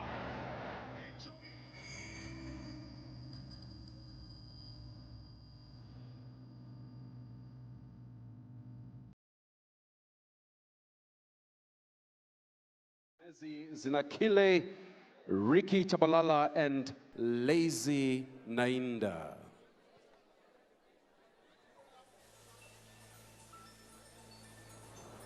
At the same time, once again, apologies for the inconvenience.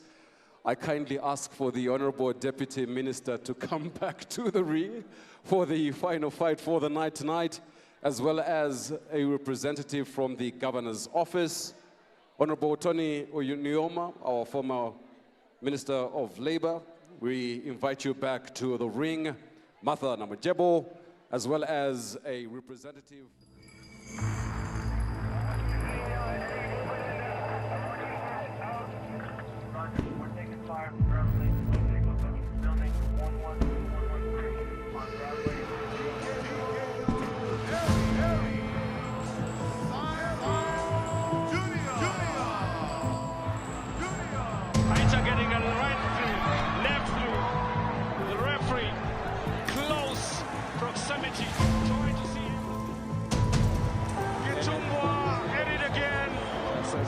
Another victory.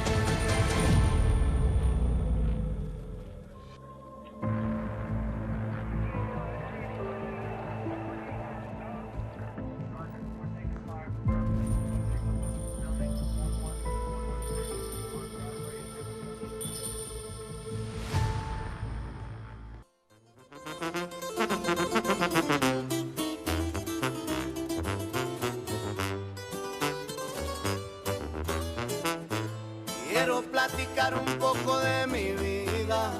Nada ha sido fácil, pero voy para arriba. A mi madre le agradezco que me dio la vida. Los consejos de mi padre nunca se me olvidan. Ando en malos pasos, no voy a mentirles. Para las acciones para sobrevivir. Todos mis pecados ya están perdonados. Porque gracias a Dios ya todo ha cambiado. No me avergüenza nada menos el trabajo.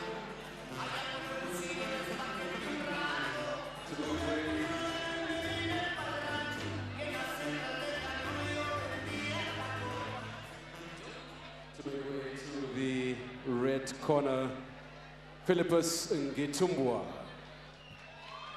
Sure.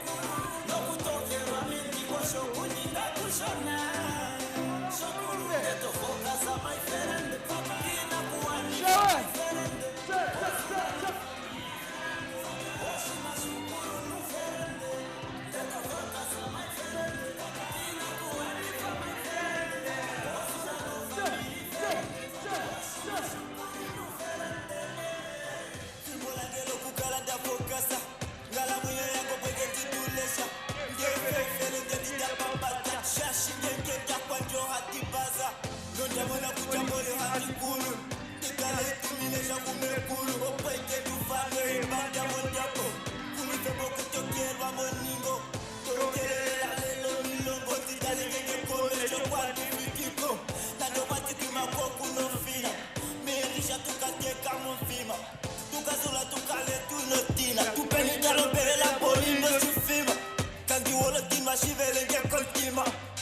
065. Post kwata yo referendi linga poishona. No kutokera mendi kosho kuninga kushona. Neto focus on my friend. Ina kuanifa my friend. Osura no family friend. Oshima shukuru no friend. Neto focus on my friend. Ina kuanifa my friend. Osura no family friend. Oshima shukuru no friend. Shinga shanga tatika na vemwange. Ukulunu na me osho wangenge. Ina kuanifa osho yalondonge. Kumapito kashona kumononge. Wakabalu tendi ya wali anyeka. Vidale mi hakila nderon kika. Lunga pi latindi na kukula. Juo yo monfitu na ndekolo. Thank you very much. An astounding entrance into the ring. Ladies and gentlemen, we're about to get ready for 12 rounds of boxing action. Before we do that, the supervisor, Mr. Leslie Cross, all the way from South Africa, and the WBO supervisor. This has been sanctioned by the World Boxing Organization as well as the Namibia Boxing Control Board, and brought to you by the MTC Nestor Sunshine Boxing and Fitness Academy, and promoted by international award winner Nestor Tobias. A big thank you to our sponsors, MTC, Namibia's leading telecommunications company, as well as PST Bet, Namibia's premier sports betting company. And a big thank you to our supporters, Namibia Tourism Board, as well as Energy 100 FM, in collaboration with the Sam Nujoma Foundation. This is a tribute to the founding father of the land of the brave, Dr. Sam Nujoma. And this is the world title eliminator, all the way from Move and Pick in Windhoek, the capital, and live on NBC. It is ours. Not forgetting, at ringside on time, we have Esther Kamati, as well as logistics Ekat Modise. Janine van Vick has been our boxing admin throughout the tournament, and our doctors, Dr. Arturo Rodriguez, as well as Dr. Carlos Oliveira. My name is Tafanji Nyirenda. We are getting ready for 12 rounds of exciting boxing, but before we do that, we kindly ask that we all rise for the national anthems before the title fight.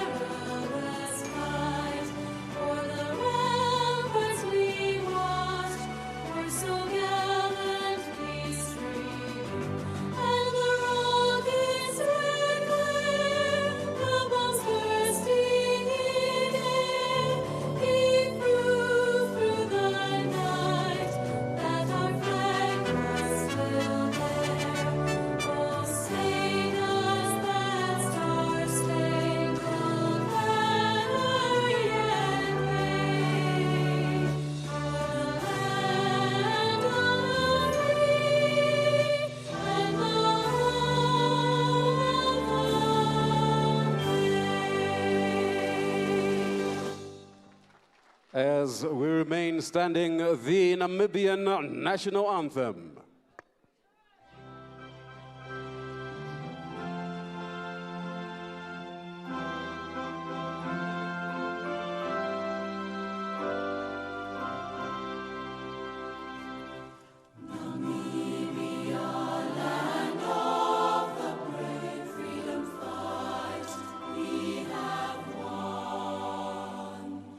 Glory to their bravery, whose blood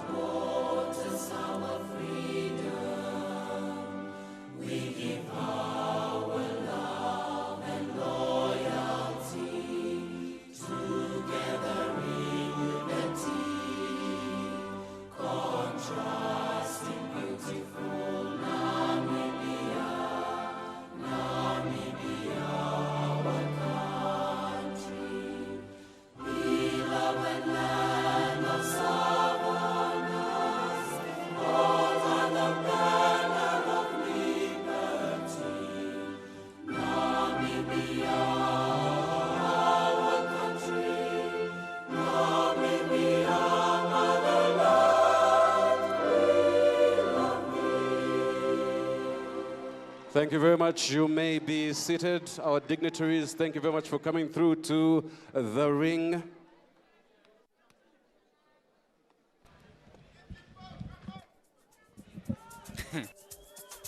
Emmanuel Nigella as well as James Pekaya will take on the commentary right after the bell rings on NBC. Live.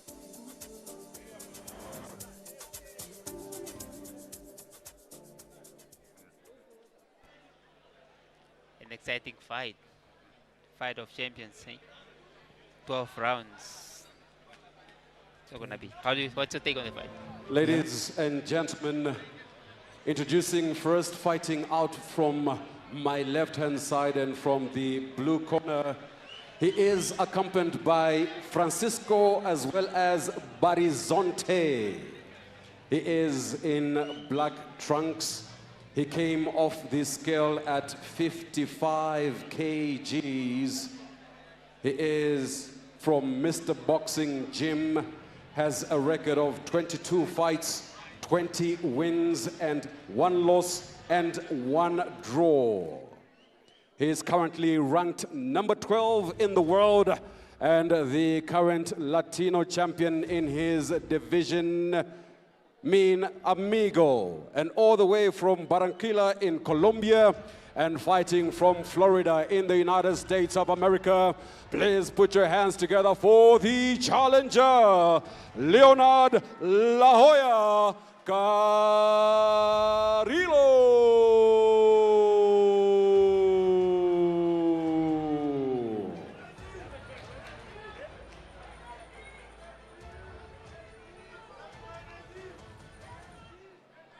He is accompanied by Nestor Tobias as well as SBK from his technical side, by the way, in white and green trimming.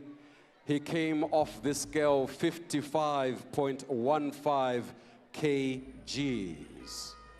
He is a product of the MTC, Nestor Sunshine Boxing Academy. He has a record of 19 fights, 17 wins, and 2 losses.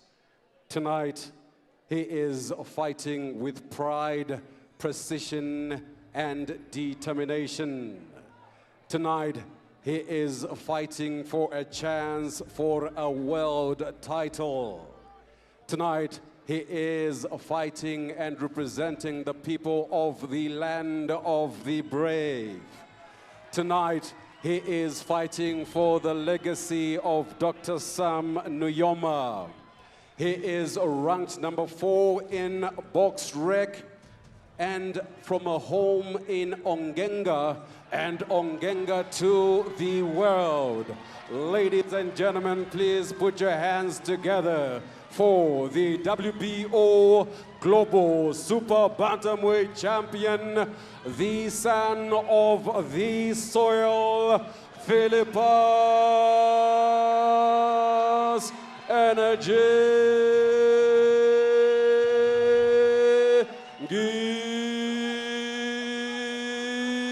Gitumbua. Boxers at the center of the ring. Boxers, you heard the instructions in the dressing room. I want a clean fight. Obey my commands at all times. Protect yourself at all times. Touch gloves. Good luck. Ladies and gentlemen, all the way from Movenpick, Windhoek, we are scheduled for 12 rounds of exciting boxing. Seconds out. Round number 1.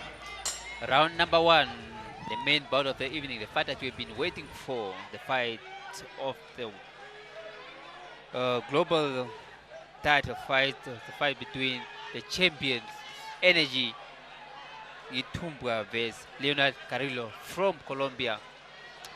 James, what is your take on the fight tonight? Welcome back to the Movenpick Hotel, which is formerly known as Safari Court Hotel. We're coming live on NBC. I'm James Pekaha with my Emmanuel Njala. So we are into the first round of the W Global Super Bantamweight title between Philippos Kituma and Leonard Carrillo of Colombia.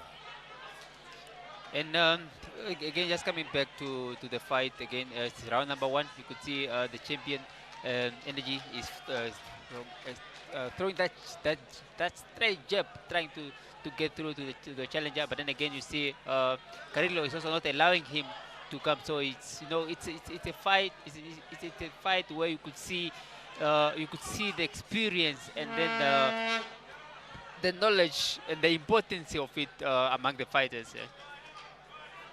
Yeah, Colombian boxers are very good, experienced boxers. They're very talented boxers, and they got very good skills in boxing. They're very experienced, and it seems like the same with Mr. Leonardo Carrillo here. And now we're gonna have a good fight tonight. And now with Philippos Kituma, this is now about time to show his what is he made of, and probably he can go up the ranks. It's a first round, and obviously the first round there's nothing much really happening in the first round because the fighters are always trying to see each other and to see what they can do. But then obviously you can see the tense between the fighters here. You could see that the guys know they are all throwing the punches, they're all throwing the jab, trying to see. But then you could see the power into those punches when they throw. So that you just saw the challenger throwing and again and making sure that whenever one throw a punch, he makes sure that he missed and all that. So they are so on their A game, so to say. So far, it's in this round. So anyone that makes a mistake probably will pay for it. But then you see the fastness into the hands of both fighters, the challenger and the champion. Whenever you throw a punch, you see the jab that it's going through. You see look at the focus. Look at the focus that they're having. Now this is the first round, and you can see how they actually started the fight. And this is going to be one of those good boxing matches that ever been matched up. And the Colombians are very good boxers. We see the approach, the aggression, the precision. So this is going to be one of those good fights that we're going to see. End of round number 1. Not much really happening. Not much really happening between the two fighters. Not really much fighters, much punches were landed. But then you could see the tense between them. They are so eager. Each and everyone is so eager to get onto the body of the other one. The punches they are throwing, you see the power into the fastness into it. So we are in, and you for viewers from home watching us from on our NBC One or either on our social media channel. Yeah, you see how it started we with live from Movenpick Hotel in the capital, and we in honor of the President of the His Excellency Dr. Sam Tafishuna Nujoma. Second round, round number 2. We're getting to round number 2. Getting to round number 2, obviously we would probably see now a bit more of action in this round because first, the way they were, yes, the action was there, but then obviously not much punches were landing. So we see that Energy is throwing the first jab, but then again Leonard is also not allowing him to just throw. He's just there watching and looking at each other and see what's going to happen. So one thing I've seen when I was looking at Carrillo, I've seen that Carrillo is one guy that also is a good at counter. So the one thing that I've seen as well that probably look a bit of which will probably be a bit of scary to do is him. The power, look at the two guys at the fight, the power, they all got the same power. So for me, anyone that makes a mistake here could go down.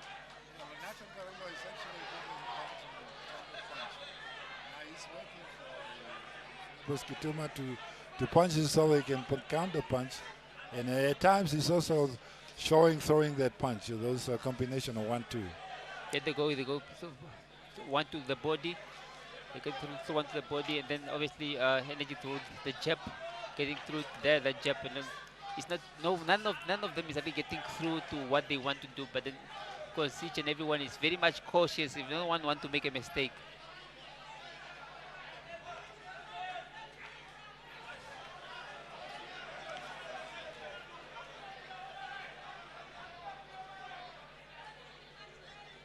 There he goes.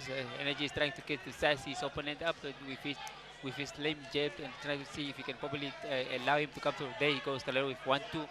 And then obviously the 1-2. Energy goes through it, he duck it, and then 1-2 again. Philippus Gituma is actually cautious about this guy. He want to actually check him out before he can actually commit himself. Because you see that Corolla is a good counter puncher. He's throwing those punches to the bodies. He's hitting the body. We haven't seen much punches that they've got. Each and every one. They are throwing, but then obviously they are so they're not really a punch that is catching that we want to see. One, I think that left hook of Energy caught on Carrillo, and there he goes. And then Energy say, "Come, let's fight." I think he's calling the opposite. Say, "Let's come fight. We are here for this. We are not here to play." Good body punching from Leonardo Carrillo from Colombia. There with the counter, you see Carrillo go towards that counter, and that is the counter I'm talking about. I'm saying, look, he is. I've watched a few of his fights, and again, Energy got him with a right hand on the chin.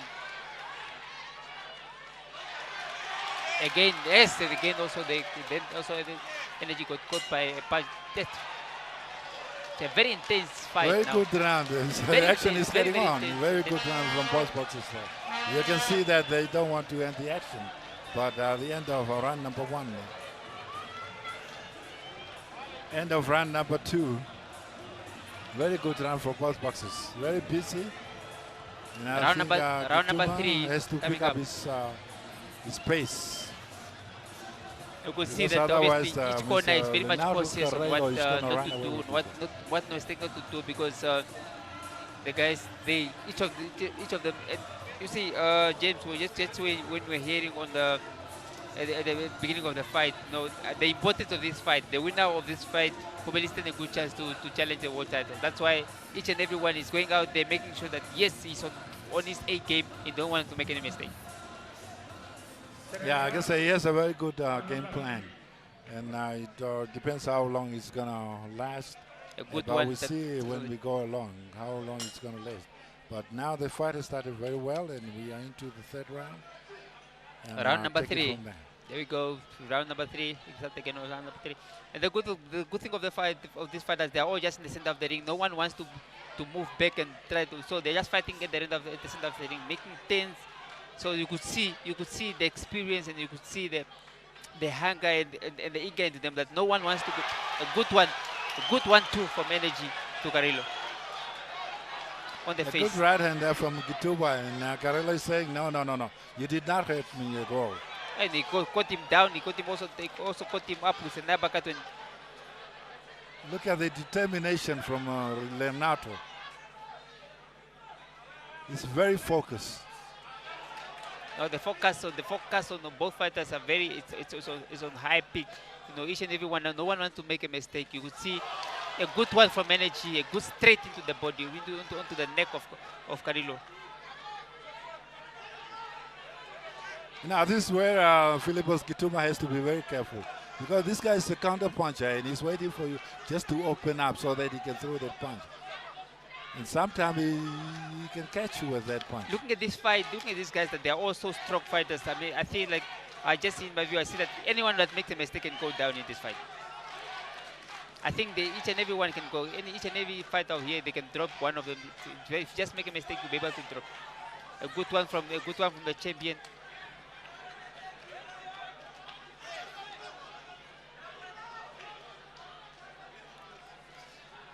A good uppercut, a short one that he got there. But then also you could see the focus on both fighters, the focus on the Carrillo, the challenger.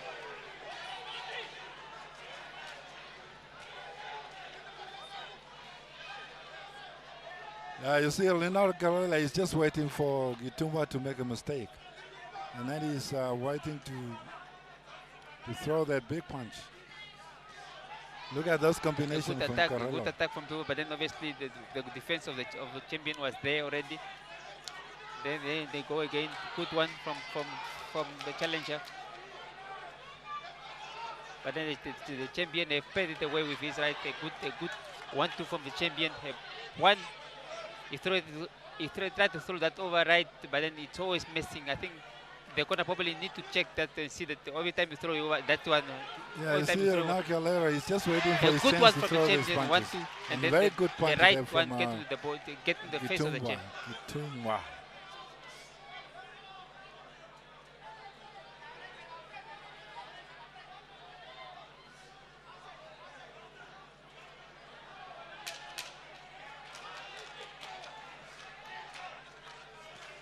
A good one from both fighters, and then the challenger also tried to make sure that, yes, they're trying to finish off the fight. Very good round for the two boxers, especially for Renato Carrello. He has been the most effective one in that round, and I think he has done very well in that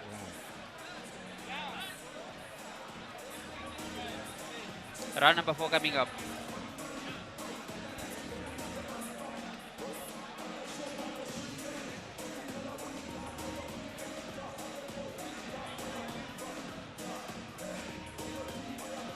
Just look at a good one on the cheek, the chin of the challenger from the champion. Swing off the left hand.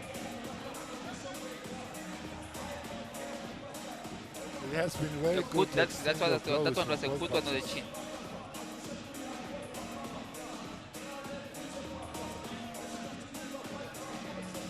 Very good right. And then again, also the challenger retaliate with it and say, "Look, you give me this, I'll get you this."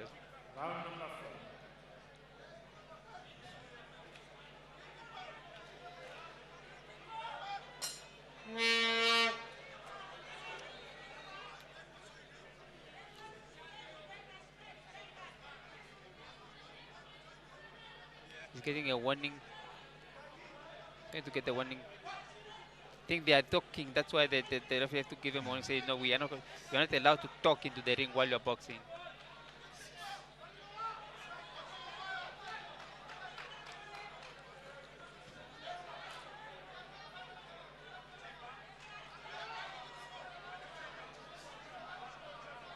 There he goes. No, each and every one, they are so cautious on not to make mistakes. No, like no one wants to make mistakes. No, yes, energy is throwing. There you go. Energy is throwing that 1-2, but then obviously the challenger is making sure that that 1-2 does not catch. Yeah, Gitumwa is actually taking the fight to Carrillo. And Carrillo is just on defensive mode. I think what Carrillo is trying to do is trying to allow him to throw punch and then he counter him. That's what I think he wants to do. Now Gitumwa has to go on. He has to use that jab. Use that jab. Just use that jab in his face. And it's actually it's working. It's effective. You see, when he used that jab, Carrillo is kind of trying to open up. And obviously, energy doesn't want to go back. He's pushing forward. He's making sure that, yes, I'm coming in front. I'm coming forward. I'm pushing the fight to you. Then obviously, not only pushing, but then also I'm not going to be careless.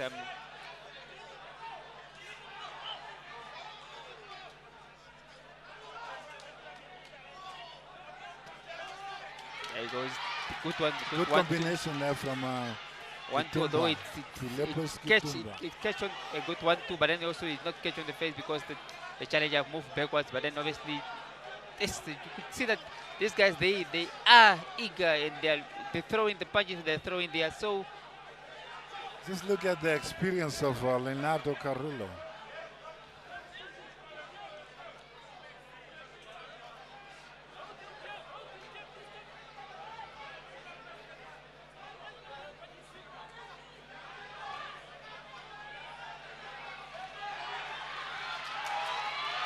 A good one from the champion.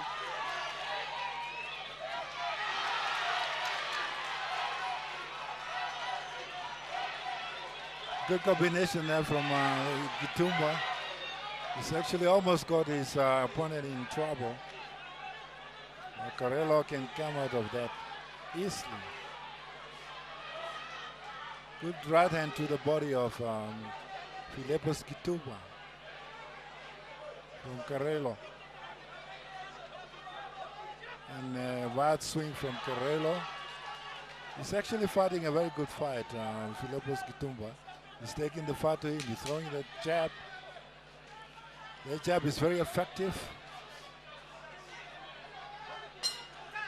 A good combination there from Leonardo Carrello, end of round number 3. Round number 4. Very good actions from both boxers so far.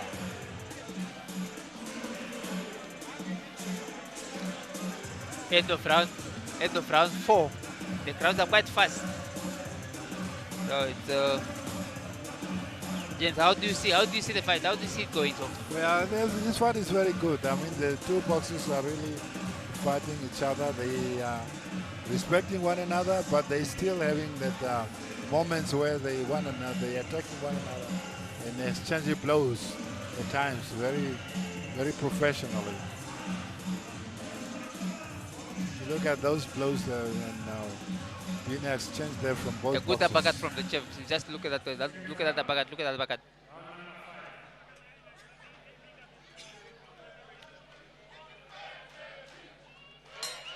There we go. Round number 5.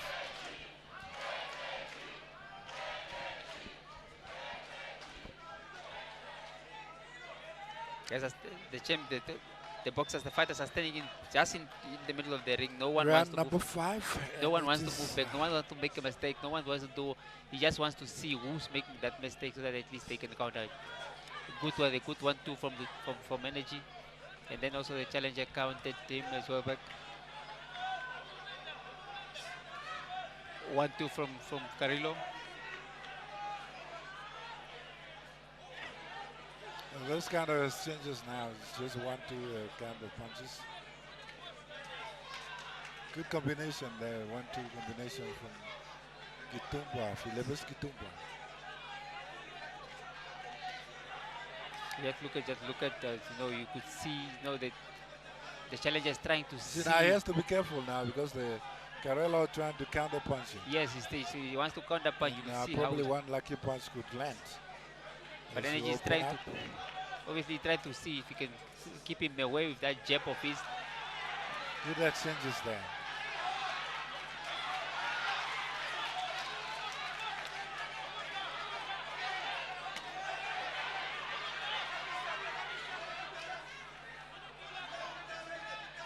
You could see the sportsmanship of them when you throw the back of the back, and then he said no. This guy a very good boxer and a good sports. He has a very good sportsmanship.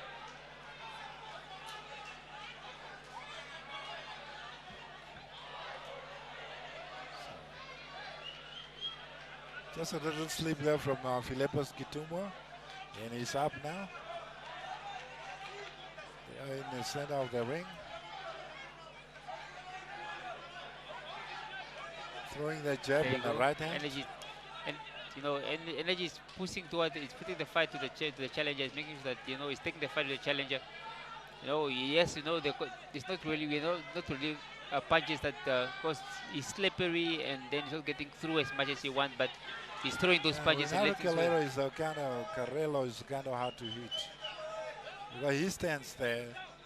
They make it very difficult for Philippus Kitumba. You actually catch him with he wants solid punches. Look at the way he's thinking. I think he wants to counter. That's why he's just looking at bouncing back.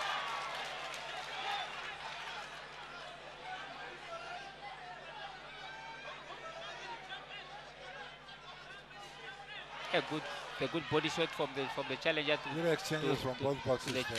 And again, they all trying to work the body. Good right hand. Good one on the chain of it. A good one, 1-2. 1-2. A good one. A good round. A good finish for the champion. A good finish for the champion. It good very 1-2 to the face of the challenger. Good round at the very last minute there. Yes, they're trying to open up now. Trying to get through.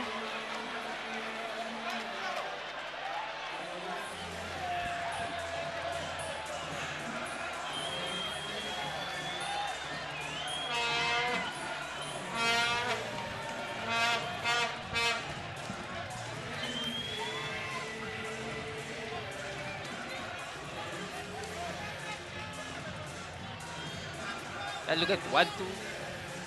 Good right hand there.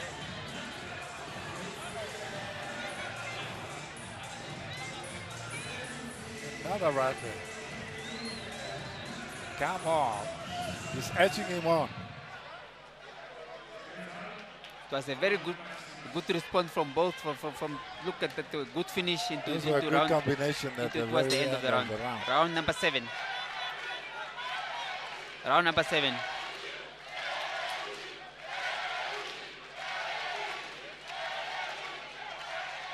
Yes, they want to go. You want to round number 6 coming up. Into round number 6. I think the challenger also now so that he's probably falling behind. He need to come back. That's why he's trying to do anything to make sure that but then energy is also doing is make sure that he's keeping away from the jab. Just make sure that he tap the jab and keep him away with that jab. And that jab, Gituma kind of flashing that jab. That jab is enough. He's scoring points and just make sure that he's tapping away, taking a distance. And then when he wants to come around, he keep him if one not having any chance of evading the jab. Yes.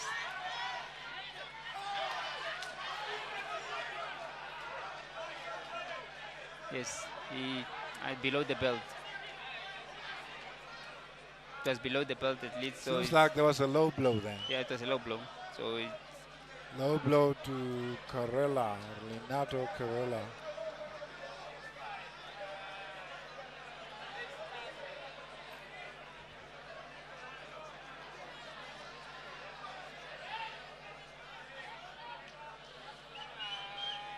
It is a low blow, and then you could see with the energy that he used to throw those punches. Yes, it really hurt. So it does. Yeah, just look at Renato Carrella. Probably has. It does, but then and it's not pain, that to say of the what to say. He's fine. He can continue. Bring it on, bring it on. So the fight continues. Round number 6.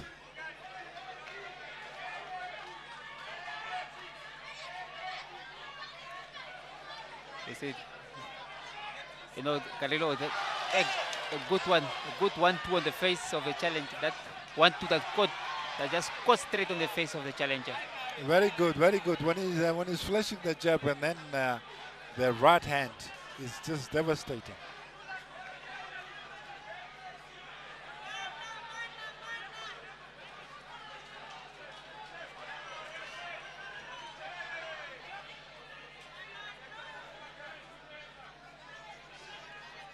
There he goes, and then yes, that dancing is good. It's making it at least makes you a good one.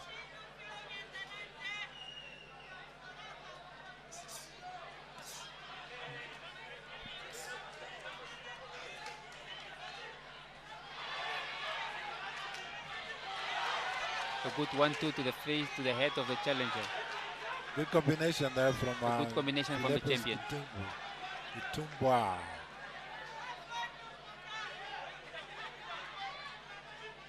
I think Carrillo just want to counter. He's not really throwing punch or try to make sure that it. Yes, he threw the back. Set the back. He set the back.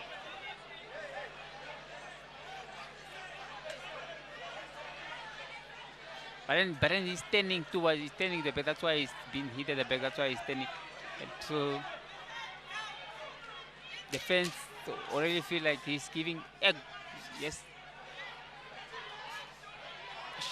So he give. When he comes inside, it's very dangerous. It's very dangerous to come inside. I think what the corner need to do, they need to tell the champion not to allow him to come in, because once he comes inside, he becomes dangerous.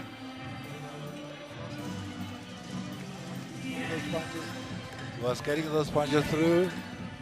Very good round.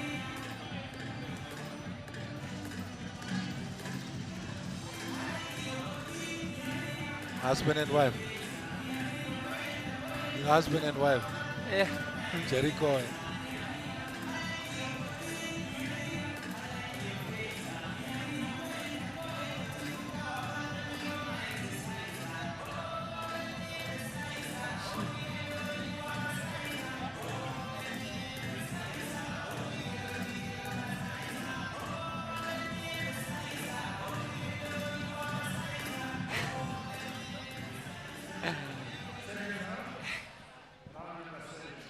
Very good one, bro. But that one. See, look at the low blow. Look at that low blow. That was a low blow. Yeah, that low blow. That's a very low blow.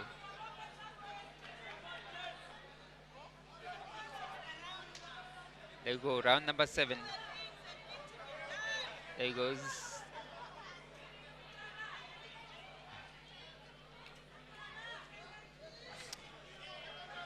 Round number 7.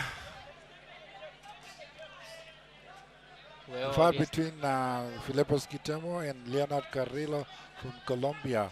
It is in the W Global Super Bantamweight title. A good one to the Very head. good round, good fight, to good the head.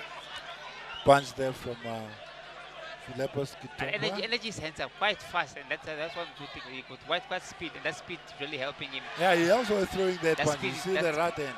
See, that speed He's is really actually helping him catching because whenever Carrillo he every time he throw a jab and then he throw that with right a hand, jab, he gets jab, comes jab, through. and then throw the right hand.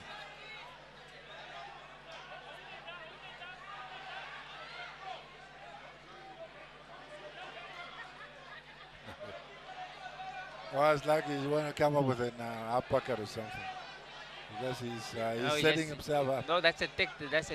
He wants to get you for you to have a look at that, and then he catch you with the other punch. That's why I think. So I don't You think. don't even know what he's trying to do, but you think you look at his right hand. He's like he's setting up the right hand for a punch or something.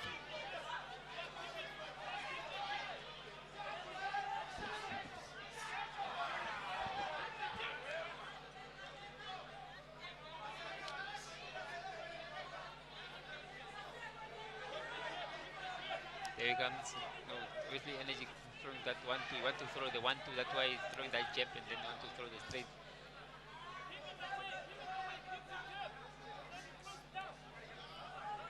Very good boxing from the two boxers there in the center of the ring.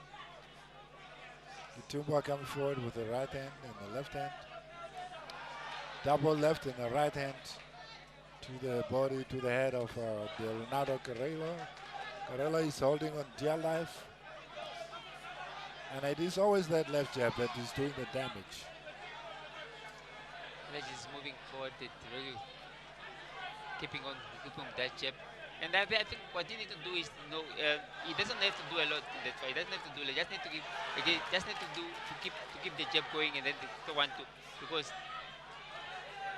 just have to throw the jab and then to keep on the 1-2, because if you want to, I don't know what he's trying to do, but I think he wants to throw that right hand somehow. That wide override, hook or uppercut or whatever it is, but he's trying to swing it.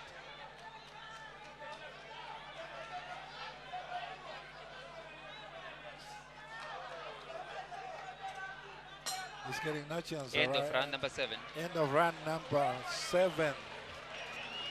It's still a good round for Filippo Gitumbua. Very active, very, very effective in those punches that he's throwing. Very meaningful punches that he's throwing.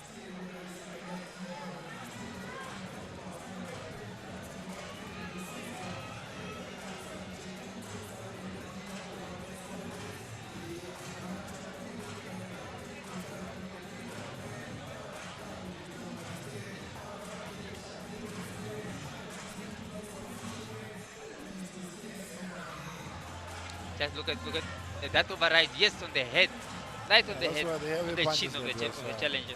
Actually punishing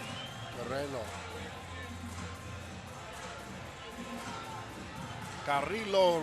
Leonardo Carrillo.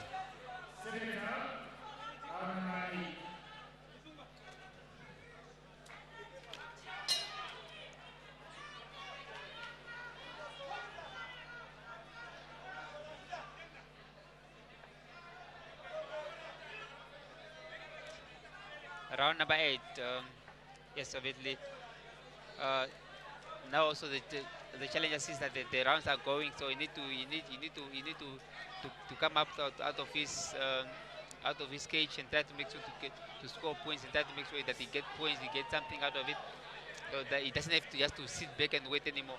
But then obviously Energy, I think you just need to continue doing what he's doing.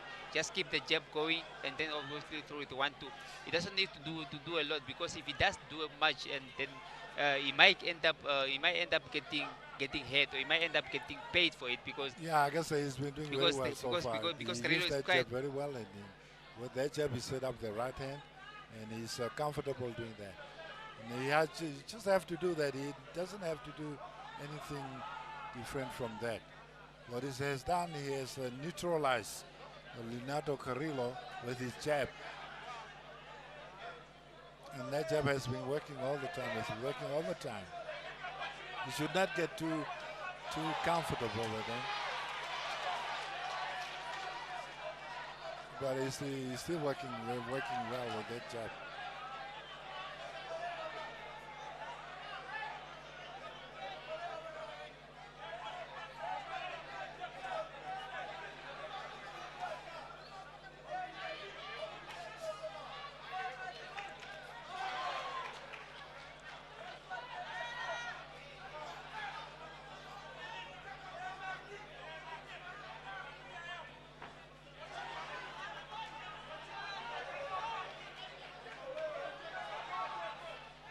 Very good boxing from Philippus Gitungu.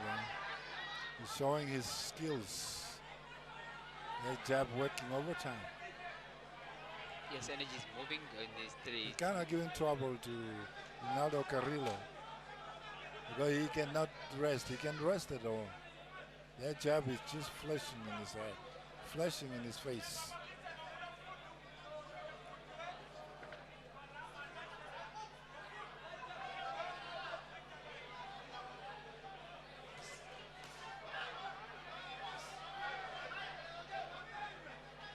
Yeah, now this is what I was saying. You should be careful because this guy has a very good right hand. And I don't know why he's holding back, but every time he's trying to throw Maybe he's trying to get away to see how he can go through it. That's why maybe he wants to hold the right hand. But then obviously, I think the champ is doing good. He's doing well on at the moment. He just need to continue what he's doing. It's going towards end of round number 8.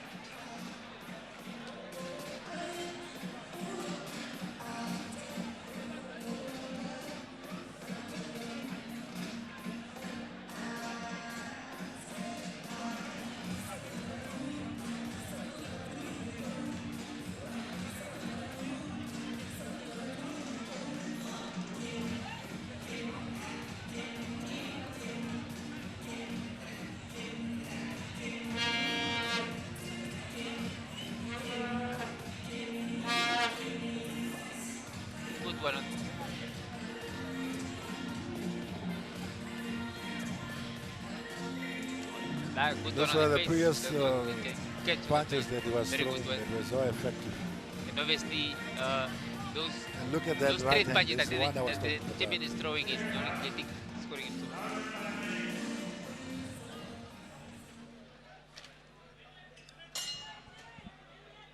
Round number 9.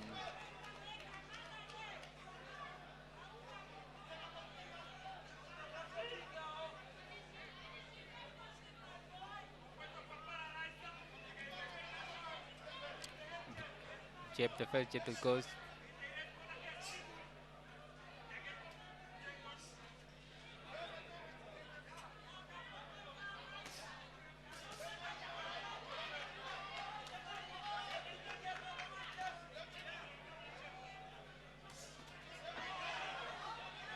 And then they goes, you know, they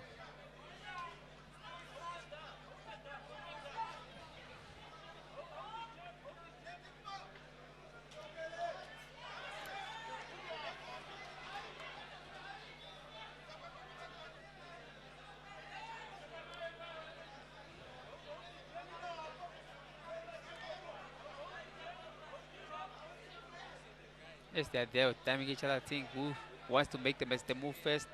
So they're just saying, well, let's see who's gonna make the move first. Hello. Hello.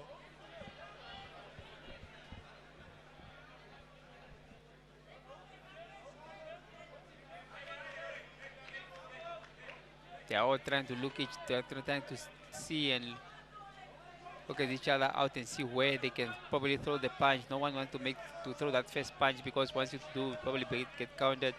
No one wants to get countered for that one. So they are all there.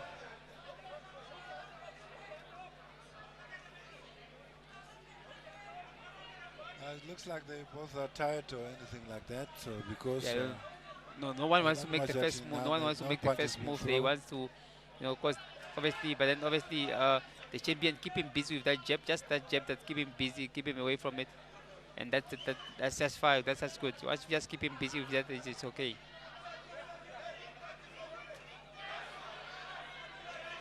Yeah, but that defensive boxing of Karela is a good 1-2 to the face.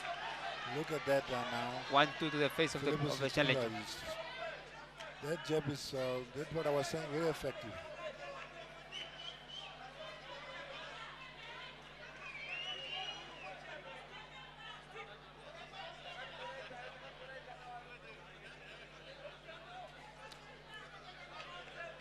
Dan Carrillo is not really, he doesn't want, he's not throwing any punch, he's just waiting for the champion to throw, which is very disadvantage because good one on the face, a good counter that he put. A good combination there from Philippus Gitumbu. End of round number 9. End of round number, what is it, 8?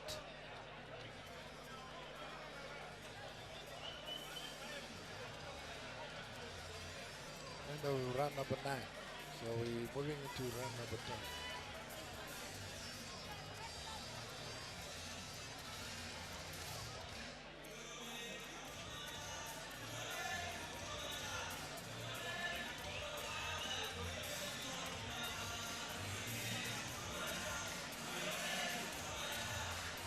Look at that, those two highlights, because those punches that they got through, that one got into the gut, but then obviously they make him shake, and then on the head. Punches, but they're actually not landing on Carrillo. Carrillo was leaning on the ropes, try to evade those punches. Round number 10, championship round. The championship round coming. Round number 10, championship round coming. These are the most dangerous rounds now that are coming up. To round number 10, and this round, now Leonardo Carrillo has to pick up his socks. He really has to pick up his socks because, of course, quite is very far behind with point. I mean, obviously, counter punching, not really very much. You need to pick up his point because what here that thing for the champion have really done a lot. They've really done much. Yeah, he's definitely behind on points, and now he has to come out because he has nothing to lose. But then for him even to come and probably pull off something off here, he either need to drop the champion and make sure that he got counted. That's why. But apart from the way it's going now, I don't see anything like that happen. But then obviously we never know because anything can happen. And then him being a sharp fighter as well, you could see anything. If any mistake happens, one will pay. But energy is focused good with that 1-2 on the face. You always just throw that 1-2 on the face and make sure that it catch. Yeah, I guess the punishing, the batting is going on. It's still continuing because Leonardo Carrillo is just holding back. He's not coming forward. He's defending more than attacking. And I guess his defensive style is very awkward. Just making it very hard for Philippus Gitumbu to actually catch him or punch him. But still, that jab is still working. No. He's still working the jab. He's working the jab in the right hand. With Carrillo, obviously, yes, he I is love the way he throws the jab. He is dangerous, obviously, in the end there. But then obviously, if it's the way he's fighting like that, he's not gonna do. It's not gonna cause any damage because energy will not allow him to do. Not allow him to do anything. It allow him to idle because if you keep him busy like that and time goes, I mean, they're now in round. This now the end of round 10, and then only 2 rounds to go, which means obviously for him to win any of those rounds. For him to win for him to win, he need to knock the champion out. Yeah, and Carrera has a very awkward stance because he's always defensive and counter punches. But then he's not fighting. He's not fighting like someone who wants to win. You look at the way he's not really having that, or maybe it's his style where he probably wants to make energy calm or wild. Yes, And and probably I make it very hard for him. Yes. I think the crowd is now cheering them on. End of round 10. End number 10.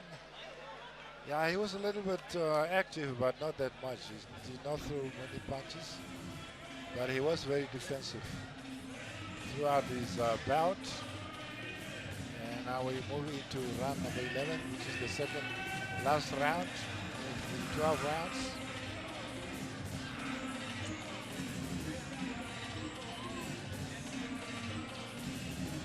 The fans are enjoying. They're enjoying the atmosphere. I think they're enjoying the atmosphere. They're enjoying the response of the champion, the way the champion is carrying himself. So they're having fun. Look at that one, especially that jab and that 1-2 on the face. Obviously, it's causing damage and also making sure that yes, the weapon that he was scoring using enough points. That 1-2 on the that face, right and it has been very effective throughout the fight.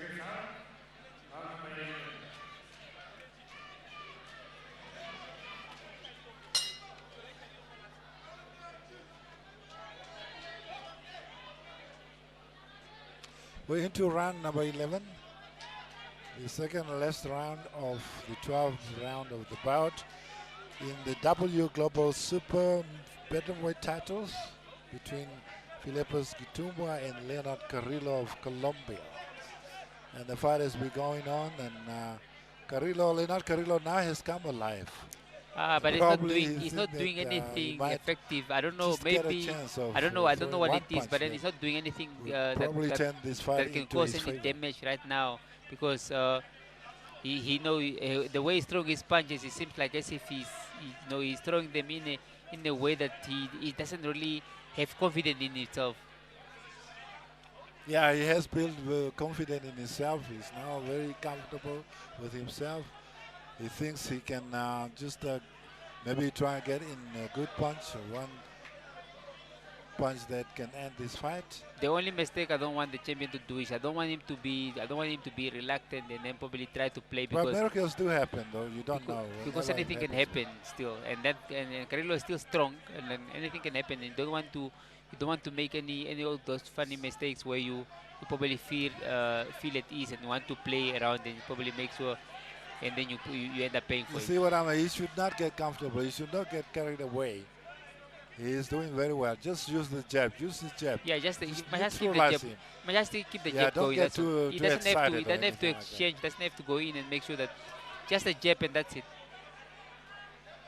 That jab does the damage already. Keeps on. Just that jab. Just these South Americans. They're very tricky. You can just 1 minute, you can just change the fight in his favor.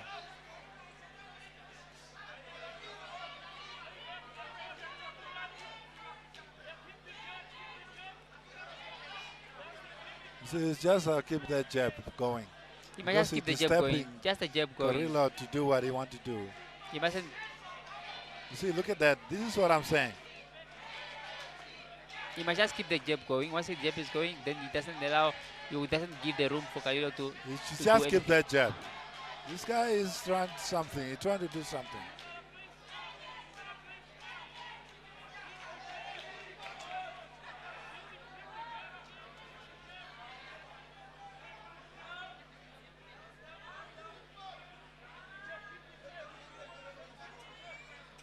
Now, in these last rounds, anything can happen, so you should be careful not to get too comfortable. With Leonardo Carrera losing on points, and probably might try and get one punch in. End of round number 11. Last round coming. End of round number 11. We into the last round. last in the And round this 12 has in the been final a very round good coming fight between the two boxers. They given them all. Leonardo Carolina has come here to fight. He did not come here just to have a vacation. And he has shown that.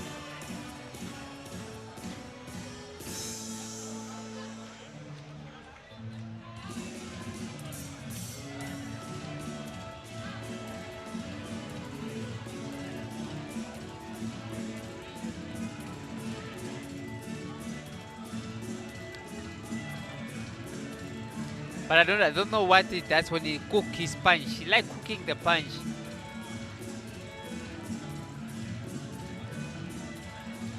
I don't know what it does when he does it. He like cooking the punch before he throw it. Yeah, he's trying to get that one big punch. Round 12 in the final round. This 12th round and the final round of the bout in the WBO Global Super Bantamweight title between Philippos Gitembo and Leonard Carrillo. Now is the time. Now is now. And we see what Carrillo can do. What he has been keeping. What he has been waiting. And this is the time for him to shine. But I think energy is is the just time keep for on him doing to- what he was to doing throw before. that- He just just keep on. that one He big must just punch keep on keeping the that lapping can the turn jab his going, fight into his keeping favor. the distance. You don't have to exchange because anything right now, it's can happen in this, you know. Yeah, I like how Philippos going to go with So he Gitembo. mustn't do Very any unnecessary cautious. things that He that, just that have they to probably throw will that cause punch. He him have to throw that he might just jab keep on going. letting the punch go and probably let the jab go and that's it.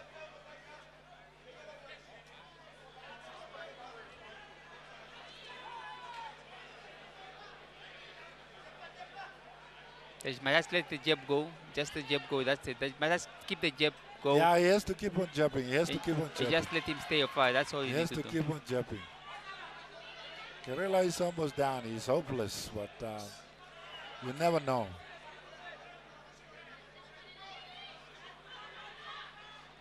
You should just be careful of that one punch. You must just keep the jab going, keep him far. That's all. When the jab keep the jab going, then that jab keep him far. There's nothing Stay else on him. He has there's to nothing stay else on that he him. can do.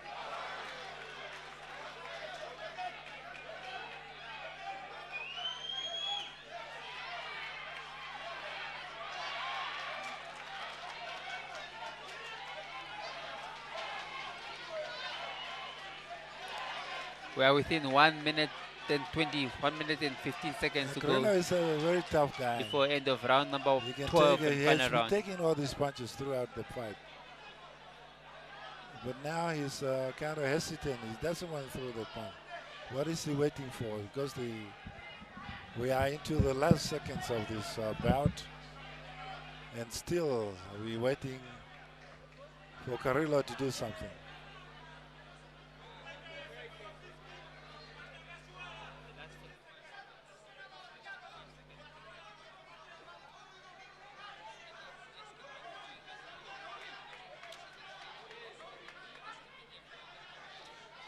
Yeah, you see, he has to keep that jab going. You see, he has to keep that jab going because Carrillo is something planned for him. He wants to throw that jab. That one big punch.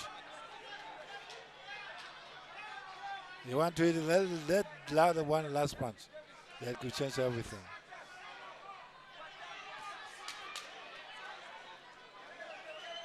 You know, Leonardo Carrillo has come alive.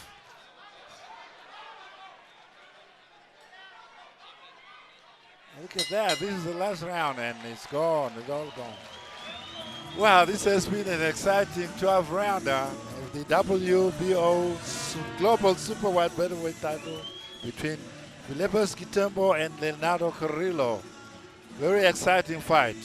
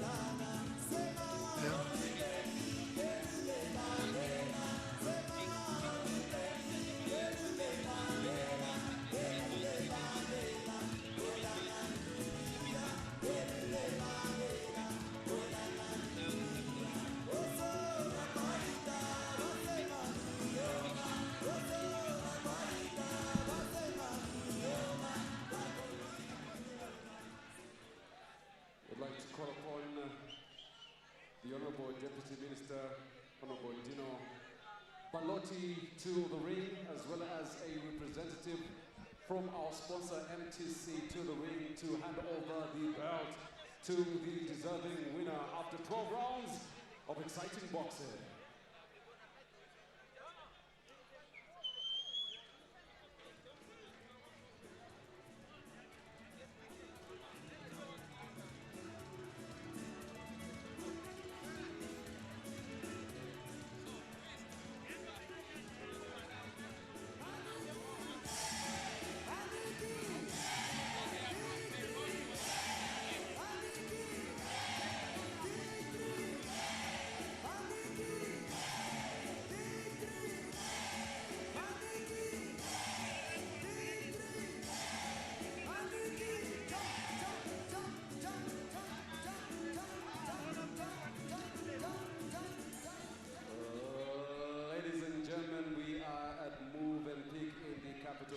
To our viewers, as well as members of the media, a round of applause for the two boxers after 12 rounds of exciting boxing.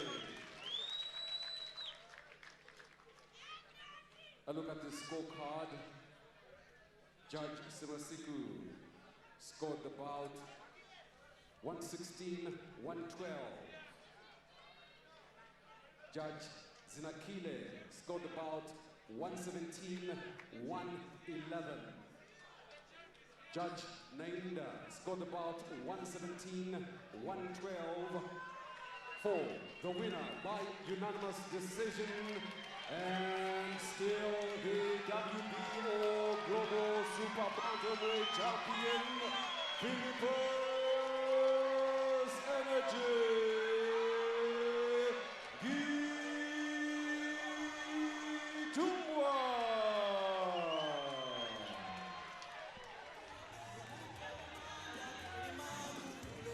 Yeah, that's the boxing for tonight.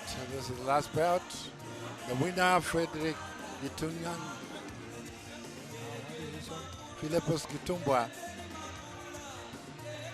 still the WBO champion.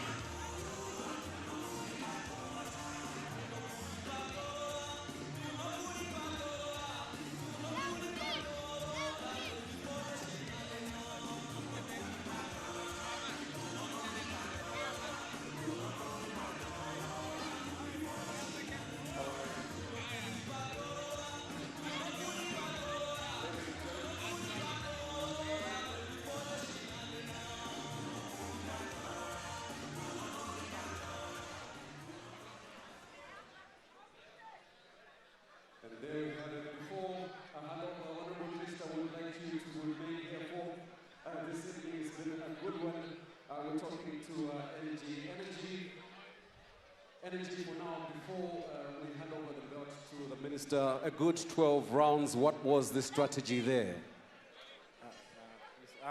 First of all, I just want to thank everybody who come and support us, and the people that are watching on TV or anywhere we're watching. Thank you guys for supporting us. And before I start on with you about the fight, I just wanted to challenge the minister. I don't know, a minister of NDF, police officer. Please, my name is Philippus Ngitumbwa. I started fighting for this country since 2015. I went to all African game, was in Congo Brazzaville, and I went also to Cameroon for Olympic qualifying was 2016. And after that, I come back, went to Zimbabwe to fight, went to Manila, Philippines, to Japan, you know, beating a former world champion in the first round. But I don't understand, we are still jobless. I want the minister please to help us, you know. We don't have job, especially professional boxer, all the athletes, you know. We are, especially, we can even say there was a tough fight today, but I was just on myself, on my own, and I want also to thank the main man inside there, Sunshine, you know. Without Sunshine, I'm nothing, you know. Please help us to give us a job, you know, especially a police officer and NDA, please. we are on our knees, especially me, I'm on my knees, and please. I believe the message has been taken by the Honorable Deputy Minister who is present for the night tonight. Honorable Minister, thank you very much for sticking around. Let's get to the fight. What was the strategy as asked earlier on? No, you know, I have a big team, you know. We train hard, we train very hard, we have a good game, you know. We do everything with a big man. And we train, and my opponent was also not an easy fight. You can even say that it was not an easy opponent, but we managed to overcome our enemy tonight. He was a good fighter. Was there a point where you felt he was a threat to you in the fight? Yeah, but you know, it's not just to see someone is afraid. Maybe someone just to try to do some tricky, and maybe when you start running in the guy, you see yourself on the ground. You know, it's just maybe you see the guy is maybe afraid, but just you know, boxing is a game. You know, we have to play smart. Much of the time, playing smart, we could see with the 10-second count counting down, you're more aggressive. Was that part of the plan as well?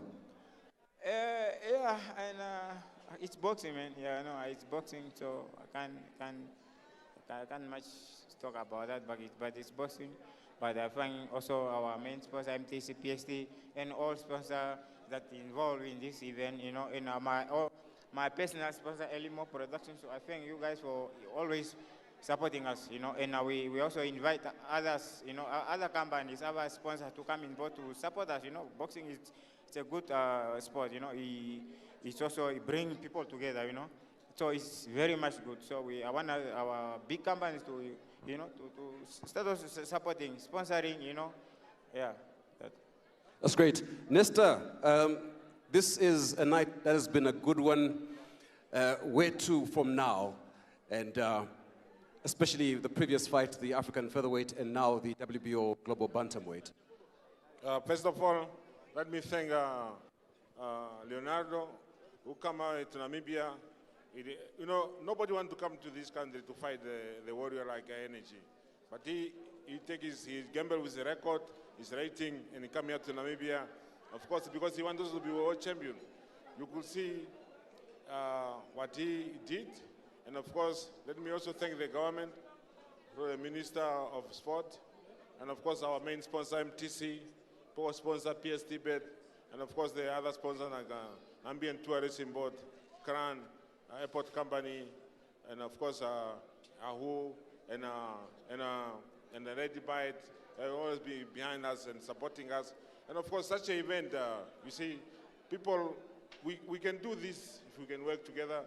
For me to put up such an event, I have to do my head on the block, and it's not the budget is a crazy budget, but yeah, we make it. Now Namibia is growing because of this, and we see now we can invite other corporate to come on board.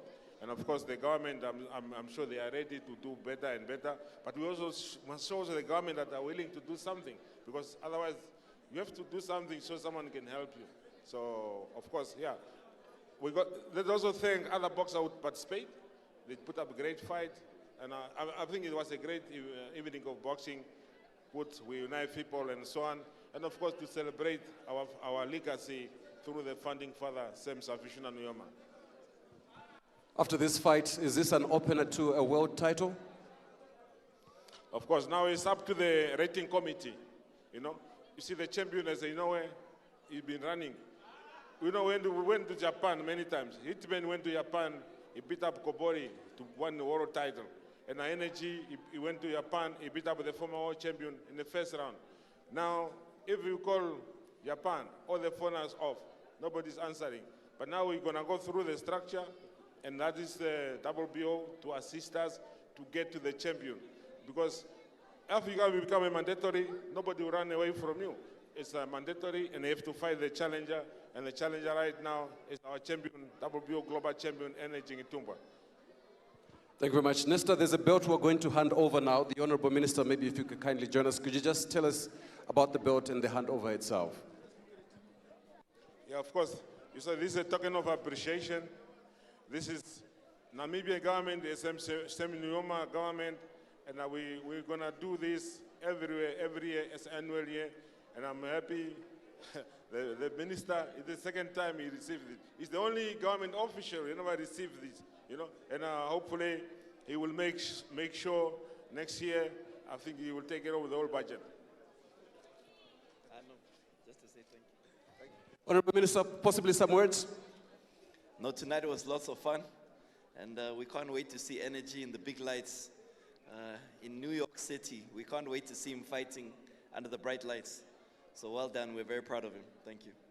Thank you very much. That's the Honorable Deputy Minister of Sports, Honorable Dino Balotti. He has been handed over the belt from Philip Energy Gitumbwa, who has defended his title for the night tonight from Move and Pick, and still the WBO Super Bantamweight champion.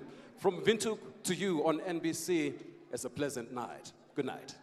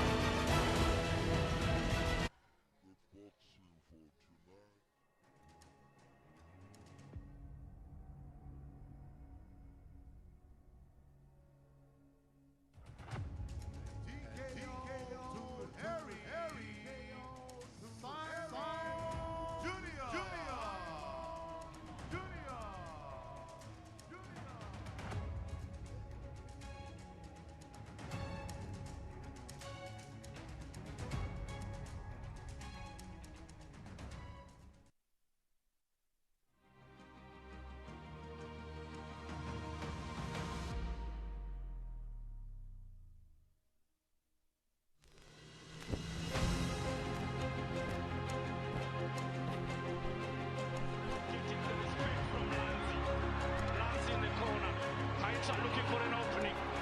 Haita trying to use the hard goals for the body shots.